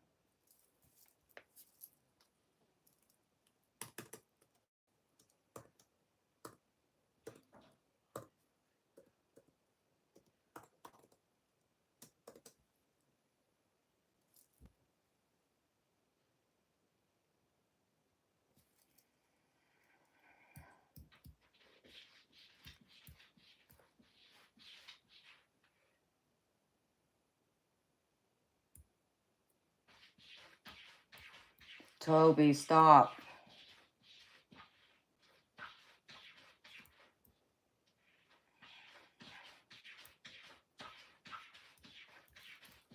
Luke, what's the name, baby?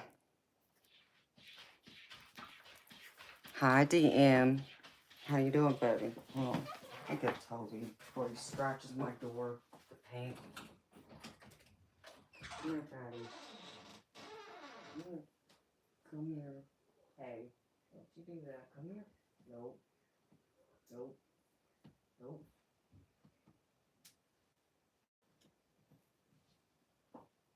What do you want? Huh? You want to say hi for a minute? No, you're not going to last long. Say hi, Toby. Fat cat. Okay, a little bit. Well, thank you for stopping by, honey. Have a good night. Luke, what's the name, baby? Just give me the first name. Say hi, Fatty. Say hi, Toby. He's not a lap kitty.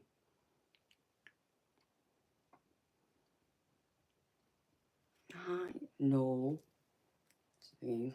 No. No. Why do you want to be meanie? Huh? I hear you purring. You can get hair all over me now. Hmm?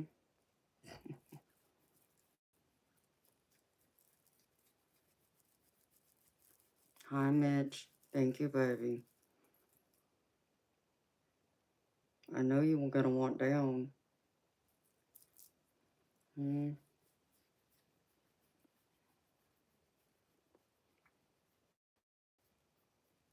Okay. I'm not seeing. Yeah, I know. You're going to want... Okay, let Mommy put you out. Hold on. Mommy got you. I know. Don't you bite me. Stop scratching on Mommy's door. I know. Hold on. Hey. I know. Hold on, Toby. I know. Go on. Go on. Go on.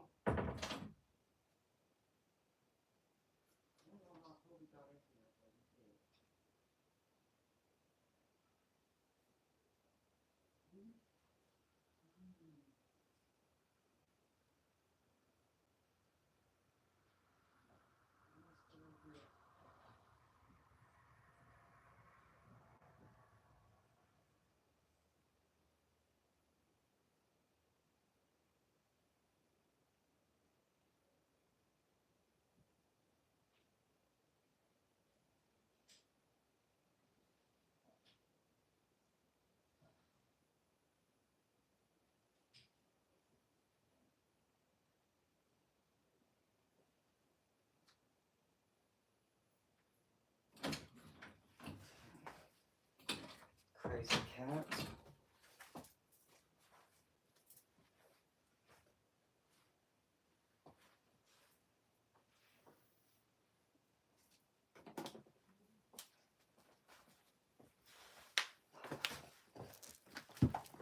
Alright.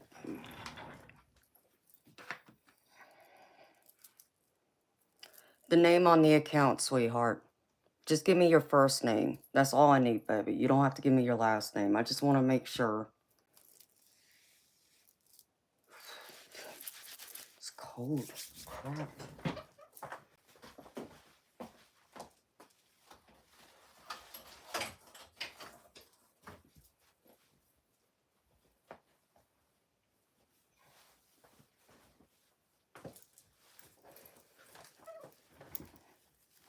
Okay. I got it, baby. Thank you. Okay. Thank you, Mitch. I'll check, baby. Thank you. Yeah, I did get it, Luke. Thank you, sweetheart. Alejandro. I got yours too, baby. What's this for? You're welcome, honey. Thank you. I just wanted to verify. All right.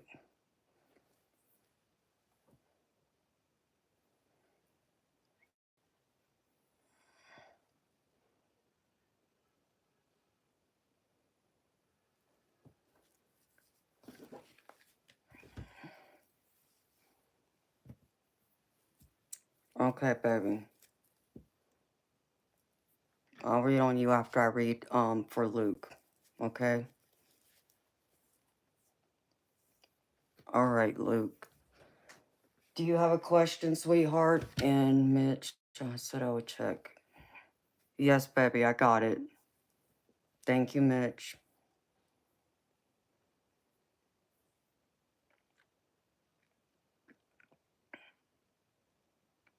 Mm. Baby, you know I can't directly go into it like that, Alejandro, because that's me going into her energy, and I can't do that. What I can do is feel the energy around you, like, how do I explain this? Oh, it's so complicated to explain it without crossing that line. There's a line I can't cross, baby.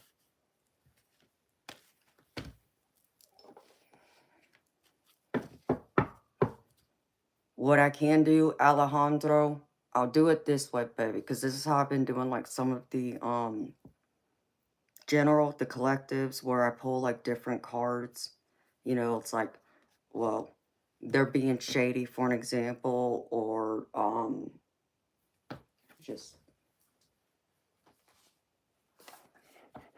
or just say, just as an example, Alejandro, just so you understand me, baby. Like this card, we'll just say Two-Face, right? Okay, this can be either you or her. And you'll know who it is, if that makes sense, without me going into her energy directly. Does that make sense?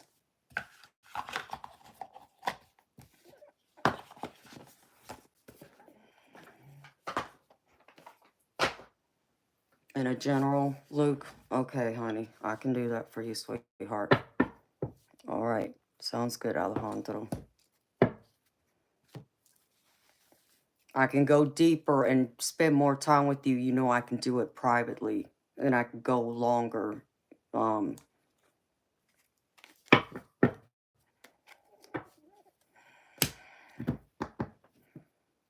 Big baby, I do tap in. I tap into spirit, but the difference is I will not go into someone else's energy who isn't present. So there's a difference.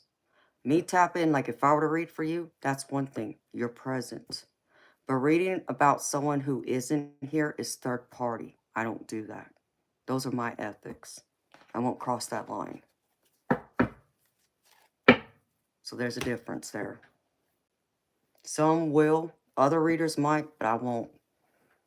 You know, I wouldn't want someone necessarily doing it to me, so I'm not going to do it to somebody else. It's almost like, to me, going into my parents' purse or wallet without permission when I know I shouldn't, but I'm going to do it anyways. I won't do that. It's kind of the same thing.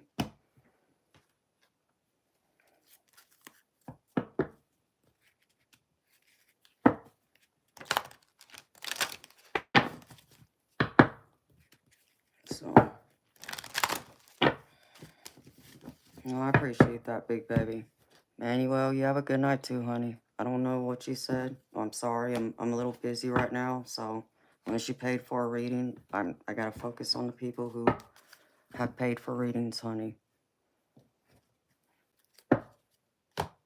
All right. Luke.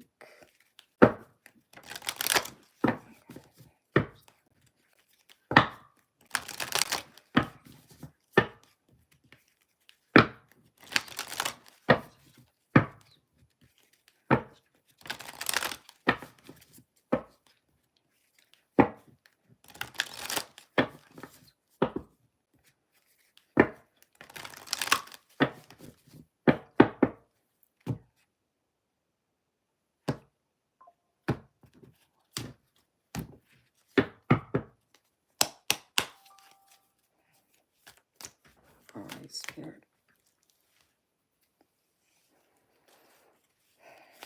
Oh, show me.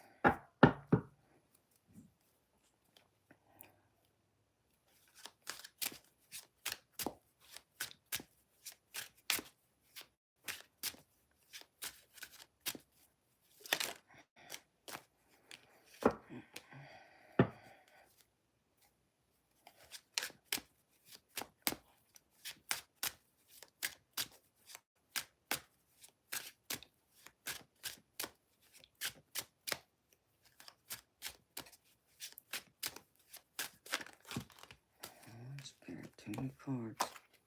Come on now.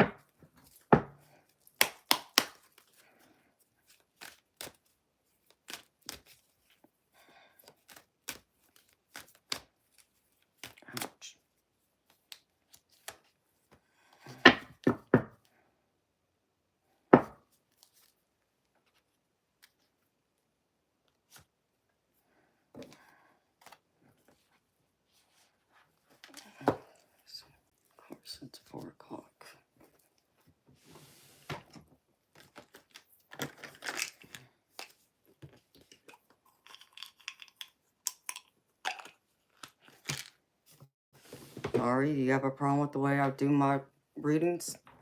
Because I know I'm damn good at what I do. You think I shuffle too much? Well, I guess you've never watched my readings to watch how in depth I go. So, you might be used to people who only pull a few cards. I pull a lot. I don't do surface level. I go beyond that.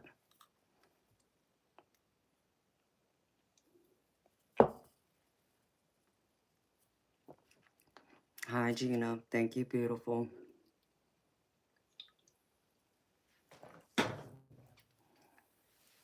Thank you. Exactly, DM. You know, people know who've watched me enough know how in-depth I am. Ouch. Frank. Hi, Michael. How you doing, honey? Ouch. So, you don't have to stick around, Ari. I'd love for you to stick around, but understand I got, you know,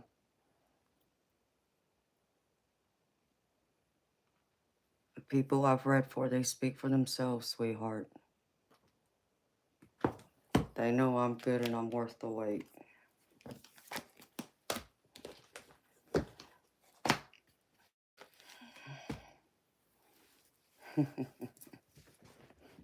Ouch. Alright. And now I get freaking hot.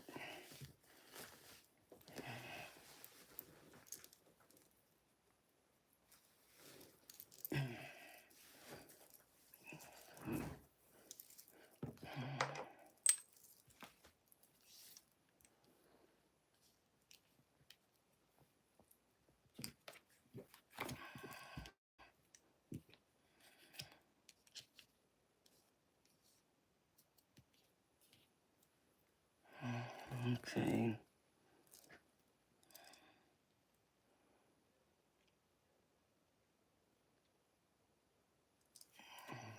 Show me, Spirit.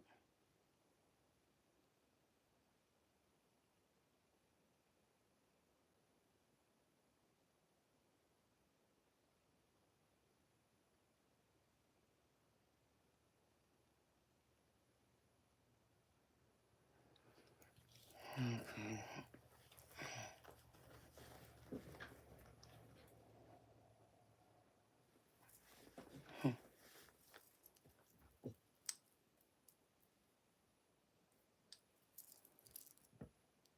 Ari, that's fine. People have their own way of reading. I have mine. So, unless you've watched me before, you really don't know how in depth I go. Because you wouldn't be sitting here saying what you're saying. Because I go deep. Again, I don't do surface level. I'm gravy, baby. Thank you for asking. But anyways, like Mitch knows I've read for him. I've read for Gina. So, I have no idea, honey. Not that I'm aware of, but I have 2 people I'm doing right now. So, Ari, if you pay for a reading, you gotta let me know, sweetheart. But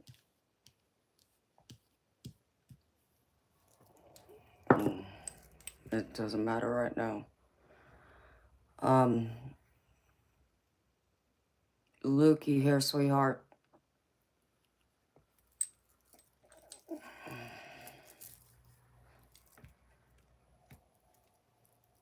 Yeah. All right, honey. I get 2 strong messages that Spirit wants me to remind you of.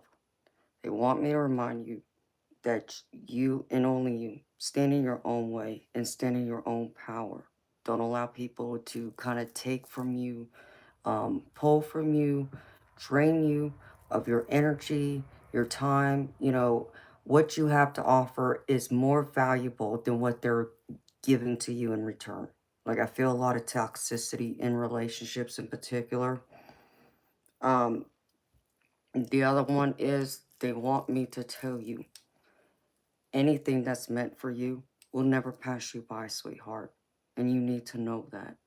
You know, I understand there's times where, you know, there's something we want so badly and we think it's the right thing for us. Like, we'll just say a person. So we'll just say a romantic relationship for an example. But sometimes the universe has a way of coming in and removing people from our life that are not meant to be there. You know, as badly as we may want them there, as badly as we may feel close to them and feel like they're our forever partner, for some reason they're not. And the divine, the universe, spirit knows this because they can see ahead of what we can see, where you're meant to part ways and go elsewhere. Does that make that person a bad person? No, sweetheart. It just means y'all are meant to go down two different paths. Y'all have already served y'all's purpose together and fulfilled whatever it is that y'all are meant to learn from each other and, you know, wish each other well, and that's it. There's nothing wrong with that. But you got to know, in order for something new to come in for you, you got to release the past too. You can't hold on to it just because you want it so badly. So they want me to specifically remind you, anything that's meant for you will not pass you by, sweetheart. And you need to know that. That is one of the clearest things they have made clear to me. Okay. So, um, and what I'm getting, it's like I feel like you have been in a relationship, or you just got out of one, or you're going through something in a romantic way, and I can see where it has drained you, and I understand why Spirit's making those two messages so clear to me. So I'm gonna start with the messages from the spirit guides first, and I'll go through the tarot and then the oracle. The first card up is they want me to show you, feel joy in all you do. No matter what this is, always find happiness and joy in it. If you can't find happiness and joy in it, then why do it? I mean, yes, there are things we have to do, like do a job, even if it's something we may not completely enjoy or fulfills us to pay our bills per se. But you know, everything outside of that, make sure you get joy, you get fulfillment, you know, and you feel appreciated too.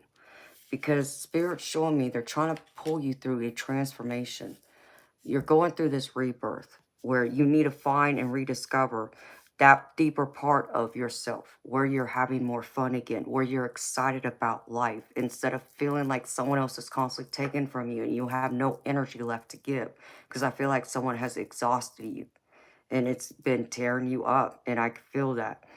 And I know you want to be there for everyone, especially, you know, this person. Like, I feel like there's a romantic connection here, but you even know that they're just pushing their limits with you. And I feel like you know it's time to let go, or you have to let go, and now it's just the healing process. So they want to remind you this is a rebirth, you know, where things end, there's a new doorway to a new story, to a new chapter, and it's your story. You are the one that's in charge. You write it, and know you can write it. You're in charge of it because they want me to remind you that you are the magician. Your thoughts create your reality. And this is all about manifesting your wants, your dreams, your goals, desires. And Spirit has dream right next to it, right here. Okay? They want you to dream. Dream the impossible dream. No matter how crazy, no matter how far fetched, they want you to dream and get excited about it. Because whatever you're thinking about, you will see it play out in your life. Even if you feel like you're not doing it, but subconsciously you are, and then you watch how you gradually go about, you know, your life, you know, day in and day out, it will slowly show up in your life. You know, like your fears, you know, how that saying goes, you know, you create what you fear, and it's true. You may not realize it right away, but gradually, as time persists on, you will see, you know, you just created what you have been fearing would happen all along.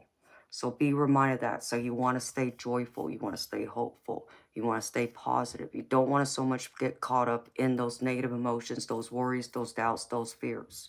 Because they will create that reality of everything you fear, all those worries, all that emptiness, that sadness. Wash it away. They want you to focus on the impossible dream. Think of it, create it, have happiness, have joy in it, and it will be yours because they need you to let go of these toxic relationships. Because I pull this next, release toxic relationships. So you got to let go of these toxic relationships, whoever it plays with, whether it's a romantic partner, friends, and understand me, beautiful soul, even if that involves family. And I am a family-oriented person. I love my family, but understand me. I will put my distance with family members who disrupt my peace. Doesn't mean I hate them. No, I still love them. I wish them love. I wish them well. But I love them from a distance instead of having them up close in my energy, daily, weekly, even monthly. Like I have friends, well, I have family, I have relatives who are close by, like within a 2 hour drive of me. I haven't seen them in like a year. Okay. And it's not because I don't love them. It's because some of them I can only take in doses. And I know that. Otherwise, if I'm around them too long, they will disrupt my peace. So I have to love them from a distance. I'll still, talk to them here and there, text, whatever, but I don't need to see them every day, every week, every month. It's just that's me. So Spirit wants you to stand in this power and be reminded you are in control of your destiny and you're in control of whatever relationships you have, however way they turn out. And the ones that aren't good for you, let them go. Cut your ties, even with your family. If they are creating toxicity in your life, cut them loose. Love them, send them on their way, send them away with love and light. See them at family get-togethers, but that's where you draw the line, beautiful. You can't, have people coming in and out who just aren't serving your greatest good. They will hold you back. And you don't want to do that with yourself. Understand me. Don't do that to yourself. You deserve more. The Spirit's showing me that. Because in this recent past, I see you are, in this full energy, okay? And this is the dreamer. This is like starting out on a new journey, starting a new story for your life, going down a path that you haven't experienced yet, that you may not know everything that's going to come, for you, what's down that road, but you're willing to take it and you're having faith in the universe. But then you're constantly judging it too, questioning it. Is it going to be worth it? Or are you going to um, are you going to face consequences for making the wrong decision, choosing wrongly? Because I get the judgment card here, but I'm reading this judgment card upside down. Instead of it being this way, it's this way for me, okay? So I feel like you've been judging things a little too hard, but I feel like most of it is coming upon yourself. You got to be easier on yourself, be gentler on yourself. You got to boost yourself up, okay? You can't bring yourself down and allow the outside world to bring you down with you. You're helping them to bring you down. The people who would want to see you fail, you're helping them. If you're going to go through and have those negative talks with yourself, don't do that. Know you are more than that. You have more to give. There's more there. It may take more focus, time, attention. It may take time away from other things and places and people. That's fine. But you still have everything within your power to create these dreams, this life that you want, and be in your power and not have these relationships break you and tear you down and make you feel like you're no good or create drama BS. It's not worth it, honey. Okay? Because I see right now, you've been going through a lot of pain. Because I get you in this Four of Swords, but this is like a time to take a deep breath, to relax, to reevaluate everything that's going on around you in your life, what you want to do before you make your next move. And beautiful, understand me, I'm not telling you to rush this decision, whatever these decisions are, these people that are involved, okay? But, take that time to at least take a deep breath, think about things, consider all your options, and then go ahead. But I feel like you need to give yourself some love first. Like, I feel like you need a spa day, um, because I feel like you are going through a loss, because I get the Five of Cups with this. So you need to go through, some time for yourself to heal yourself, to process everything. So give that to yourself and don't allow anyone to make you feel guilty for taking time for you, because nobody else can love you better than you love yourself. And you can't make other people love you until you teach them how to love you first. And that's by how you love yourself. Because I get you in the center energy with the Queen of Cups. you know, you're very empathetic, you're very tender-hearted, you're caring, you have intuition, you have insight, you have foresight into, how people are, how they operate, what their agendas are towards you, are they good or bad? But sometimes, you may ignore it, you may ignore the red flags when you know you shouldn't, but you do anyways. And because of it, it's creating this chaos around you. And, to where your abundance, what you're trying to get to, create this life, this abundance, create your dreams here, make everything reality, your abundance, whether that's your mental, emotional, spiritual, financial, material abundance, whatever this is, you're allowing others to get in the way. Don't do that, okay? It's time for you to walk away. It's time for change. And there will be calmness that will come. Because I get you in the Six of Swords, and this is needed change. This is you walking away, leaving all that drama, all the nonsense, the chaos behind, getting out of those choppy waters and coming into calmer waters where things will start to progress and get better. But what I see, kind of working against you is you getting in your way by allowing these thoughts to take over, this Nine of Swords, and by feeling like, instead of fighting harder for that abundance and to make peace and harmony, even if it feels like you got to put in more time, that I feel like you're going to fall back, where you're going to find yourself more in content, being complacent is the word I'm missing. I'm I'm meant to say, because this Four of Wands is all about togetherness. It's all about celebration. But to me, it's the other way around, and that's not what I'm picking up here. I'm picking up it's very different. But I feel like you would be, fall back and saying, well, it's too much for me to kind of go through right now, so I'm just gonna leave it alone and still go through and deal with the chaos, and just keep floating through life. And don't do that, honey. Do not get lost in yourself. Do not get lost in that stress. Do not get lost in your thoughts. Do not get lost in your way. Do not sabotage it. Because if you do, you're going to bring in a big tower and everything else will crumble around you. And I don't want to see that happen to you. I want you to succeed. I want you to be happy. I want you to have everything in this life you could ever want or dream for yourself. And divine wants that for you too. But they need you in your future outcome. They need you to be in this Queen of Wands energy, which is all about confidence, not underestimating yourself anymore, putting all your passion, your creativity, your desires into action. Make that plan, go for it. Use your wisdom, your knowledge, your creativity, your passion, and allow it to drive you forward so you can create that life. Even if it means you've got to cut ties, let them loose. It's not worth hanging on to. There will be people who are meant to be in your life. They're going to be there. And you're not going to have to fight for them, okay? You're wanting to find your soul tribe family is what you're looking for. And those are the people who are meant to be in your life. They're your ride or die family, so to speak. And they will be there. They're going to want to be there, okay? You're not going to need to beg them. They're going to want to be there for you just as much as you're going to want to be there for them. And they're going to love you no matter what. Good, bad, indifferent. They will be there beside you. And those are the people you want because they're going to lift you up when you fall. When you need some words of encouragement, they will be there. When you need anything else, they will be there. Okay? And it makes a world of difference. I have come across a few of my own soul tribe family, and a few of them are my actual mods.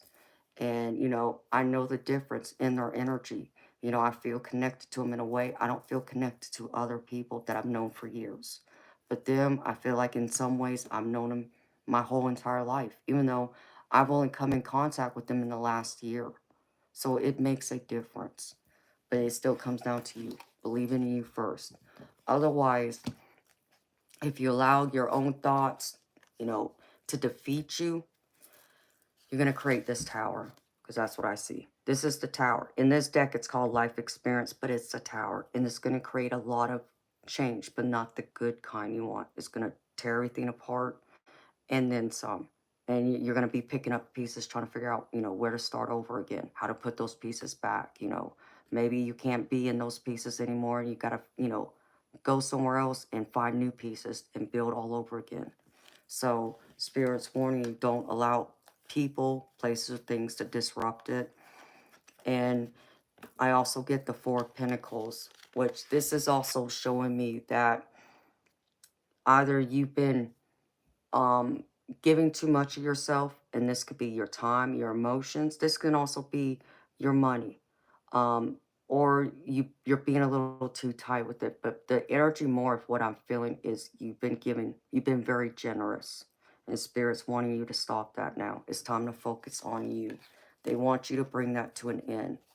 So, because there is a rebirth. Here's the Death card, which is the final card I pulled. And this is all about a rebirth, like this card. You know, saying goodbye to one chapter, closing the door so you can walk into a new door and start a new chapter and begin again. You know, it doesn't, death card doesn't mean literal death. It just means transition, change, transformation, rebirth. And that's what you're wanting. So focus on that. And in time, everything will work out the way it's meant to.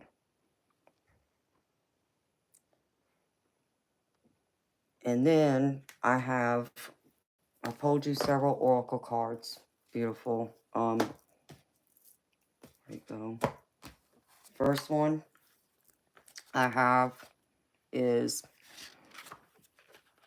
from the Guides of the Hidden Realms. And this says, Luke, this says, begin with faith in spring. Okay? And here's what it says. The season of spring arrives with a force so potent and vibrant that it's easy to be intoxicated by its fertile energy. All manner of new life sprouts up as animals awaken from hibernation. Flowers bloom and delicate plants push their way through the hard ground. Right now, you're in the same season in your life, the beginning of something new, something wonderful. You may be starting to see your dreams taking shape in the outer world. It's time to be curious and explore this new territory, relationship, or situation with eyes and heart wide open. Take advantage of this energy as this rich time can't continue forever, but it will last long enough for you to find your momentum and move in the right direction. Honor how far you've come and trust that this new idea, love, or situation of yours that you're inquiring about will flourish through all the cycles of reality creation. You have every reason to be joyful and optimistic. Whatever you begin now, know that it will have many more successful seasons to come. So trust in this new process, trust in this new birth. Whatever ideas you want to create, the desires you have for your life, this is the time. The time's now. And there's assurance of greater growth and success in this. So have faith in all of this, and it will come. And then this card just, it called to me, sweetheart. So I just pulled it. But I feel like this applies to you a lot too. It says every word has power. Education, power, persuasion, communication, internal dialogue. Every word has power. You need to remember this. And it's also the words you tell yourself. And those are the biggest words that simmer inside you. What doesn't matter day or night, it's there. Talk gentle, be kind to yourself, be loving to yourself. When you do that, you will see a big difference in your life and things will change for the better. Because I can tell you quickly, you know, when I've gone through life and I've gone through some very hard things in this life, you know, I just turned 44 today. But I can tell you by my 21st birthday, I've been through a lot more than most people gone through their entire life. And I've been told that by many elderly people who know me and knew me over all those years. But I didn't allow it to destroy me. You know, I had to have faith. You know, faith in God, faith in the universe, but above all, faith in myself. And so I would go into my bathroom and I would look at myself in the mirror and I would say these exact words. Everything's going to work out perfectly in my favor. And I would repeat those words. And I still do it to this day. And let me tell you, it makes a difference. Does that mean that everything's going to fall into place overnight, magically, the way you want it. No, and I'm not trying to, say that it will. But what I'm saying to you is those positive words you say to yourself and you remind yourself, you're going to be okay. You've made it this far. Keep going. It raises your self-esteem. It raises your confidence to where when you leave and go out your front door and go out in public, instead of, looking down at the ground, or when somebody stares at you, looks you in the eye, you look away, you look at them straight back. You hold your head up high. You walk taller. You have this extra strength in your being. And on those days that you feel like you can't take that extra step, you find it. You find it deeper within you than what you thought you had the day before. Those positive words of affirmation are very powerful and they will help you. It pushed me through days that I didn't think I was going to get through it, but I did. I'm still here, you know. Do I have problems still? Of course. Who doesn't? But I'm still going through them. And I know it's going to be okay. And I know it will get better in time. May not be today, may not be tomorrow, but I promise it will get better. And I know this. And that's what you need to be reminded of too. And the next one I have for you is from, let's see. Okay, Spirit wants me to read this to you first. This next card is from my Healing Heart Oracle. And this is like a love letter to yourself from your higher self. Okay. And this one says, it's called Co-Creative Heart. Look for clear signs. And it says, Dear Heart, I know that when I listen to your whispers and hear your inner call, we become an incredible team for manifesting the type of reality in life we both desire. I know that I can easily forget to align with you. I become so busy that instead of tuning into you, I go to a place of safety in my head. I try to be practical and realistic as opposed to following my passion, creativity, and joy. I know that you hold the key to my destiny and that I need to reconnect with you by asking the right questions. What makes you open, my dear heart? What makes you come alive and experience happiness, joy, and fulfillment? What gives you a sense of wholeness and satisfaction? What is your true calling? I am willing to be patient and meditate on these questions and pay attention to the feelings I receive and the answers you offer me. I ask that you make the answers clear, including offering me strong signs that I can recognize and follow. So know that deep within you, work with your, internal self, your heart, be that creative mind. What is it? What do you think of? What do you desire? What do you dream? Create it. Ask yourself these powerful questions. You know, write it down, in a journal. If you don't have a journal, I suggest get one. It will help. And it'll put more time and attention to where those words, like thoughts create your reality, will become even more true as time progresses forward. You just need to be reminded of that. And it will be. And then I pulled from this other card called Turning Point from my Resurrection Oracle. And it says, choices we make. There are pivotal moments in life that are huge turning points. It's the choices we make that lead us down certain roads that are sometimes forked, meaning you need to make further decisions along the way.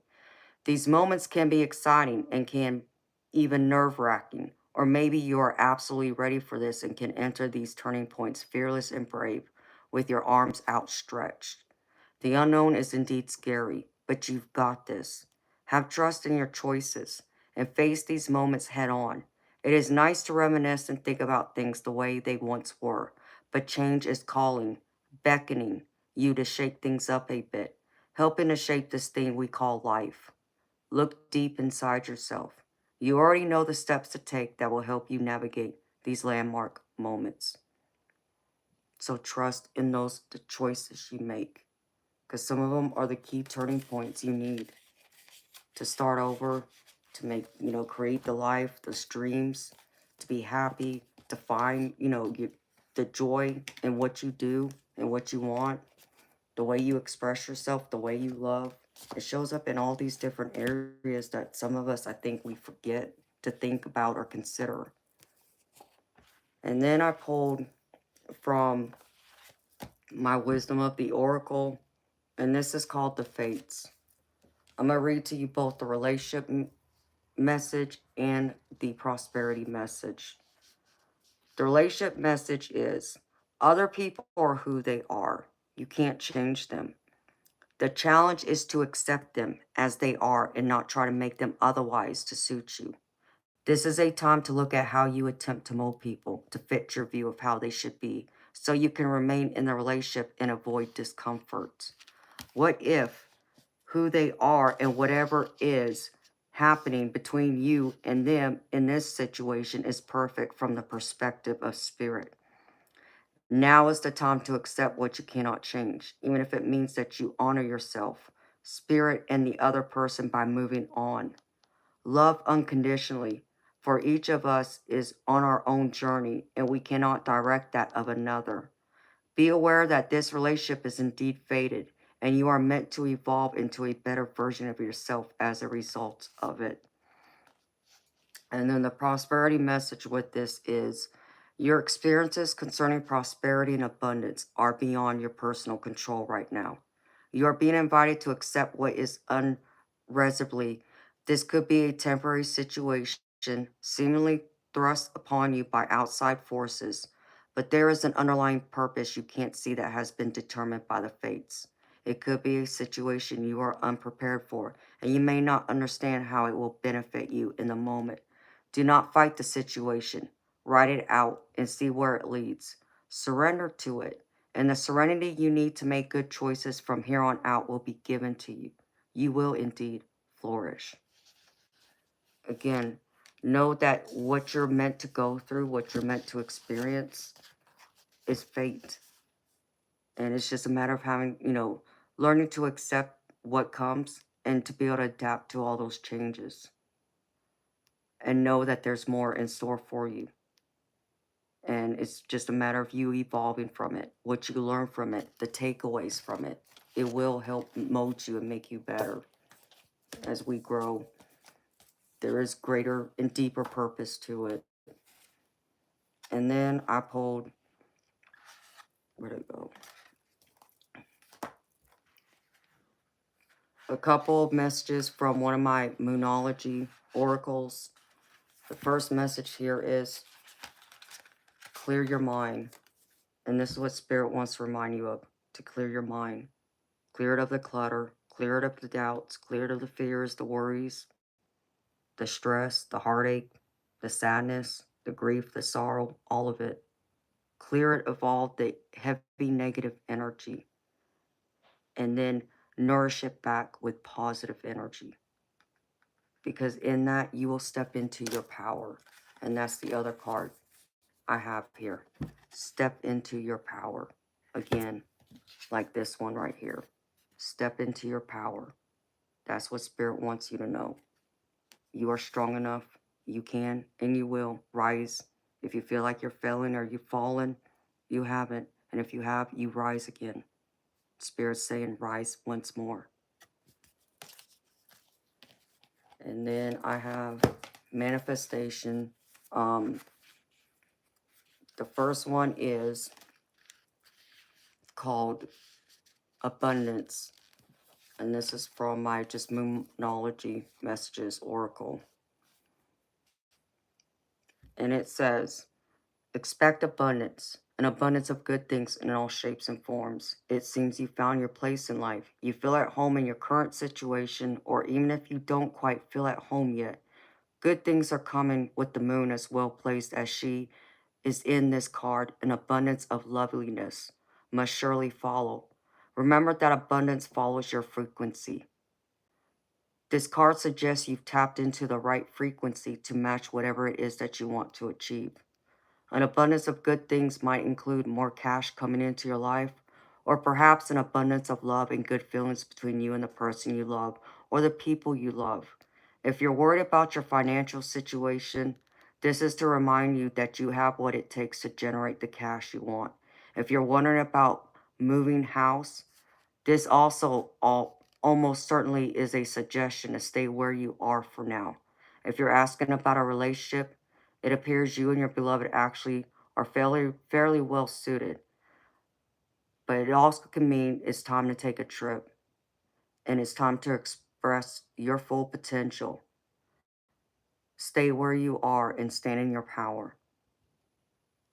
The choice is still yours to make.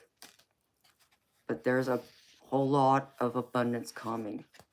It's just a matter of your mentality, where you place it. Because the other one I got is Moonlight Serenade. Change your tune. And it says you may need to change your tune. Have you been harping on and about the same old thing? It is time for you to change things up. Maybe you've been a little too frantic and it's time to slow things down. Stop and hear the music of the spheres, the planets. Could it be that you need to change your mind, have a change of heart, update your opinion? Is it time to choose love over fear? It's so easy to get stuck in particular ways of communicating. Maybe the person you need to get through to now will respond in a way that's more to your liking if you sing a different song. In other words, try a new tactic. Have you been obsessing? If so, stop. And remember, as Dr. Wayne Dyer's taught, when you change the way you look at things, the things you look at change. Make sure you're not being stubborn. Holding your ground sounds good, but there's nothing wrong with admitting when a new tactic is called for, and one may well be called for now. Look at your question from a new perspective and don't be afraid to admit when you are wrong. So have a different mindset, a different perspective, a different way of approaching it. There's always that saying, like, the whole definition of insanity is pretty much doing the same thing over and over again and expecting a different result. It's going to end up the same way. You've got to do something now different that you haven't tried before. And yeah, it may scare you. I understand it's scary. And yeah, you may fail, you may, fall off the horse, so to speak, the first time. But it doesn't mean you stop there. It means you get back up and you try again, but you do it a different way. But each time you take another step forward, even if it doesn't go exactly as you had hoped or wanted it to the first time, you learn at least another way it didn't work. So to not do it again. So you get closer to what will work and you focus on that instead and bring attention to that, because that's what Spirit wants to remind you of. So know you can. Know you have those building blocks. It's within you. Because this is the other card I meant to show you. You can build this. What you desire, what you create is all within you. Okay? And then the angel card I pulled for you, sweetheart, is Metatron. And it says you have a divine calling. God and the angels are recruiting you. Where you are is where you have been strategically placed. Trust that what you are facing now has everything to do with what you are here to heal, and that it will lead to a life that is aligned to meaning and purpose. You are here to make a difference, and it must begin with where you are right now. And the thing you can tell yourself, the positive affirmation, is I am ready to fulfill the call of my soul. I am ready to fulfill the call of my soul. And say that to yourself. Look in the mirror, write it down, say it out loud, multiple times a day if you need to, but say it to yourself every day. And, by doing that, also ask your angels and your spirit guides for help. They will come in and help you. It may not seem like they're helping, but I guarantee you they are helping you. It just takes time and some patience. And with perseverance and resilience, you will get there. Just hang in there. And that's what I have for you, my beautiful friend. So I want to say thank you for allowing me to read for you. I hope that this reading has resonated with you, Luke. I hope that it's helped to calm any doubts, fears, or worries you've been having, getting lost, in your thoughts, things that are getting in your way, things that you don't need to focus on, and also those things that, you should be focusing on, your dreams again, living again, being happy, being excited, being encouraged to keep pursuing, to keep going after those dreams, even the ones that seem so far out of reach. at least dream them. Go after them. Take a chance. Don't allow those other things to hold you back. I hope this has helped you to find your pathway forward. And I want to say thank you so much again for trusting me to read for you tonight. It's been an honor, sweetheart.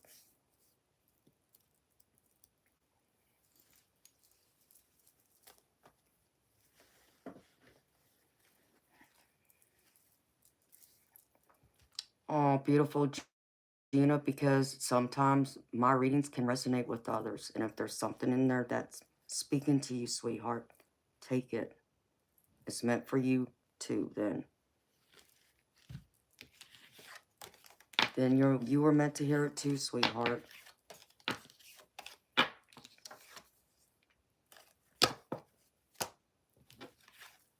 Trust in that, sweetheart. You need a cigarette now?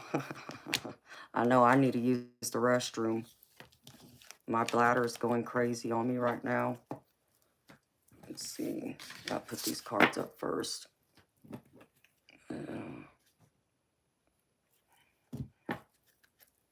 Oh, thank you, Stephen. Hi, beautiful people that came in while I was doing that reading. Welcome. I'm happy y'all are here. Gina, you know me. I go deep, honey. You know I don't do surface level. In order to help, I have to get to the root of the problem of what you're going through.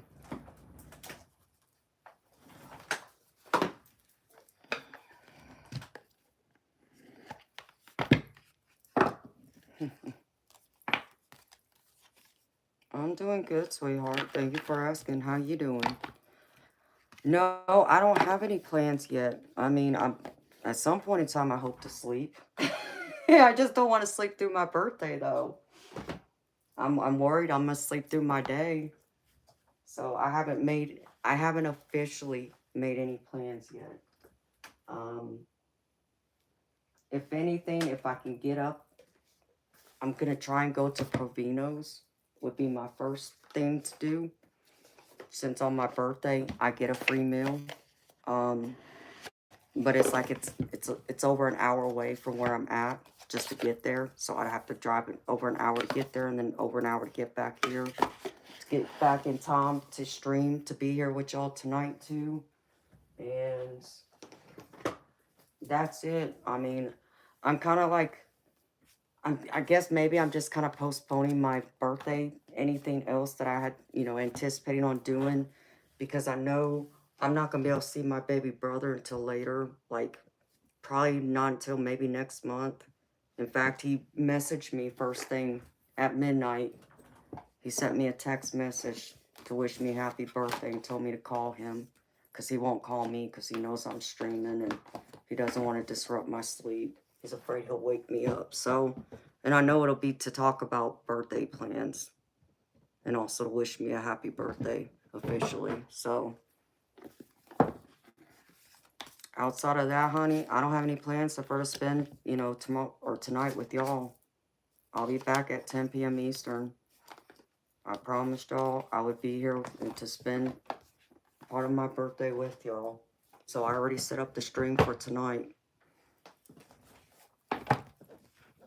So outside of that, I don't have anything else. I mean, if anything that I may not be able to do today, I might wait till Tuesday.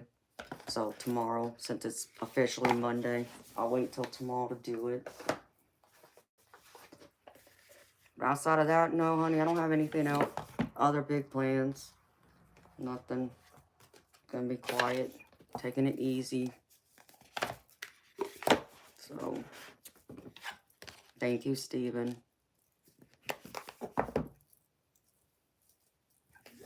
Oh, Karen, you're talking about my favorite restaurant? Oh, honey, I would love to go there. Oh my gosh, I have not been to that restaurant since before COVID. But I don't have the money to go right now. As much as I would love to go, I don't have the money to go right now. So, that will have to be down the road sometime.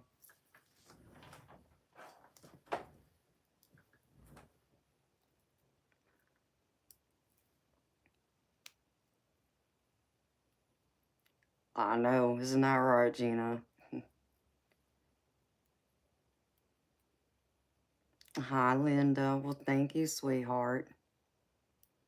Oh, Karen, I hope I will soon. That's what I'm hoping. Gina Chops Lobster Bar. It's in Buckhead. It's off of West Paces Ferry Road in Atlanta. Hi, Cube is. My readings are $30, sweetheart. It's $30 US. There's a link in the bottom of the chat. If you see my name highlighted in yellow, you'll see a PayPal link. There's also another link called Buy Me a Coffee. I also have Zelle and Venmo. If you go to Zelle or Venmo, if you choose that route, you just have to type in my email address. It'll pull it up. So that's how you get a reading from me, sweetheart. Okay.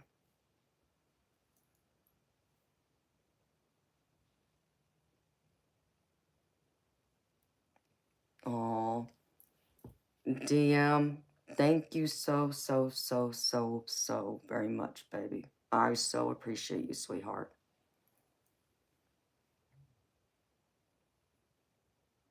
Oh no, honey, this is fine dining. It's a fine dining restaurant. So like everything there is a la carte. So when I go there, I get a 5-course meal. I get um a crab cake, spinach salad, soup, lobster bisque soup, and then my entree is a 14-ounce filet. I get garlic mashed potatoes. I get cream spinach. Sometimes I'll get the broccoli too. Sometimes I don't. It just depends. Or the corn mash. And then I get a dessert, a cheesecake to go. So it's a 5-course meal.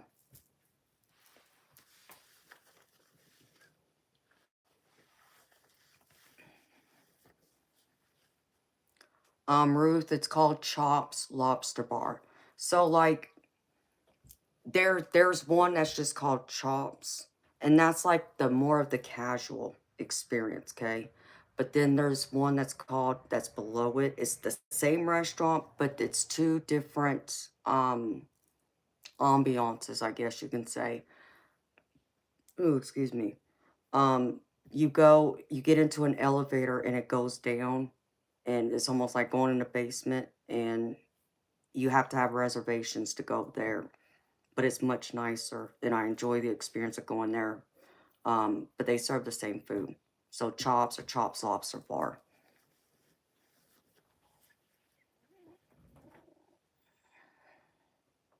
I'm sorry, Steven.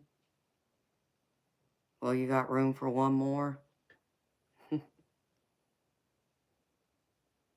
So DM, thank you so much. Thank you. That is very sweet of you. So yes, Ruth, I love Chops. That's my all-time favorite restaurant. If I can pick, that's where I like to go. I have not been. Oh my goodness. Like I said before COVID, and COVID was what, 2020, 2021? It was before then. So we'll say like 2018, 2019. It's the last time I was there. But I love that place. So when I go there to eat. I pig out.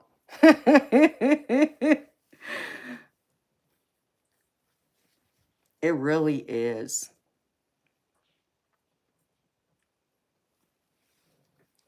Oh, thank you, sis M. Scott. Thank you so much, honey. Oh, okay, Steven. I was like, huh? What? I wasn't sure what you were saying, baby.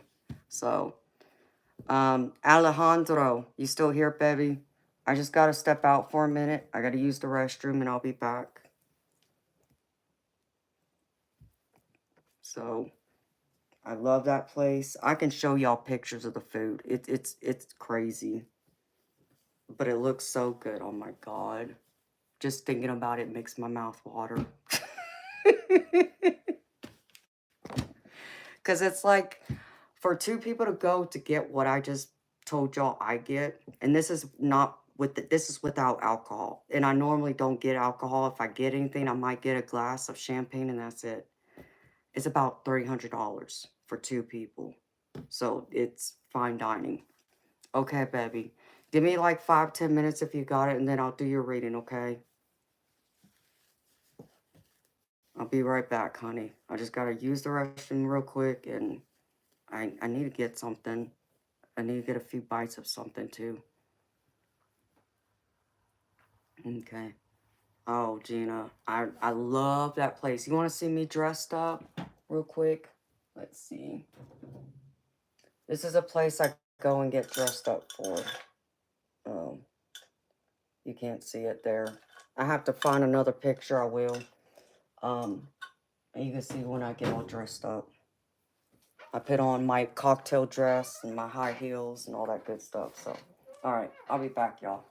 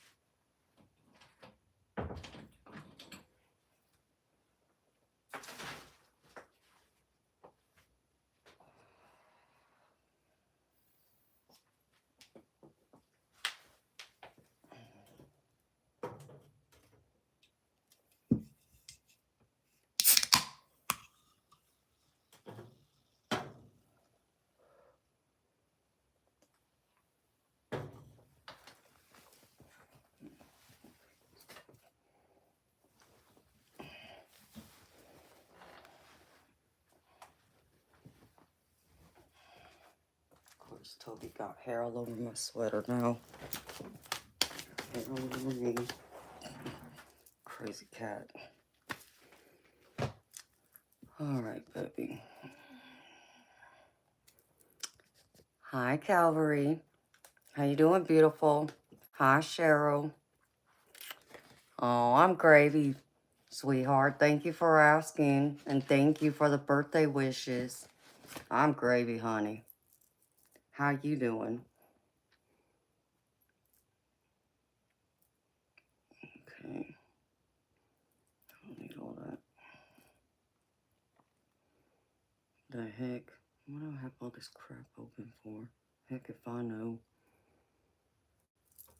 Don't know why. Okay. Alright. Alright.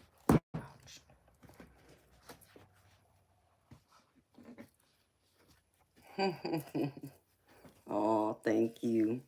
Thank you so much, sweethearts. Love y'all.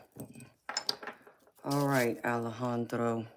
Do you want to know about your lady? What's going on? Alright, baby.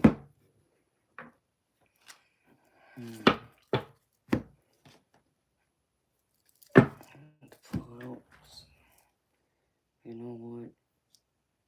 I don't want to do this. I'm gonna put this to the side, baby, and do something else for you instead.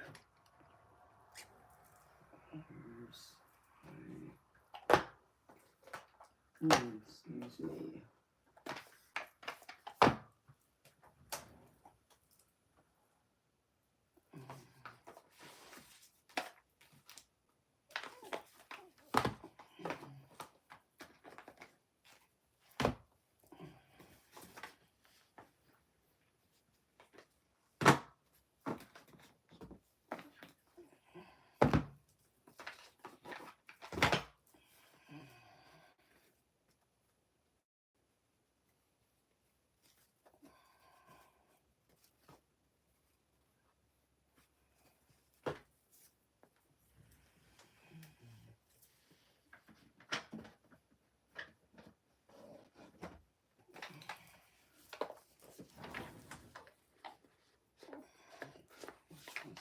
Wants me to pull from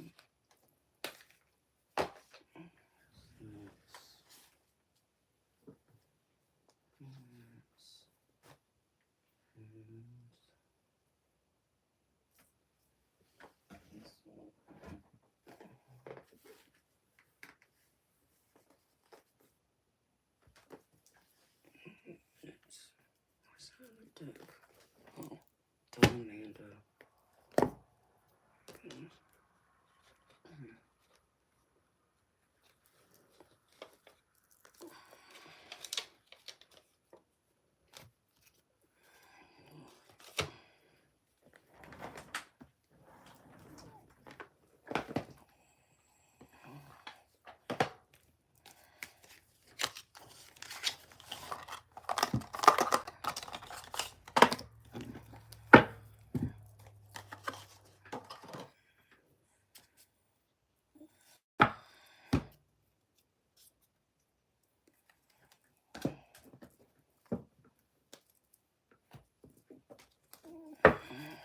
This to the side.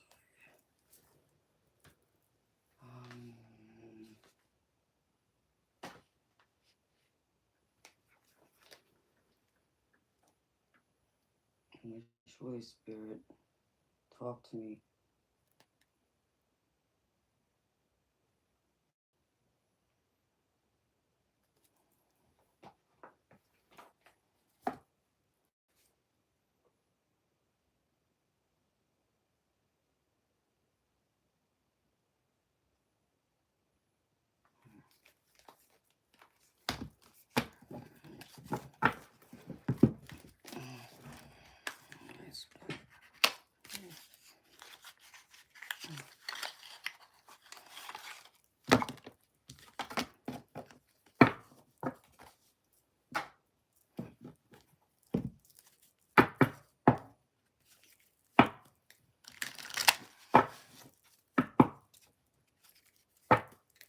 Calvary, that's perfectly fine, sweetheart. You can do it that way.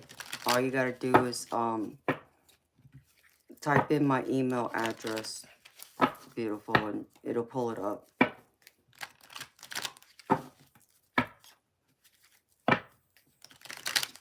Hi, Russell. How you doing, sweetheart? All right. Take this rings off. It's driving me crazy.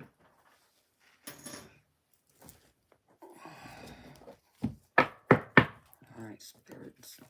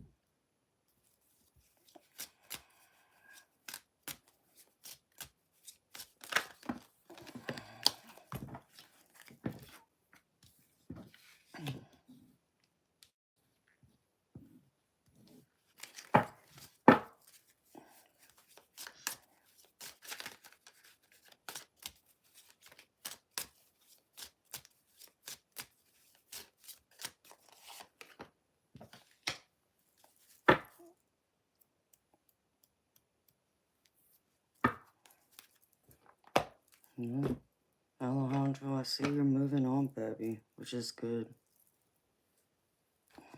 That's a good thing. That's what I want to see.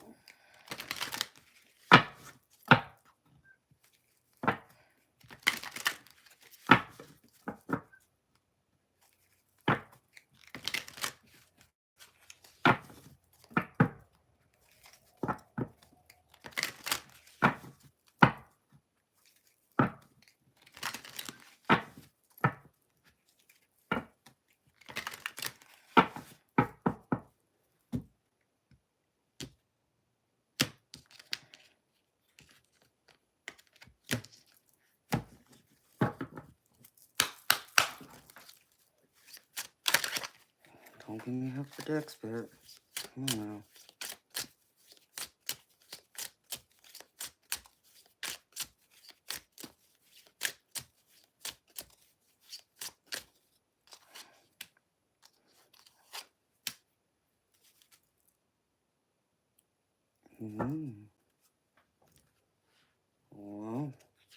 Well then.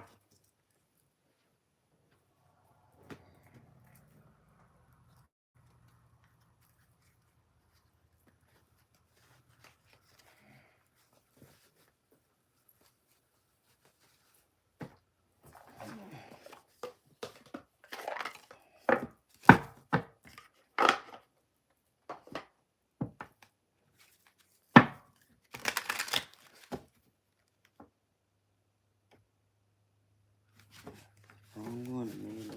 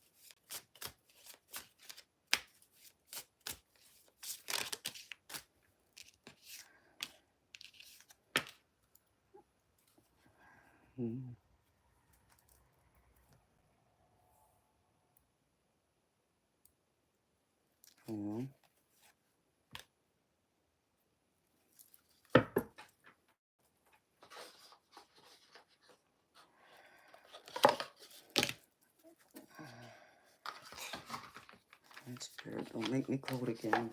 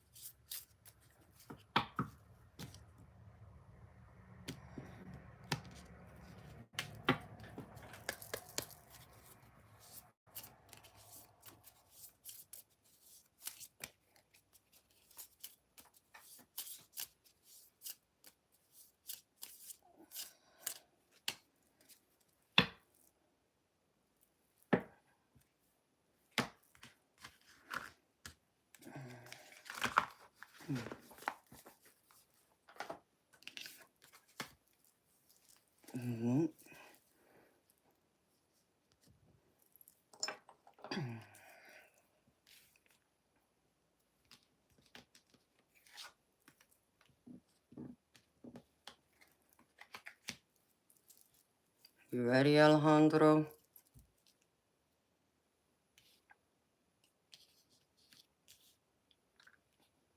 Hi, Albert. Hi, Love Life. Hi, Pastor. How y'all doing? I'm gravy. I'm gravy. I'm having a great day. It's a great start to my birthday, so it's been gravy. Thank you for asking. I hope y'all are gravy too. Alejandro, I mean, it's looking promising, baby. I know I probably pulled more cards than what you had sent me, but, you know, I just felt guided to. I did yours a little different though, baby. So I pulled some cards. All right, Spirit, stop making me cold. From my Love Oracle instead of pulling from like Spirit Guide. And first card I have here is healthy choices. Making healthy choices in love and in life. Self-love, self-care, being happier. So I feel like Spirit's wanting you to know, make healthier choices. And I feel like this is a good start to that. And they're showing me this. The next one, though, I have the golden mirror, and it says self-absorbed, narcissist, one-sided relationship, love bombing.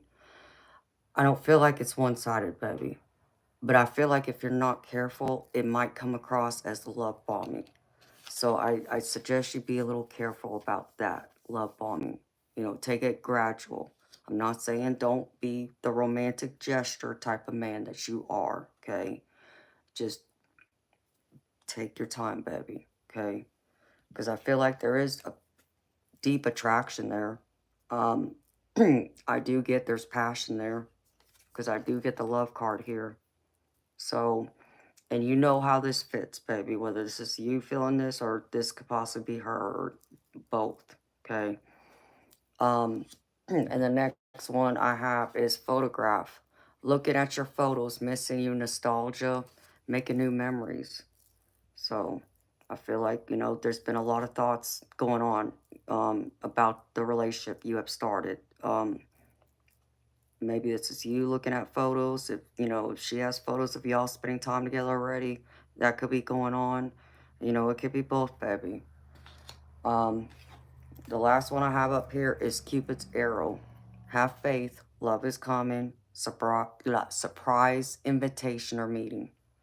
But it has hesitation at the bottom. I do feel like there's a little bit of hesitation, but I feel like there is still this growth. Like, I feel there is chemistry in this relationship you're starting. And the energy I get around you, baby, with her and your energy, I feel like there is that. She has that desire for, you know, to want to see this go further. There is that wanting to have faith to see how far it'll go. So I don't feel like it's going to be one-sided, you know, as it's been unfortunately in your past. But what I will say, baby, like first up, recent past energy, and I pulled this from my Angels Romance deck. So this is like your recent past energy, focusing on your career, you know, finances, placing your focus there, which is good, and that's where you should, to watch how things progress. Be mindful of this. Stay, you know, be focused, driven on your career, and yeah, enjoy the time you have with her when you're, you know, when you do get time. But don't get absorbed in that relationship either. Be more focused on your career and building that up. Not saying you don't have anything solid with your job now, but just stay focused on that. And be that leader and that vision. Because I get the King of Wands with this, which is you.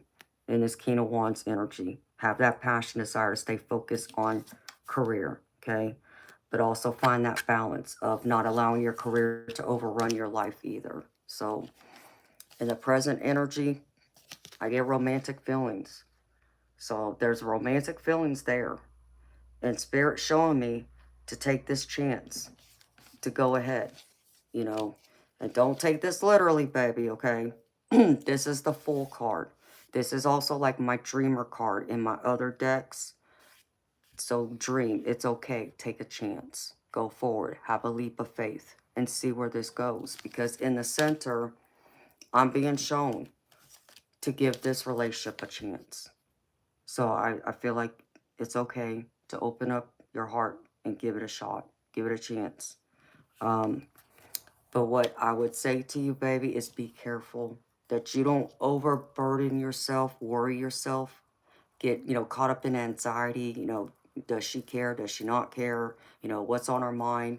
Because I get the 10 of Wands with this. And this is all about your anxiety, your worry. So Try not to allow this to burden you, to overwhelm you, to overtake the positive experiences you're having with her, your conversations, the intimate time, whatever all this involves.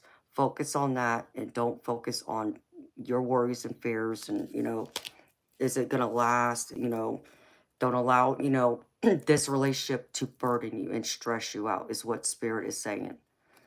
Um, what I see that could be working against it, continuing, is you getting too focused on it going into a deeper long-term relationship, like engagement, okay? I'm not saying you're thinking of engagement, like getting married to her right now, but I also understand this is what you're also looking for, which, baby, I mean, that's a beautiful thing. Um, but stay grounded, okay? Do not get obsessed about trying to make sure that this is the real deal and it's going to go the long haul. Go with the flow, baby. Relax in it. Take it easy. Don't rush it. There's no reason to rush this, okay? Take your time with it. Because otherwise, it may come to where you find you're also connected to this devil energy again, where it creates toxicity, where you find yourself codependent, where, you get so lost in, the emotions of this, good and bad, that you forget everything else. Don't lose yourself in this. And don't, like, I'm not saying don't have hope for the future, for this relationship, for it to go the long, all the way, but don't get all overwhelmed in it at the same time either. Find that yin and yang balance. But Spirit wants you to make that decision. Clearly decide if this is really what you want and you want to go for it. Because I get the very soon card and it's saying to make that decision if you're really going to give it a shot or not. But I feel like if you do, I get the 10 of Cups, which is happily ever after. And this is the future outcome. So I feel like it will go the long haul. So I feel like, there's enough there in surrounding your energy when it comes to her. I feel like she wants the same things you want. So I feel like she's worth giving or taking a risk, is how I'm feeling. Because I even got from my Romance and Love Oracle, first card that popped out is Adventure. And it says, seek adventure together. It adds excitement to your journey. So look at this entire experience, your relationship with her as an adventure. Take this adventure. Explore it. Go the distance. See how far it goes. But I do feel like there is great potential. It will go all the way. The next one I have is Abundance. Open your heart to receive the abundant love the universe has to offer. So Spirit's saying, go ahead and open your heart to it, to her. She's worth the risk, is what I'm picking up. And the other one is Surprise. Romantic surprises are on the horizon. Be open to them. So I feel like there's a lot of beautiful surprises in store. I feel like you are going to be pleasantly surprised by, how it progresses and how it develops over time. And then from my other deck, I also got, this was at the very bottom. Well, first, let me show you this. The first card that jumped out is Twin Flame Harmony. And it says, achieve harmony with your twin flame through understanding and compassion. This balance creates a loving and supportive relationship that nurtures both partners' growth and well-being. So this could be like your twin flame, but it could be eternal love too, because that's the other card that jumped out. I have eternal love here.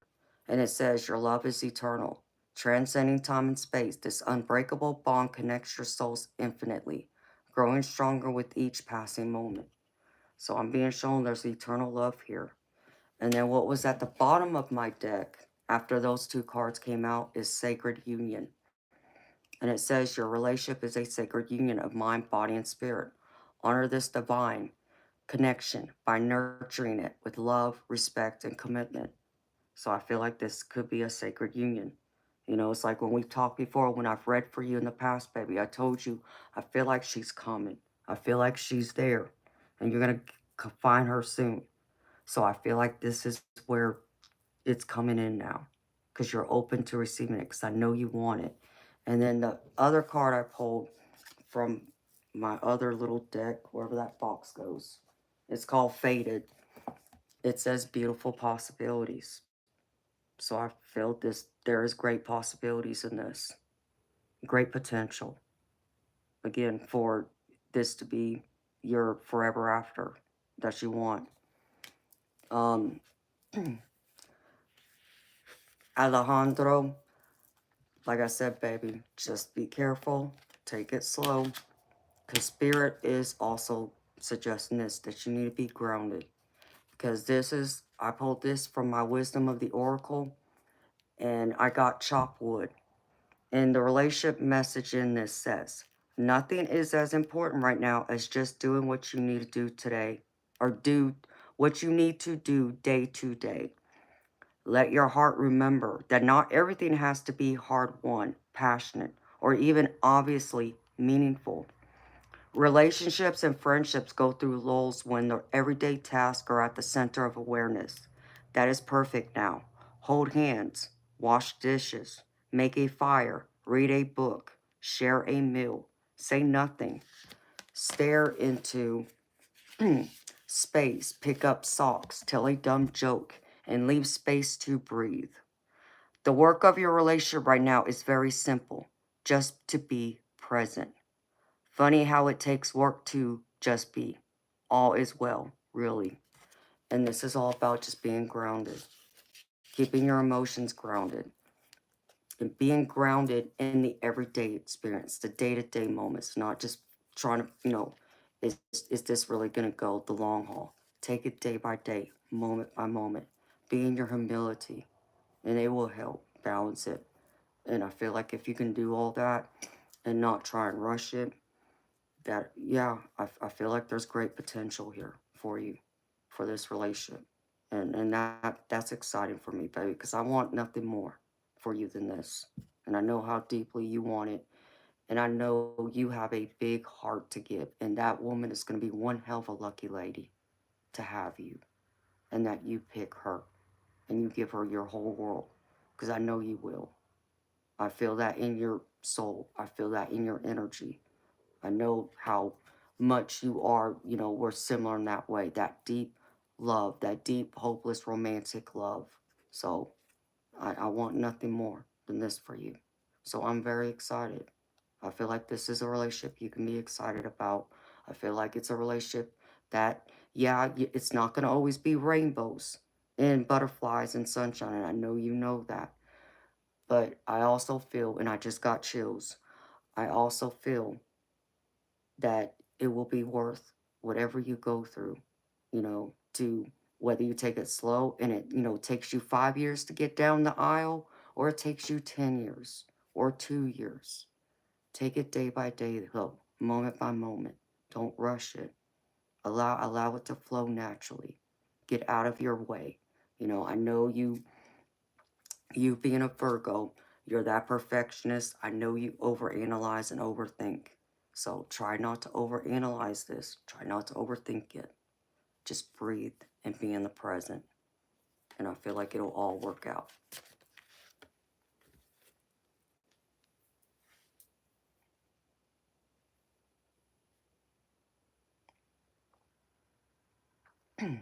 And Alejandro, and that's perfect, baby.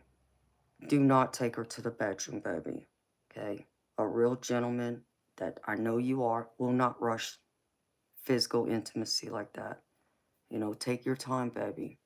Remember what I told you. Undress a person's soul before you undress their clothes. And if you can undress her soul first, then that can come later. But you don't want to undress the clothes and then try and find, how deep is her soul. It doesn't work that way. That's when problems come about. That's unfortunately why many relationships, when you think about the one night stands that turn into friends with benefits, and they try and turn into something serious because one of them caught deep feelings. Many of them don't last because they didn't do what? They didn't undress that person's soul first. They were more focused about the physical and undressed their clothes instead. So I feel you did the right decision. You did right by her too. And you want this to work out. And I feel like if you can get her to understand that you genuinely want this, you want, you want her in the right way. You want to know her heart. You want to know her soul. You want to know her mind. Before you connect to her body, I feel like it will create a deeper bond there.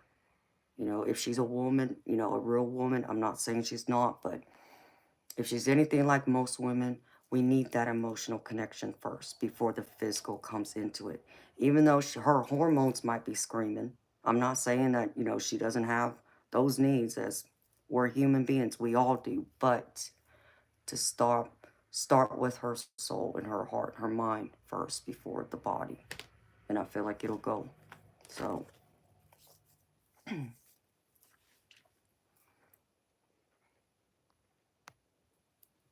so that's what I have for you, baby.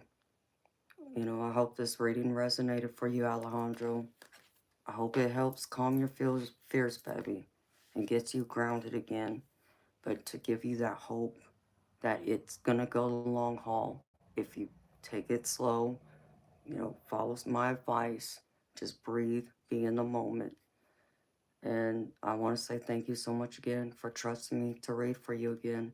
It's always a beautiful honor to read for you, Alejandro. So I'm happy it helped you, baby. Thank you.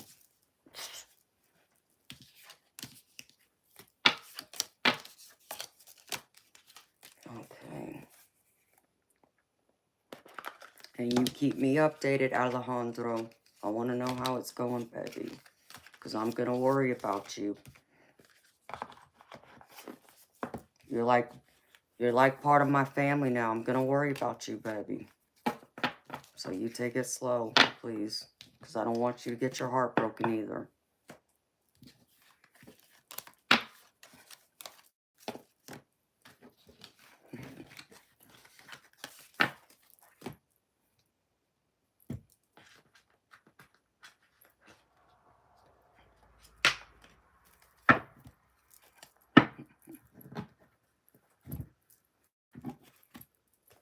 Alright.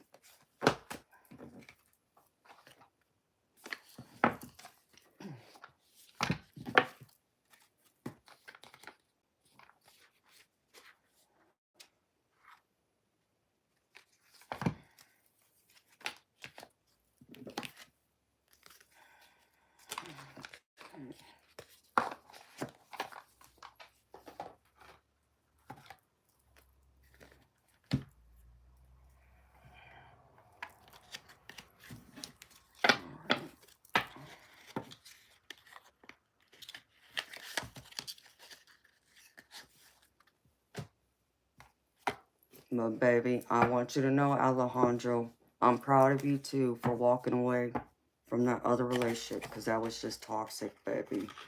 That was not good. So I am very proud of you for that, because I know that's not easy. I know it wasn't easy for you to do either. So I also want to remind you of that and tell you that.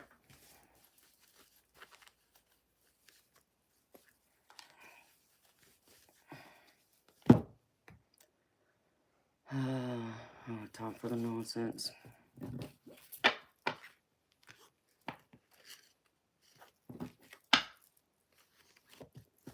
Okay.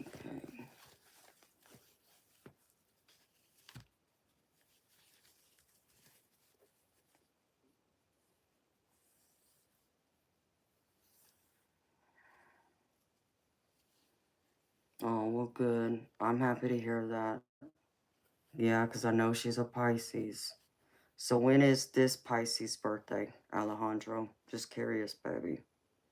Because you told me she's a Pisces too, right?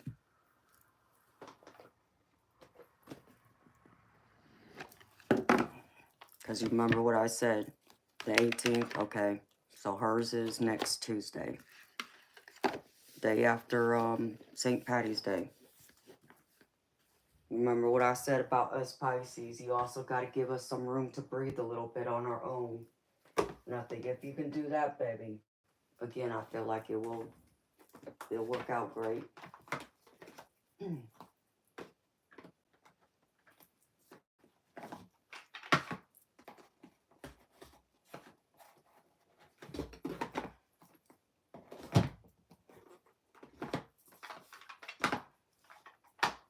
I hope you got some, I'm sure you got something special planned for her already. Me just knowing you, the short time I've known you, and the readings I've done, I already know you got something special planned for her. Did you, Calvary? Oh, I didn't see it, beautiful. I missed it. That's good to know that they're still around, which I know they are. Alright, put this over here. Okay.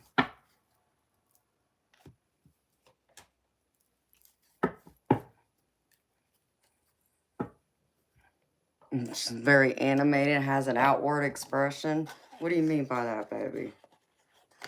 What, does she talk with her hands like I do?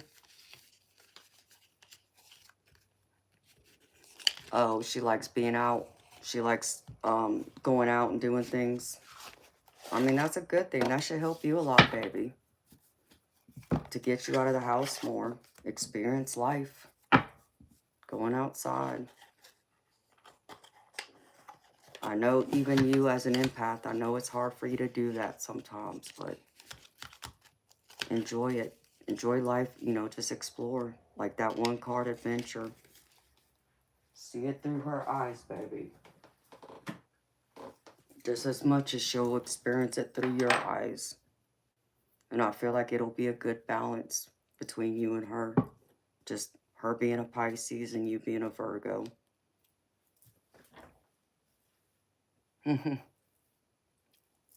It's a challenge. I get that. Paris Lee, I don't know what you're asking. What is it? I'm not sure what that means.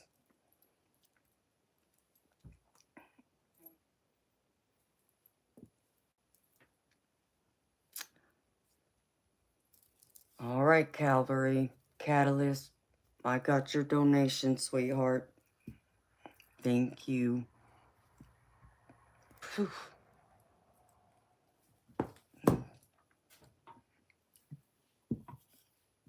Do you have a question, Calvary? Or you want me to just do my thing, sweetheart?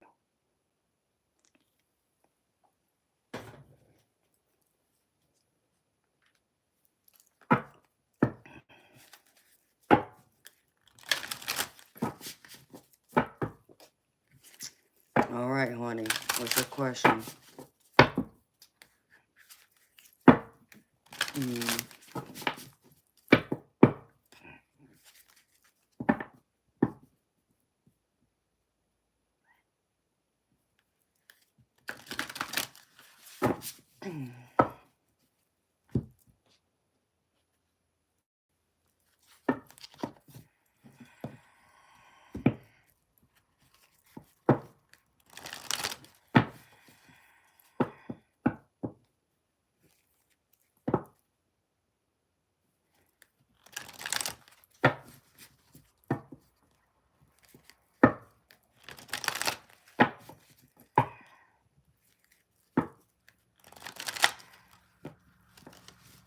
Hello, Claudia.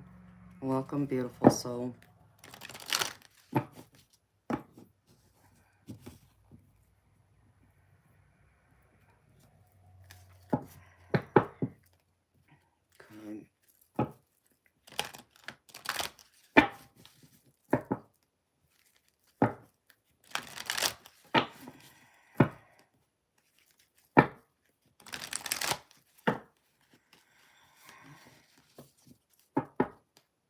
So you want to know how to proceed forward.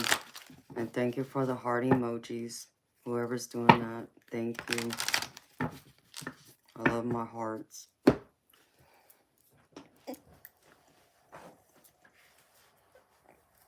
You want to know, like, what not to do, how to sabotage it, like, how to get out of your own way? Are you more focused on what's coming in for you when it comes to this relationship? Like, is it going to go the long haul? Like, where exactly do you want me to focus? I know I see there's career, the romantic partner here, but I feel like you're more focused on the relationship with your partner than you are the career, is what I'm getting. You need general clarity? Okay. Oh, thank you, Lionhearty. You're so sweet, honey. Okay. I'm going to do something similar to what I did just now for Alejandro. Do you want me to go down that road and do it that way? Or do you want me to do it the other way that you see me read?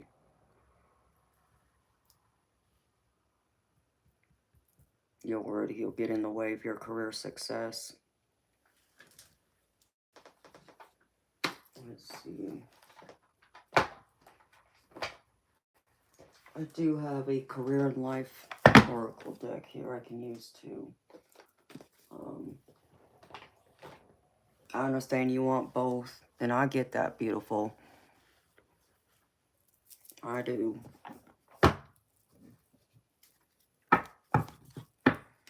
So, whew. All right, Spirit. And I know what you mean about loving hard, because God knows I do too. As you've heard me, I'm sure y'all are tired of hearing it. Like I'm a broken record, that I'm a hopeless romantic. There ain't no hope for me. Right.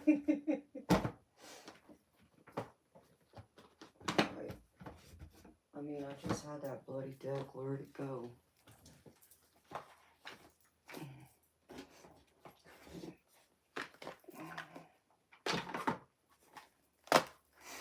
Let's see.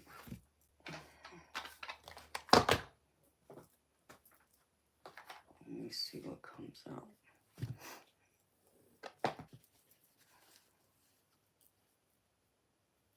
Okay, beautiful. I got you. Never tired of hearing me. Well, I'm happy.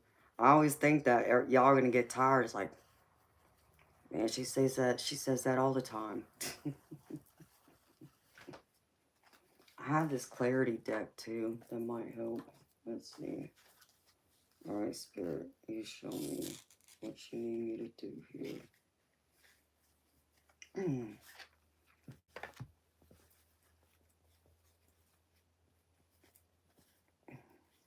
There's two ways, I think. Instead of going down that road using those. So do you like the way I did Alejandro's reading, sweetheart?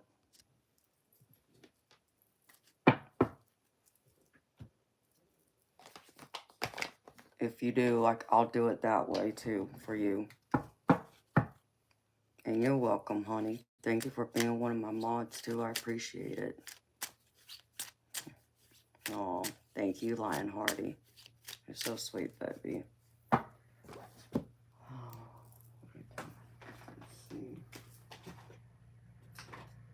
Because I got more love decks. I just got them, like today, but I haven't had a chance to cleanse them, shuffle them, that I can use the next day or two. Okay, honey. Well, since I'm going to focus more on the relationship, I'll go down this route. I got an oracle, a little career and life one I'll throw in there, but let's get to the root of this, which is your relationship, because that will decide how the career unfolds too. Hi, Karen. All right. That plays a significant role. All right. Oh, I guess I need that other deck I just put up too. Where'd it go?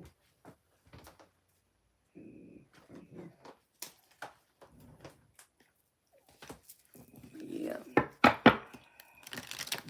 Let's see. Here.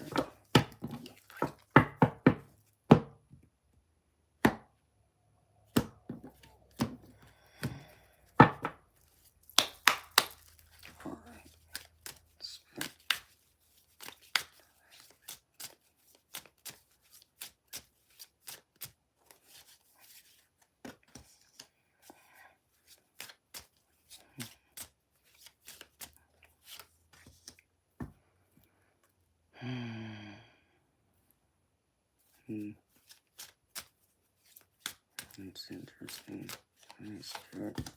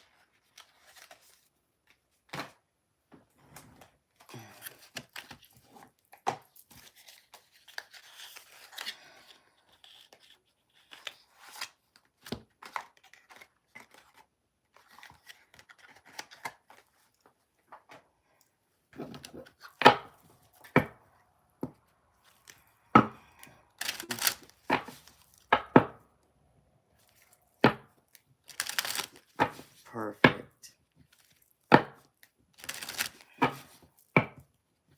Hello, Jason.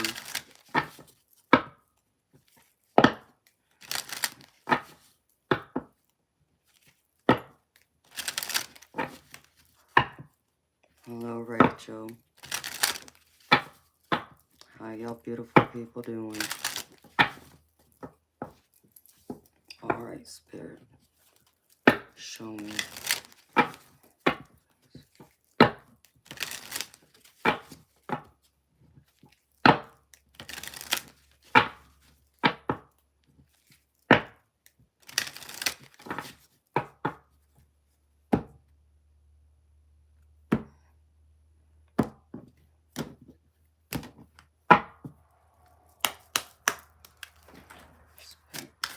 Oops.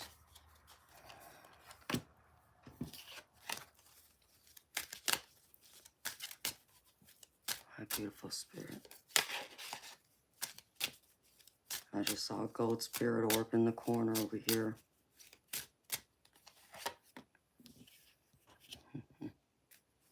All right, Spirit.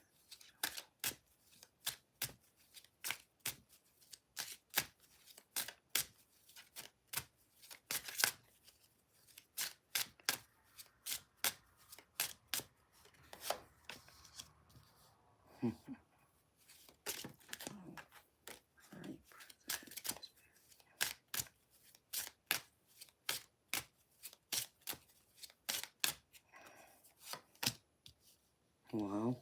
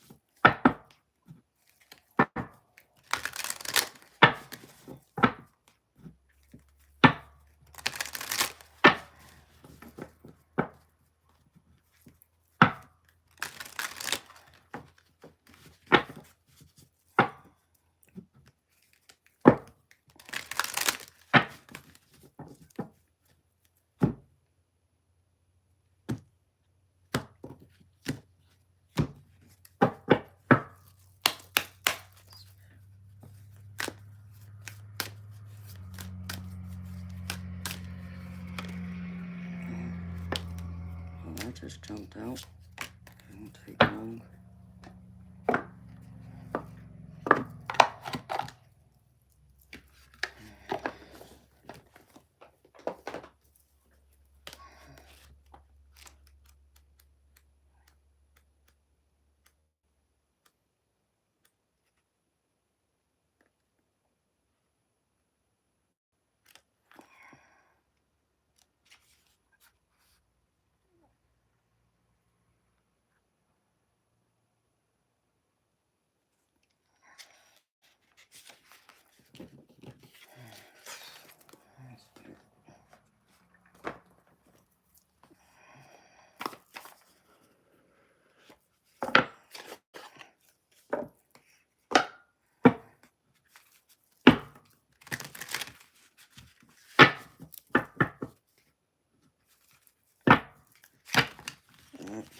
Come on, Spirit.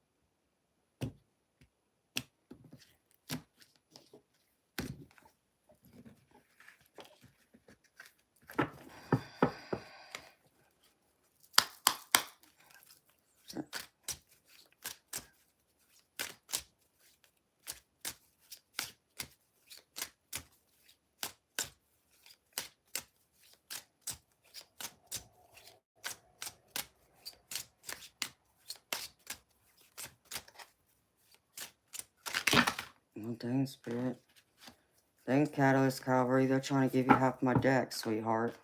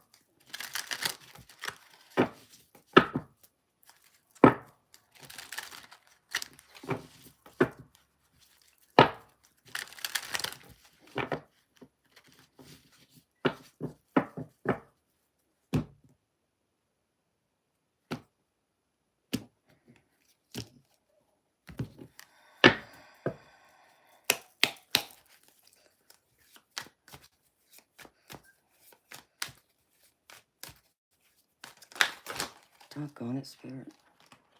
Okay, dang.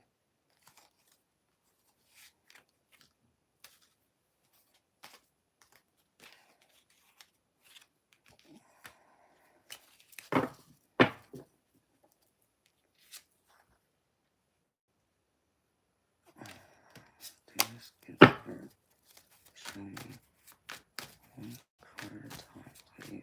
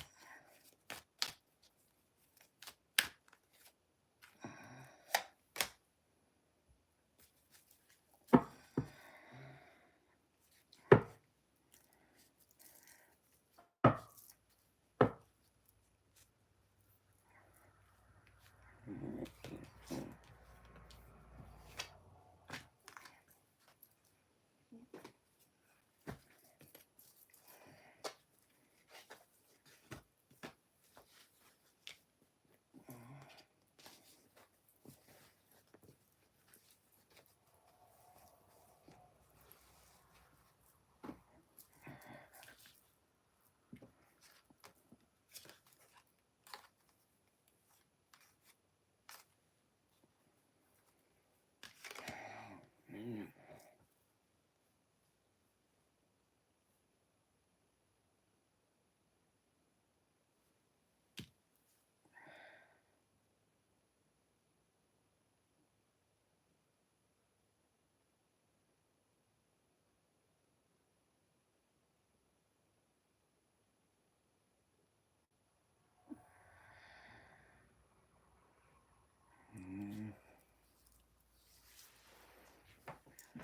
Alright, beautiful.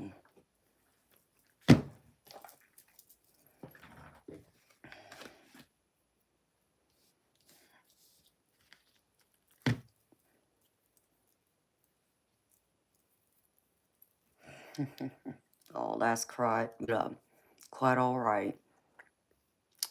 Hi, Spirit Brothers. How you doing, baby?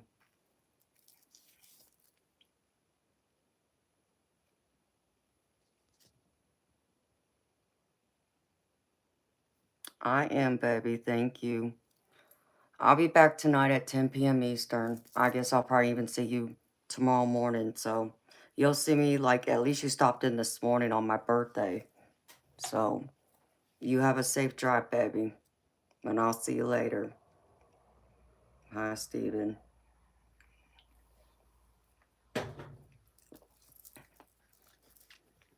All right, beautiful.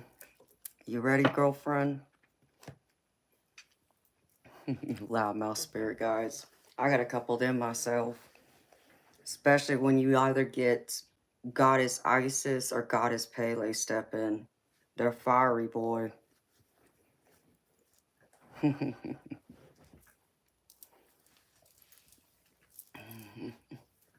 Hello, Amanda. Thank you, sweetheart. Thank you so much. Okay, beautiful. Catalyst. Calvary. Calvary Catalyst. I pulled like the same type of cards I did like the other love reading. So from that one deck, first card I have is Coffee Cup. And it says meeting and conversing, savoring the moment, feeling uplifted in friendship. So I feel like your relationship's in a good place. I feel like, you know, you're savoring the moment, which is good, living in the moment right now, which I feel is very important, taking it day by day instead of rushing it. Like, you know how some people put a time limit, like, oh, I want to be married in 2 years, you know, that kind of thing. And then there's a lot of pressure and stress on both people to make it happen. I feel like if you kind of allow it to flow and live in the moment, it'll go a lot faster and things will move in the direction you want it to go in, if that makes any sense. The next one I have is the Dragonfly, and it says, be lighthearted, things coming to light, adapt, change, heal. And I feel like it is about being lighthearted right now. And I feel like it is about the healing still, you know, because I know you're afraid of bringing that poison from your past relationships into this. And I know you have fears of family, that whether you're in contact with them or not. Um, I feel like as long as you keep them out, like, because I do get that, like, I get the axe here, like a breakup, separation. I feel like as long as you keep your family at distance, the ones that are toxic, the ones that will cause problems, the ones that want to see you not happy, I feel like everything will move in the right direction. And um, I feel like those spirits still want you to work on your self healing, though, because I get the mirror card. And it says, mirroring each other, self image, relationships reflect our wounds, introspection. So just be careful, beautiful, to not project anything onto your partner, and try not to um, harp so much on what has happened in the past, where your past hurts, the traumas you've experienced, gradually work on it though, and I know you will, do your shadow work. And if you focus on doing your shadow work, continue, putting time and energy there, that's going to help things too. Because I mean, I get the Cupid's arrow, which is have faith in love. So I feel like to have faith in here. And then the other card I get is heart with the key. Welcoming love, meeting the one, open your heart, getting together. Perfect. So I feel like if you're wondering if this person could be the one, I mean, Spirit's showing me that, yeah, they are. In fact, it's crazy because first card out I have says exactly that. This could be the one. So I feel like that's, what you feel and what you've been feeling. And I do feel there's been a lot of talk, conversation going on, because I get the Page of Swords, like you talking with others, getting clarity on, how, are you doing the right thing? Is this the right relationship? Are you approaching it the right way? Those types of things I feel like has been going on with the people you trust, not your family that would come in and try and wreck this, but others that you trust, and talking to your partner as well, which I feel is very important, because in your present energy, they're showing me this is true love. I feel like this is how you feel. You feel like this is your one person and it's true love. And I'm even getting it confirmed by the Ace of Cups. This is all about that love, that cup of love. So I feel like this is very strong. And in the center, they're showing me, obviously, I know you know this, but we all need to be reminded that we deserve love, and we're all worthy of love, every single one of us. And that's what they're showing me here. You deserve love, and you deserve this love. You deserve this relationship.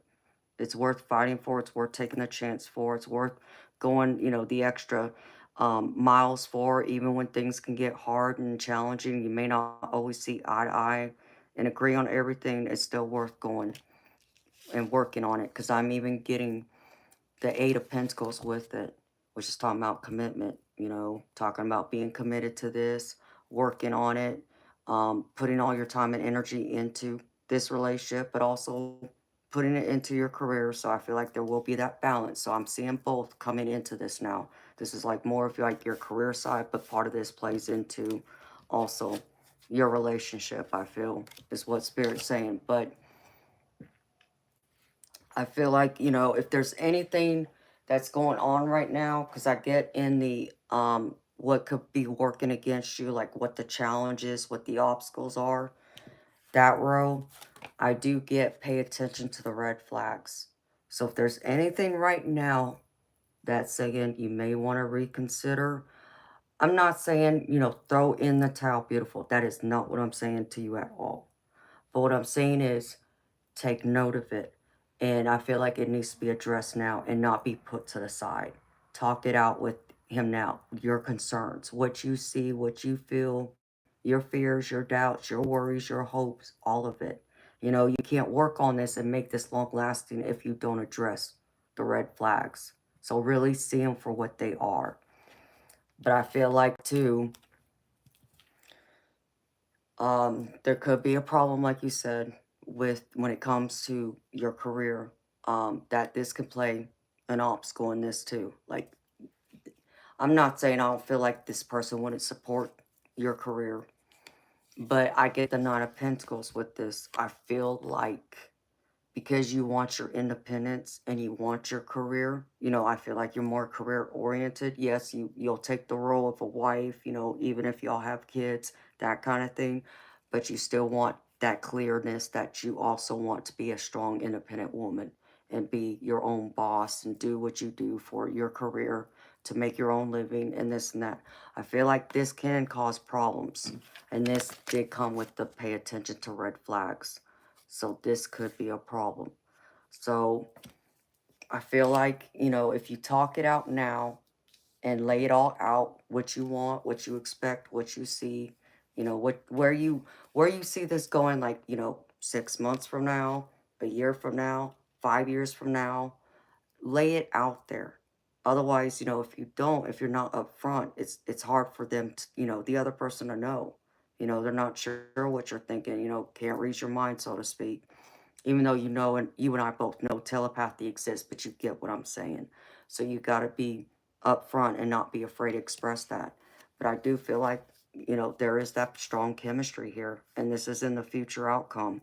And it's even being confirmed by the Two of Cups, which is a soulmate card, twin flame soulmate card. So again, I feel like it will go the distance, but are there going to be challenges when it comes to your career? I do feel that could get in the way. So I would get those conversations out of the way right now, as while it's, you know, it's still in the early stages before it goes further. So you're not blindsided by anything, nor is your partner, like, you know, has an expectation. Well, I'm looking for a person who's going to have my babies and stay at home and not have a career type of thing, you know. So get it out of the way now. Um, because I did pull cards when it comes to career and just general in life. The first card that came out is timing, and it says it's all in the timing right now. And it's said to pull another card to see what to do now. And the next card I pulled is strategy. So this says you need a step-by-step plan of attack to reach the next level. Get the advice of someone who is already where you want to go. So talk to the people close to you, the ones who had that career, who also wanted and had a serious committed relationship and possibly had a kids of their own, and ask them how did they work through these obstacles if they felt like maybe their partner wasn't going to be as supportive of them being a, you know, a career woman and taking that on, plus being trying to be a wife and possibly a mother too. So get advice, but, you know, write it out step by step. And then also have perspective. You know, don't just think of your perspective, but take everyone else's perspective into account that you trust. And I feel like if you can have that conversation with your partner and give them this perspective of how you want things, how you foresee, you know, your relationship, that you deeply, you know, love and want this, you want it to go all the way, but you also want to be able to have your career, um, and show them that it's possible for you to do both. You know, show them that wisdom, even if that means y'all get together with other people, you know, who have been there already. You know, like this card said about strategy. I feel like that will help lessen some of those fears and those worries where those red flags could come into play, because I'm being showed the wisdom card here. And it says, you are called to serve as a mentor for someone or as a role model and guide who can show the way. Use your wisdom and experience. And I feel like you're meant to show your partner the way that this is possible. You can have both, which we all know that's possible. We see women out there in the world today having both a career, they're a wife, and they're also a mother. They're able to do it all. So it's not like there's not all these other, you know, people out there who haven't been there already. It's just some people can't handle, you know, well, that's them. This is me. I'm different, that kind of thing. So talk it out with them.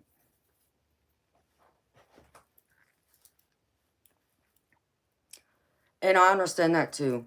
Beautiful. Because you see, I've been the same way to mine, you know, even though things have gone down the tubes, but that's on him. But 19-year difference between him and I.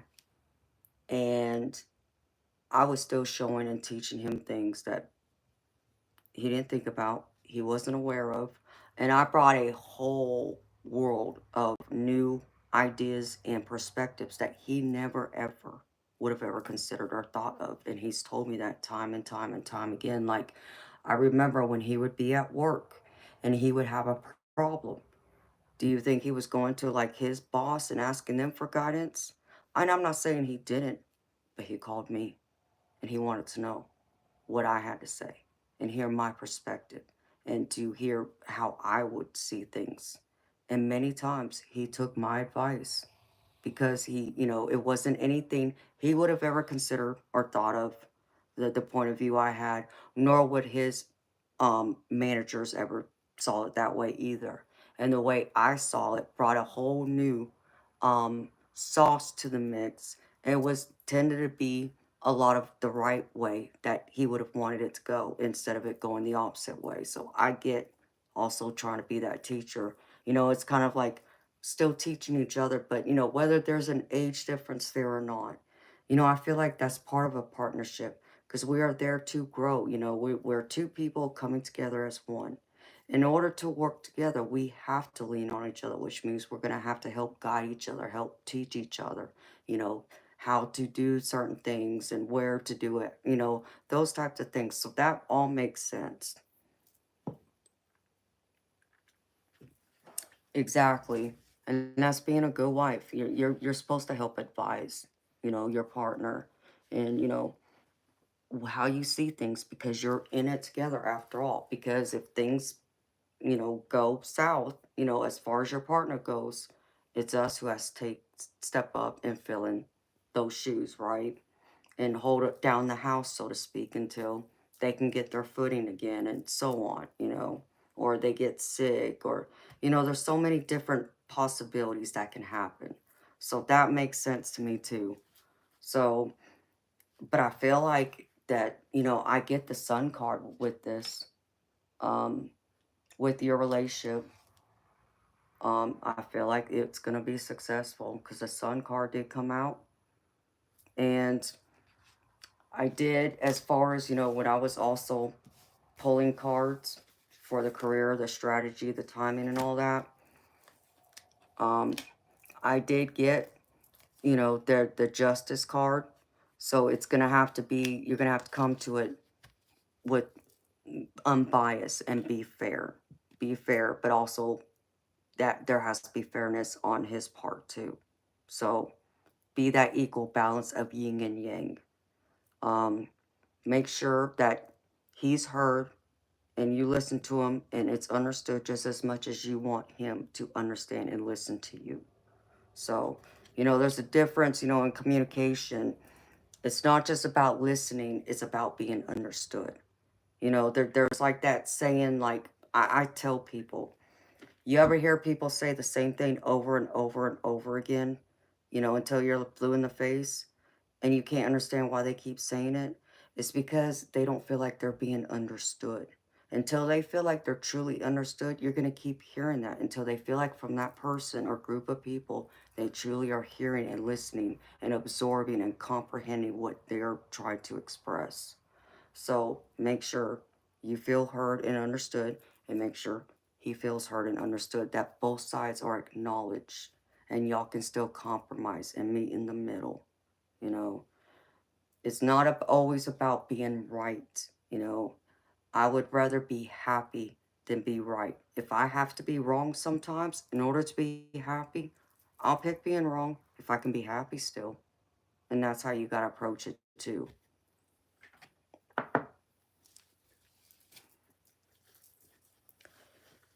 And, and I think that takes time, because I feel like it takes time of learning each other's communications, language, how you communicate, that's different from him, and take out that, man and woman thing, okay, just people, just in general. His communication style to your communication style.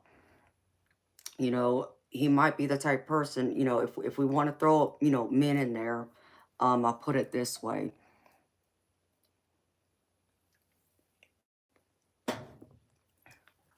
The way I've always seen it is men are visual creatures, right? They're very visual. So it's not that they don't hear, it's that it's almost like they need to see it with their own eyes in order to absorb a lot of the information. So I feel like sometimes, say what you need to say, use your voice and be clear, but you may also want to write some of those things down, in a letter and give it to him. And that way he has it. And in his time, he can go over there and read it and go over everything that y'all talked about and absorb it that way too. And that might help with the communication gap. And what I would also say to you that I would advise everyone in relationships, and it doesn't matter whether it's romantic, family, friendship, even if you want to throw, professional, how we all are going to disagree. We're going to have, those fights, those arguments, and when we're hurt or we feel like we're not being heard or we feel like we're not being understood, you know, our emotions rise, right? And it's when our emotions rise that we're not listening to each other. Okay, we're both up here instead of being calm down here. So because we're both up here, what you're saying isn't going through to him, and what he's saying isn't getting through to you because both of y'all at that point are on defense instead of being on offense. So, you may have to come up with a um a code word. When you have those fights, when it gets overheated, that you can use and he can also use too, that when you reach that point you say that word and it's understood ahead of time. Whenever one of you says that word, you both separate, go into different parts of the house, different rooms, to calm down and cool off. Otherwise you end up being in a point where you're both going to attack each other and you might end up saying things to hurt each other that you don't intentionally mean, but because you're hurt. It's a natural thing that we all do, right? In the heat of the moment.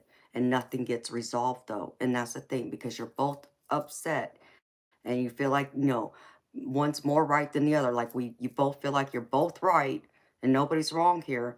Nothing's going to get resolved. You still have to wait till you calm down. And then, think things over, take that time out, absorb, even if it means you got to spend that night thinking about it and then come back to the table when you both are calm and collected and then start again. Okay, it will save a lot of conflict, a lot of more tension, create more problems later, and cause the relationship to fall apart if you can learn that. That's just one of the things I've learned over the years. So, and he communicates a lot better in writing. That's how I would do that, beautiful. I would write a lot of it down. I'd put it in a letter. Say it, use your voice, but also write it in a letter so he has it. And he can't say, well, you never told me. And it's like, well, honey, I did say it to you, but did you read the letter I gave you? I put it there just in case because I understand you absorb information better in writing. So you know this.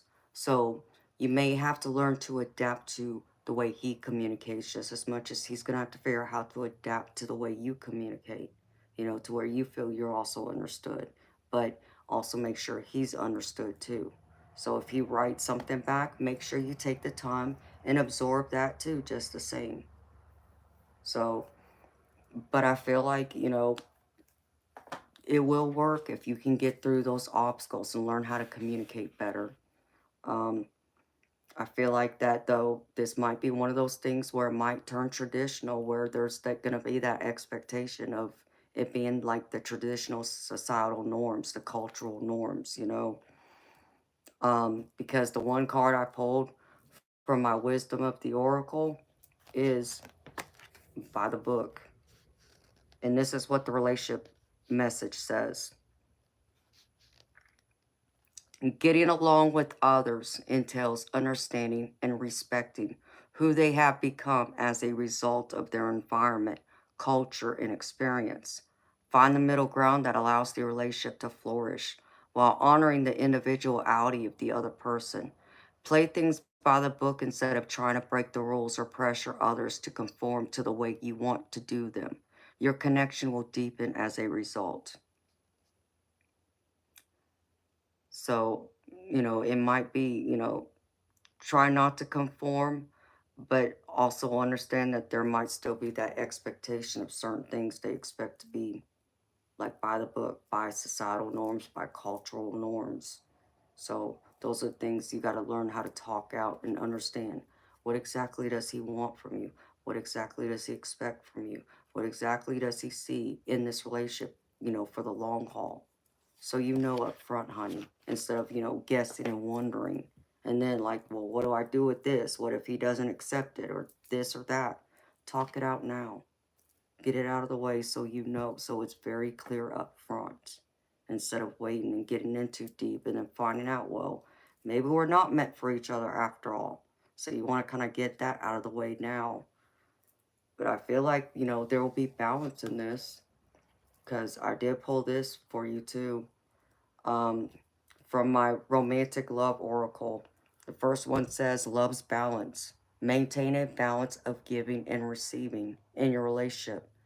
This equilibrium creates harmony and mutual fulfillment, strengthening your bond and deepening your love. So find that balance, that middle ground, and it'll help.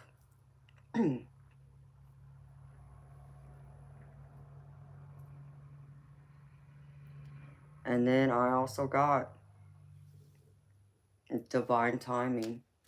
This jumped out too. And it says, trust that the universe is bringing your soulmate to you at the perfect time, divine timing. Ensure that you are both ready to embrace the love and lessons this relationship offers. So here's another card that's confirming it's like your soulmate, your twin flame soulmate. Why the Two of Cups is here. So, and true love, this card coming out. Um, I see, like I said, you know, um,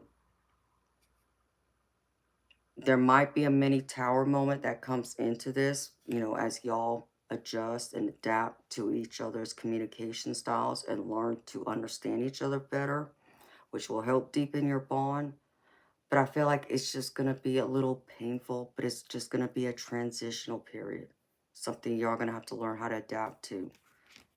But I don't feel like it'll crumble completely, sweetheart. That's not what I'm getting here. I'm getting it's divinely guided is what I'm picking up. And then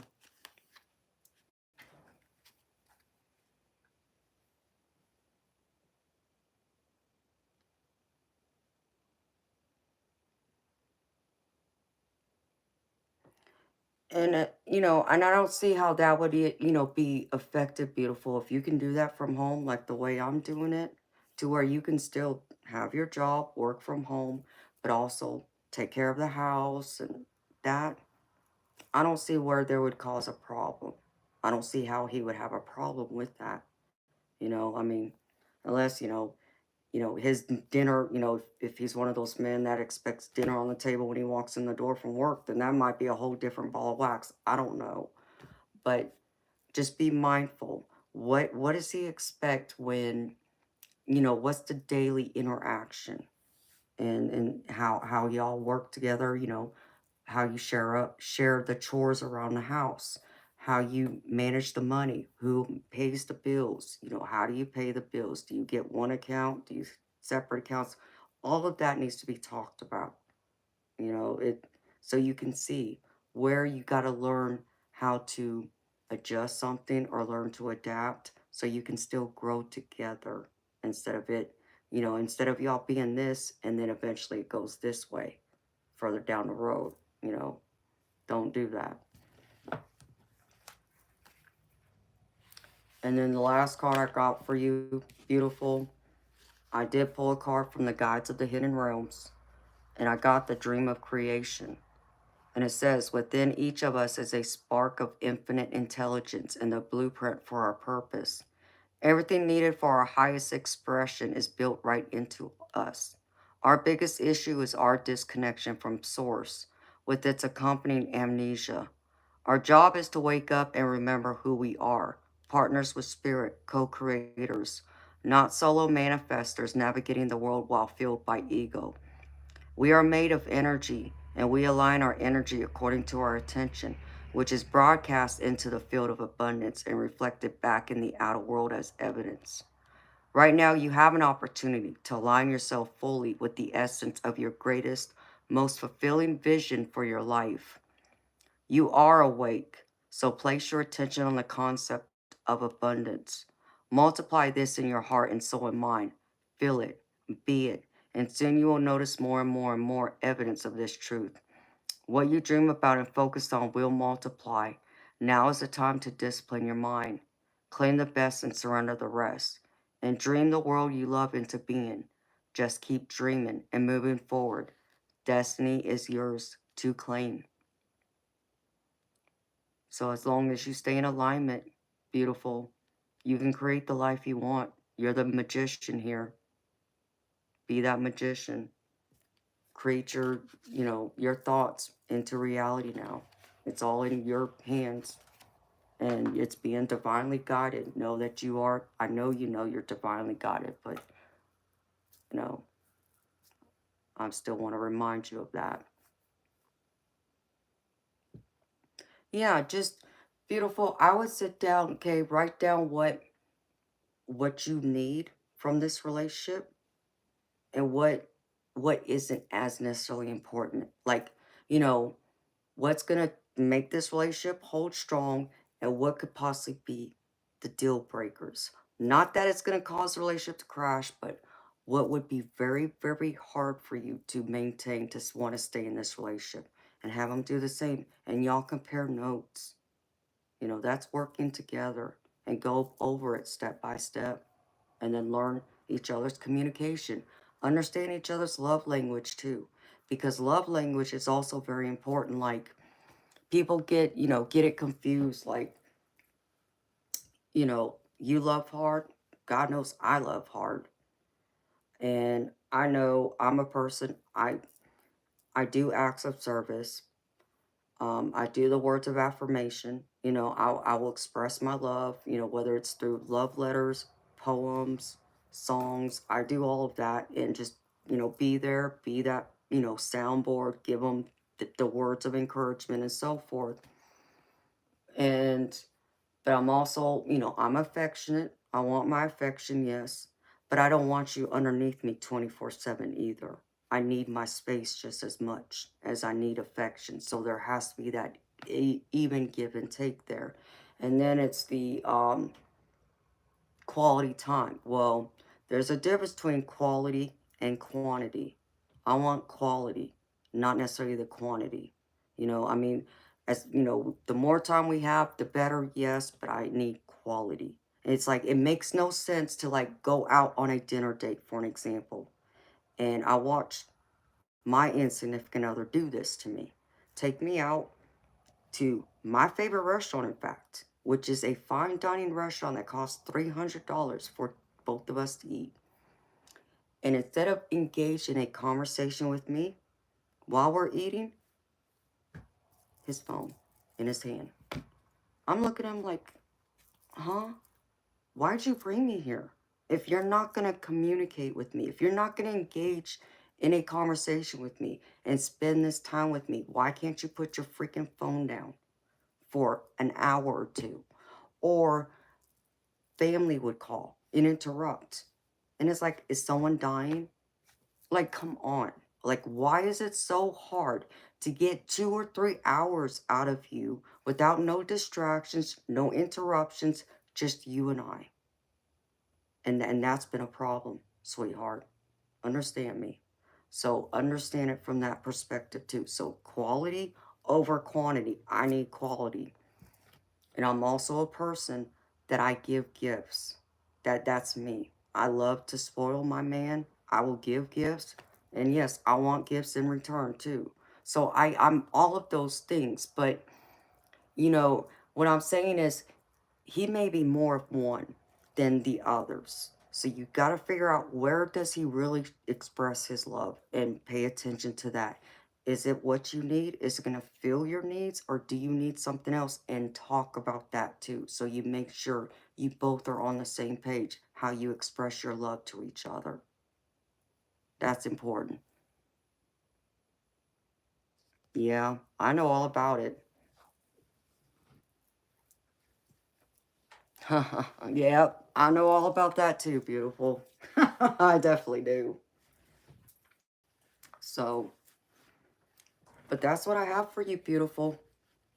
I hope this reading's resonated for you. I hope it's helped, answer your questions, put away any doubts and fears you've had, and help provide some guidance and encouragement and a path forward ahead, and what you can see possibly happening down the road for you. Thank you so much for trusting me to read for you, beautiful. It's been an honor to be your reader, your tarot reader, and share this time and energy with you. So thank you, beautiful, so much.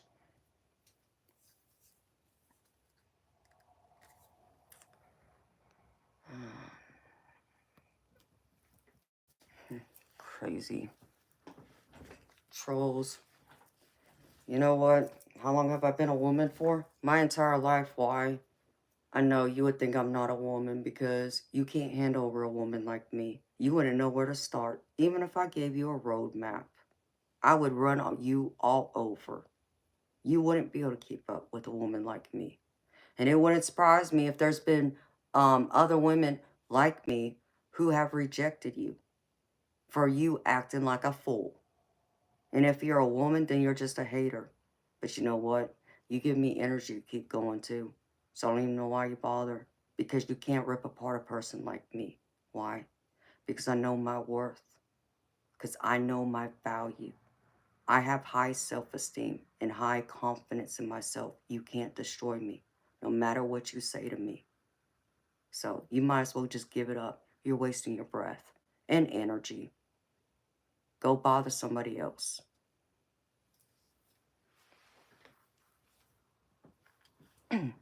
Oh, honey, they get so bad in here. It's crazy. And I don't know why they bother. Like, they think I'm just going to go away. Like, or they think they're going to make me cry or make me unhappy. Nope. They just waste time. Of course, I'm sure they're pissed off because they're getting locked in their parents' basement, too. Yeah, I'd be pissed off, too. There is that, too. Hi, Dawn. How you doing, baby? You remember my ideas on the third eye? What was it that I said to you, baby? Would you take some time and think about it? You agree, disagree? Fill me in, baby. You like that, Calvary? I mean, they come in here and act like fools. Like, why you bother? You don't... Men... Even my insignificant other has said this to me. He's never been with a woman quite like me. You know, because he's never had a woman who was so strong and knew her worth, and had such high confidence and self-esteem. He's not used to that. Well, I told him, I said, you might as well get used to it now, because that's me. And I know he appreciates me for that, but I think sometimes it still bothers him. He may not say it, he doesn't react to it anymore, but I know he still wishes he could make me jealous, but he knows he can't, so he stops trying. But there was a time he would try, and he knew he could never make me jealous. He looked like a fool all by himself.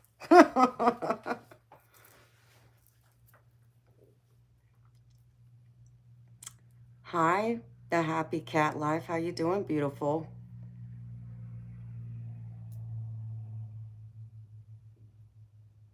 Aw, thank you, sweetheart.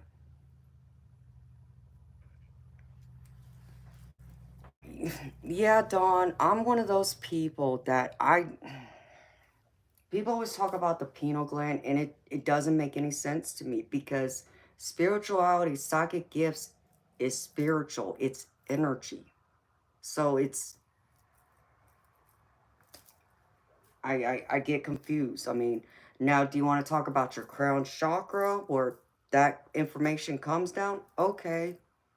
But your pineal gland's up here, not up here, you know, and everybody absorbs information and processes it differently. So I just have different feelings about it, but some agree, some can disagree. That's okay.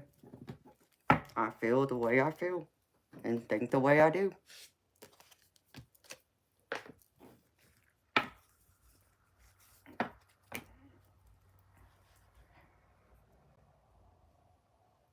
I mean, to me it is, but some might disagree with it.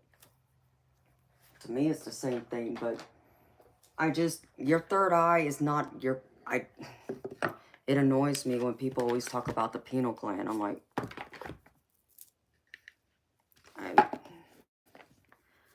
I have trouble wrapping my head around it because it doesn't make sense to me. The way my psychic abilities work, it's never made any sense to me why people talk about that and refer it in that way. But until someone else can explain it to me that would make more sense, I just don't. You getting ready for work, beautiful? Well, I'm getting ready for bed. I mean, I stayed up, at least I was up for the first 7, 8 hours of my birthday. I just don't want to sleep through my entire birthday. That's what I don't want to do, so.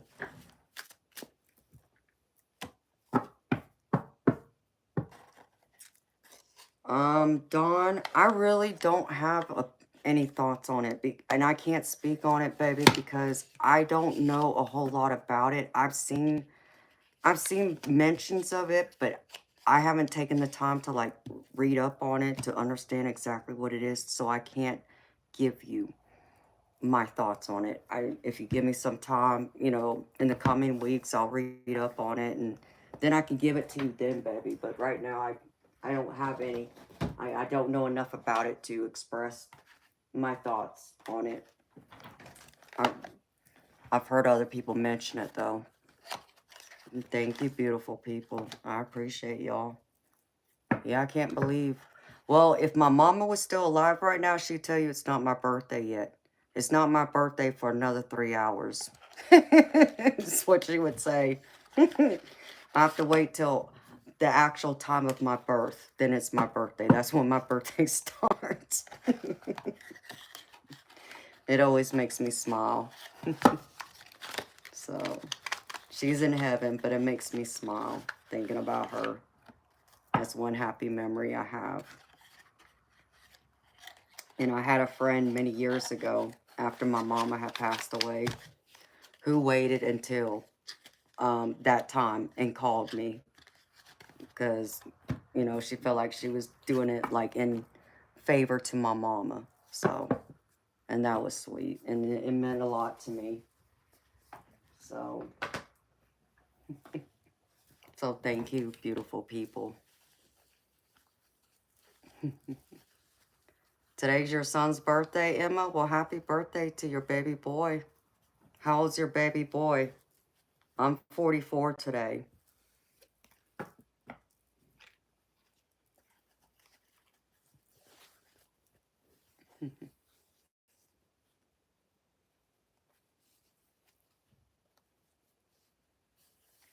$33. Wow. Yeah. I'm 11 years older than your baby boy. But happy birthday to him. Y'all got any special plans for your son's birthday? No, thank you, Jason. You're so sweet, baby.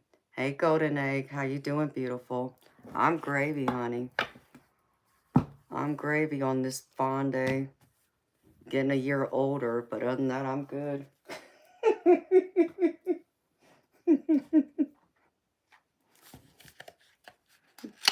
How you doing? he's in jail. Oh, I'm sorry, honey. I'm 44 today.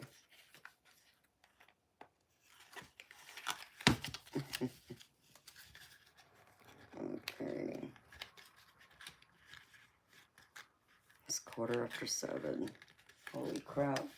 The sun's gonna come out soon. Can't believe I'm still up. Alright, put these cards up. But I'm gonna come back tonight, beautiful people. I said I would come and spend a few hours with y'all the night of my birthday. So, I already did set the stream for tonight, 10 p.m. Eastern. If I get home a little earlier, I'll log on, but I'll at least be here by 10 p.m. tonight, Eastern time. Oh, well, thank you. I appreciate y'all. I don't feel like I'm 44. I don't. I still feel like I'm in my 20s, my mid-20s, mid-late 20s. So I don't feel like I turned 44 at all. Oh, well, thank you, Golden Egg. Thank you, Dawn. You're very sweet. And thank you, Emma.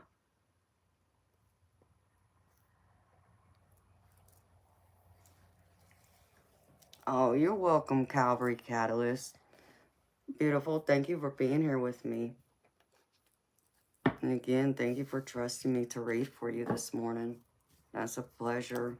It's a great honor to do it for you, girlfriend.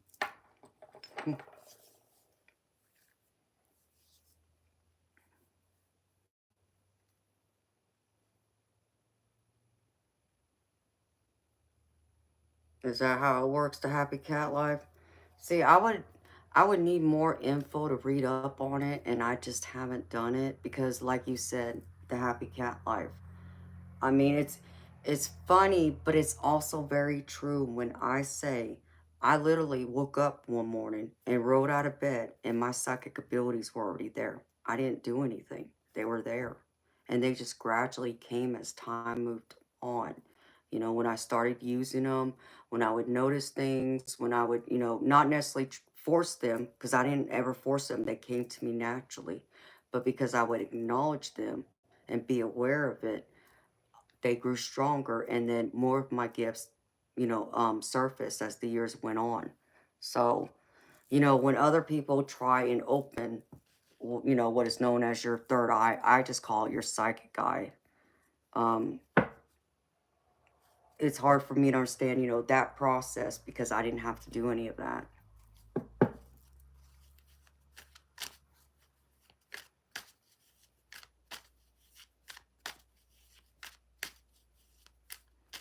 Oh, well, thank you. I mean, that makes me even feel even more special. Calvary Catalyst. Knowing that, you trusted me, knowing how picky you are. So thank you, sweetheart. That speaks volumes to me. That means the world to me, girlfriend, that you trust me that much. I'm happy to hear that. So, okay, my beautiful people. I'd love to stay a little bit longer with y'all, but I like to get a few hours sleep so I don't sleep through the rest of my birthday. But like I said, I will be back tonight, 10 p.m. Eastern. The stream's already set.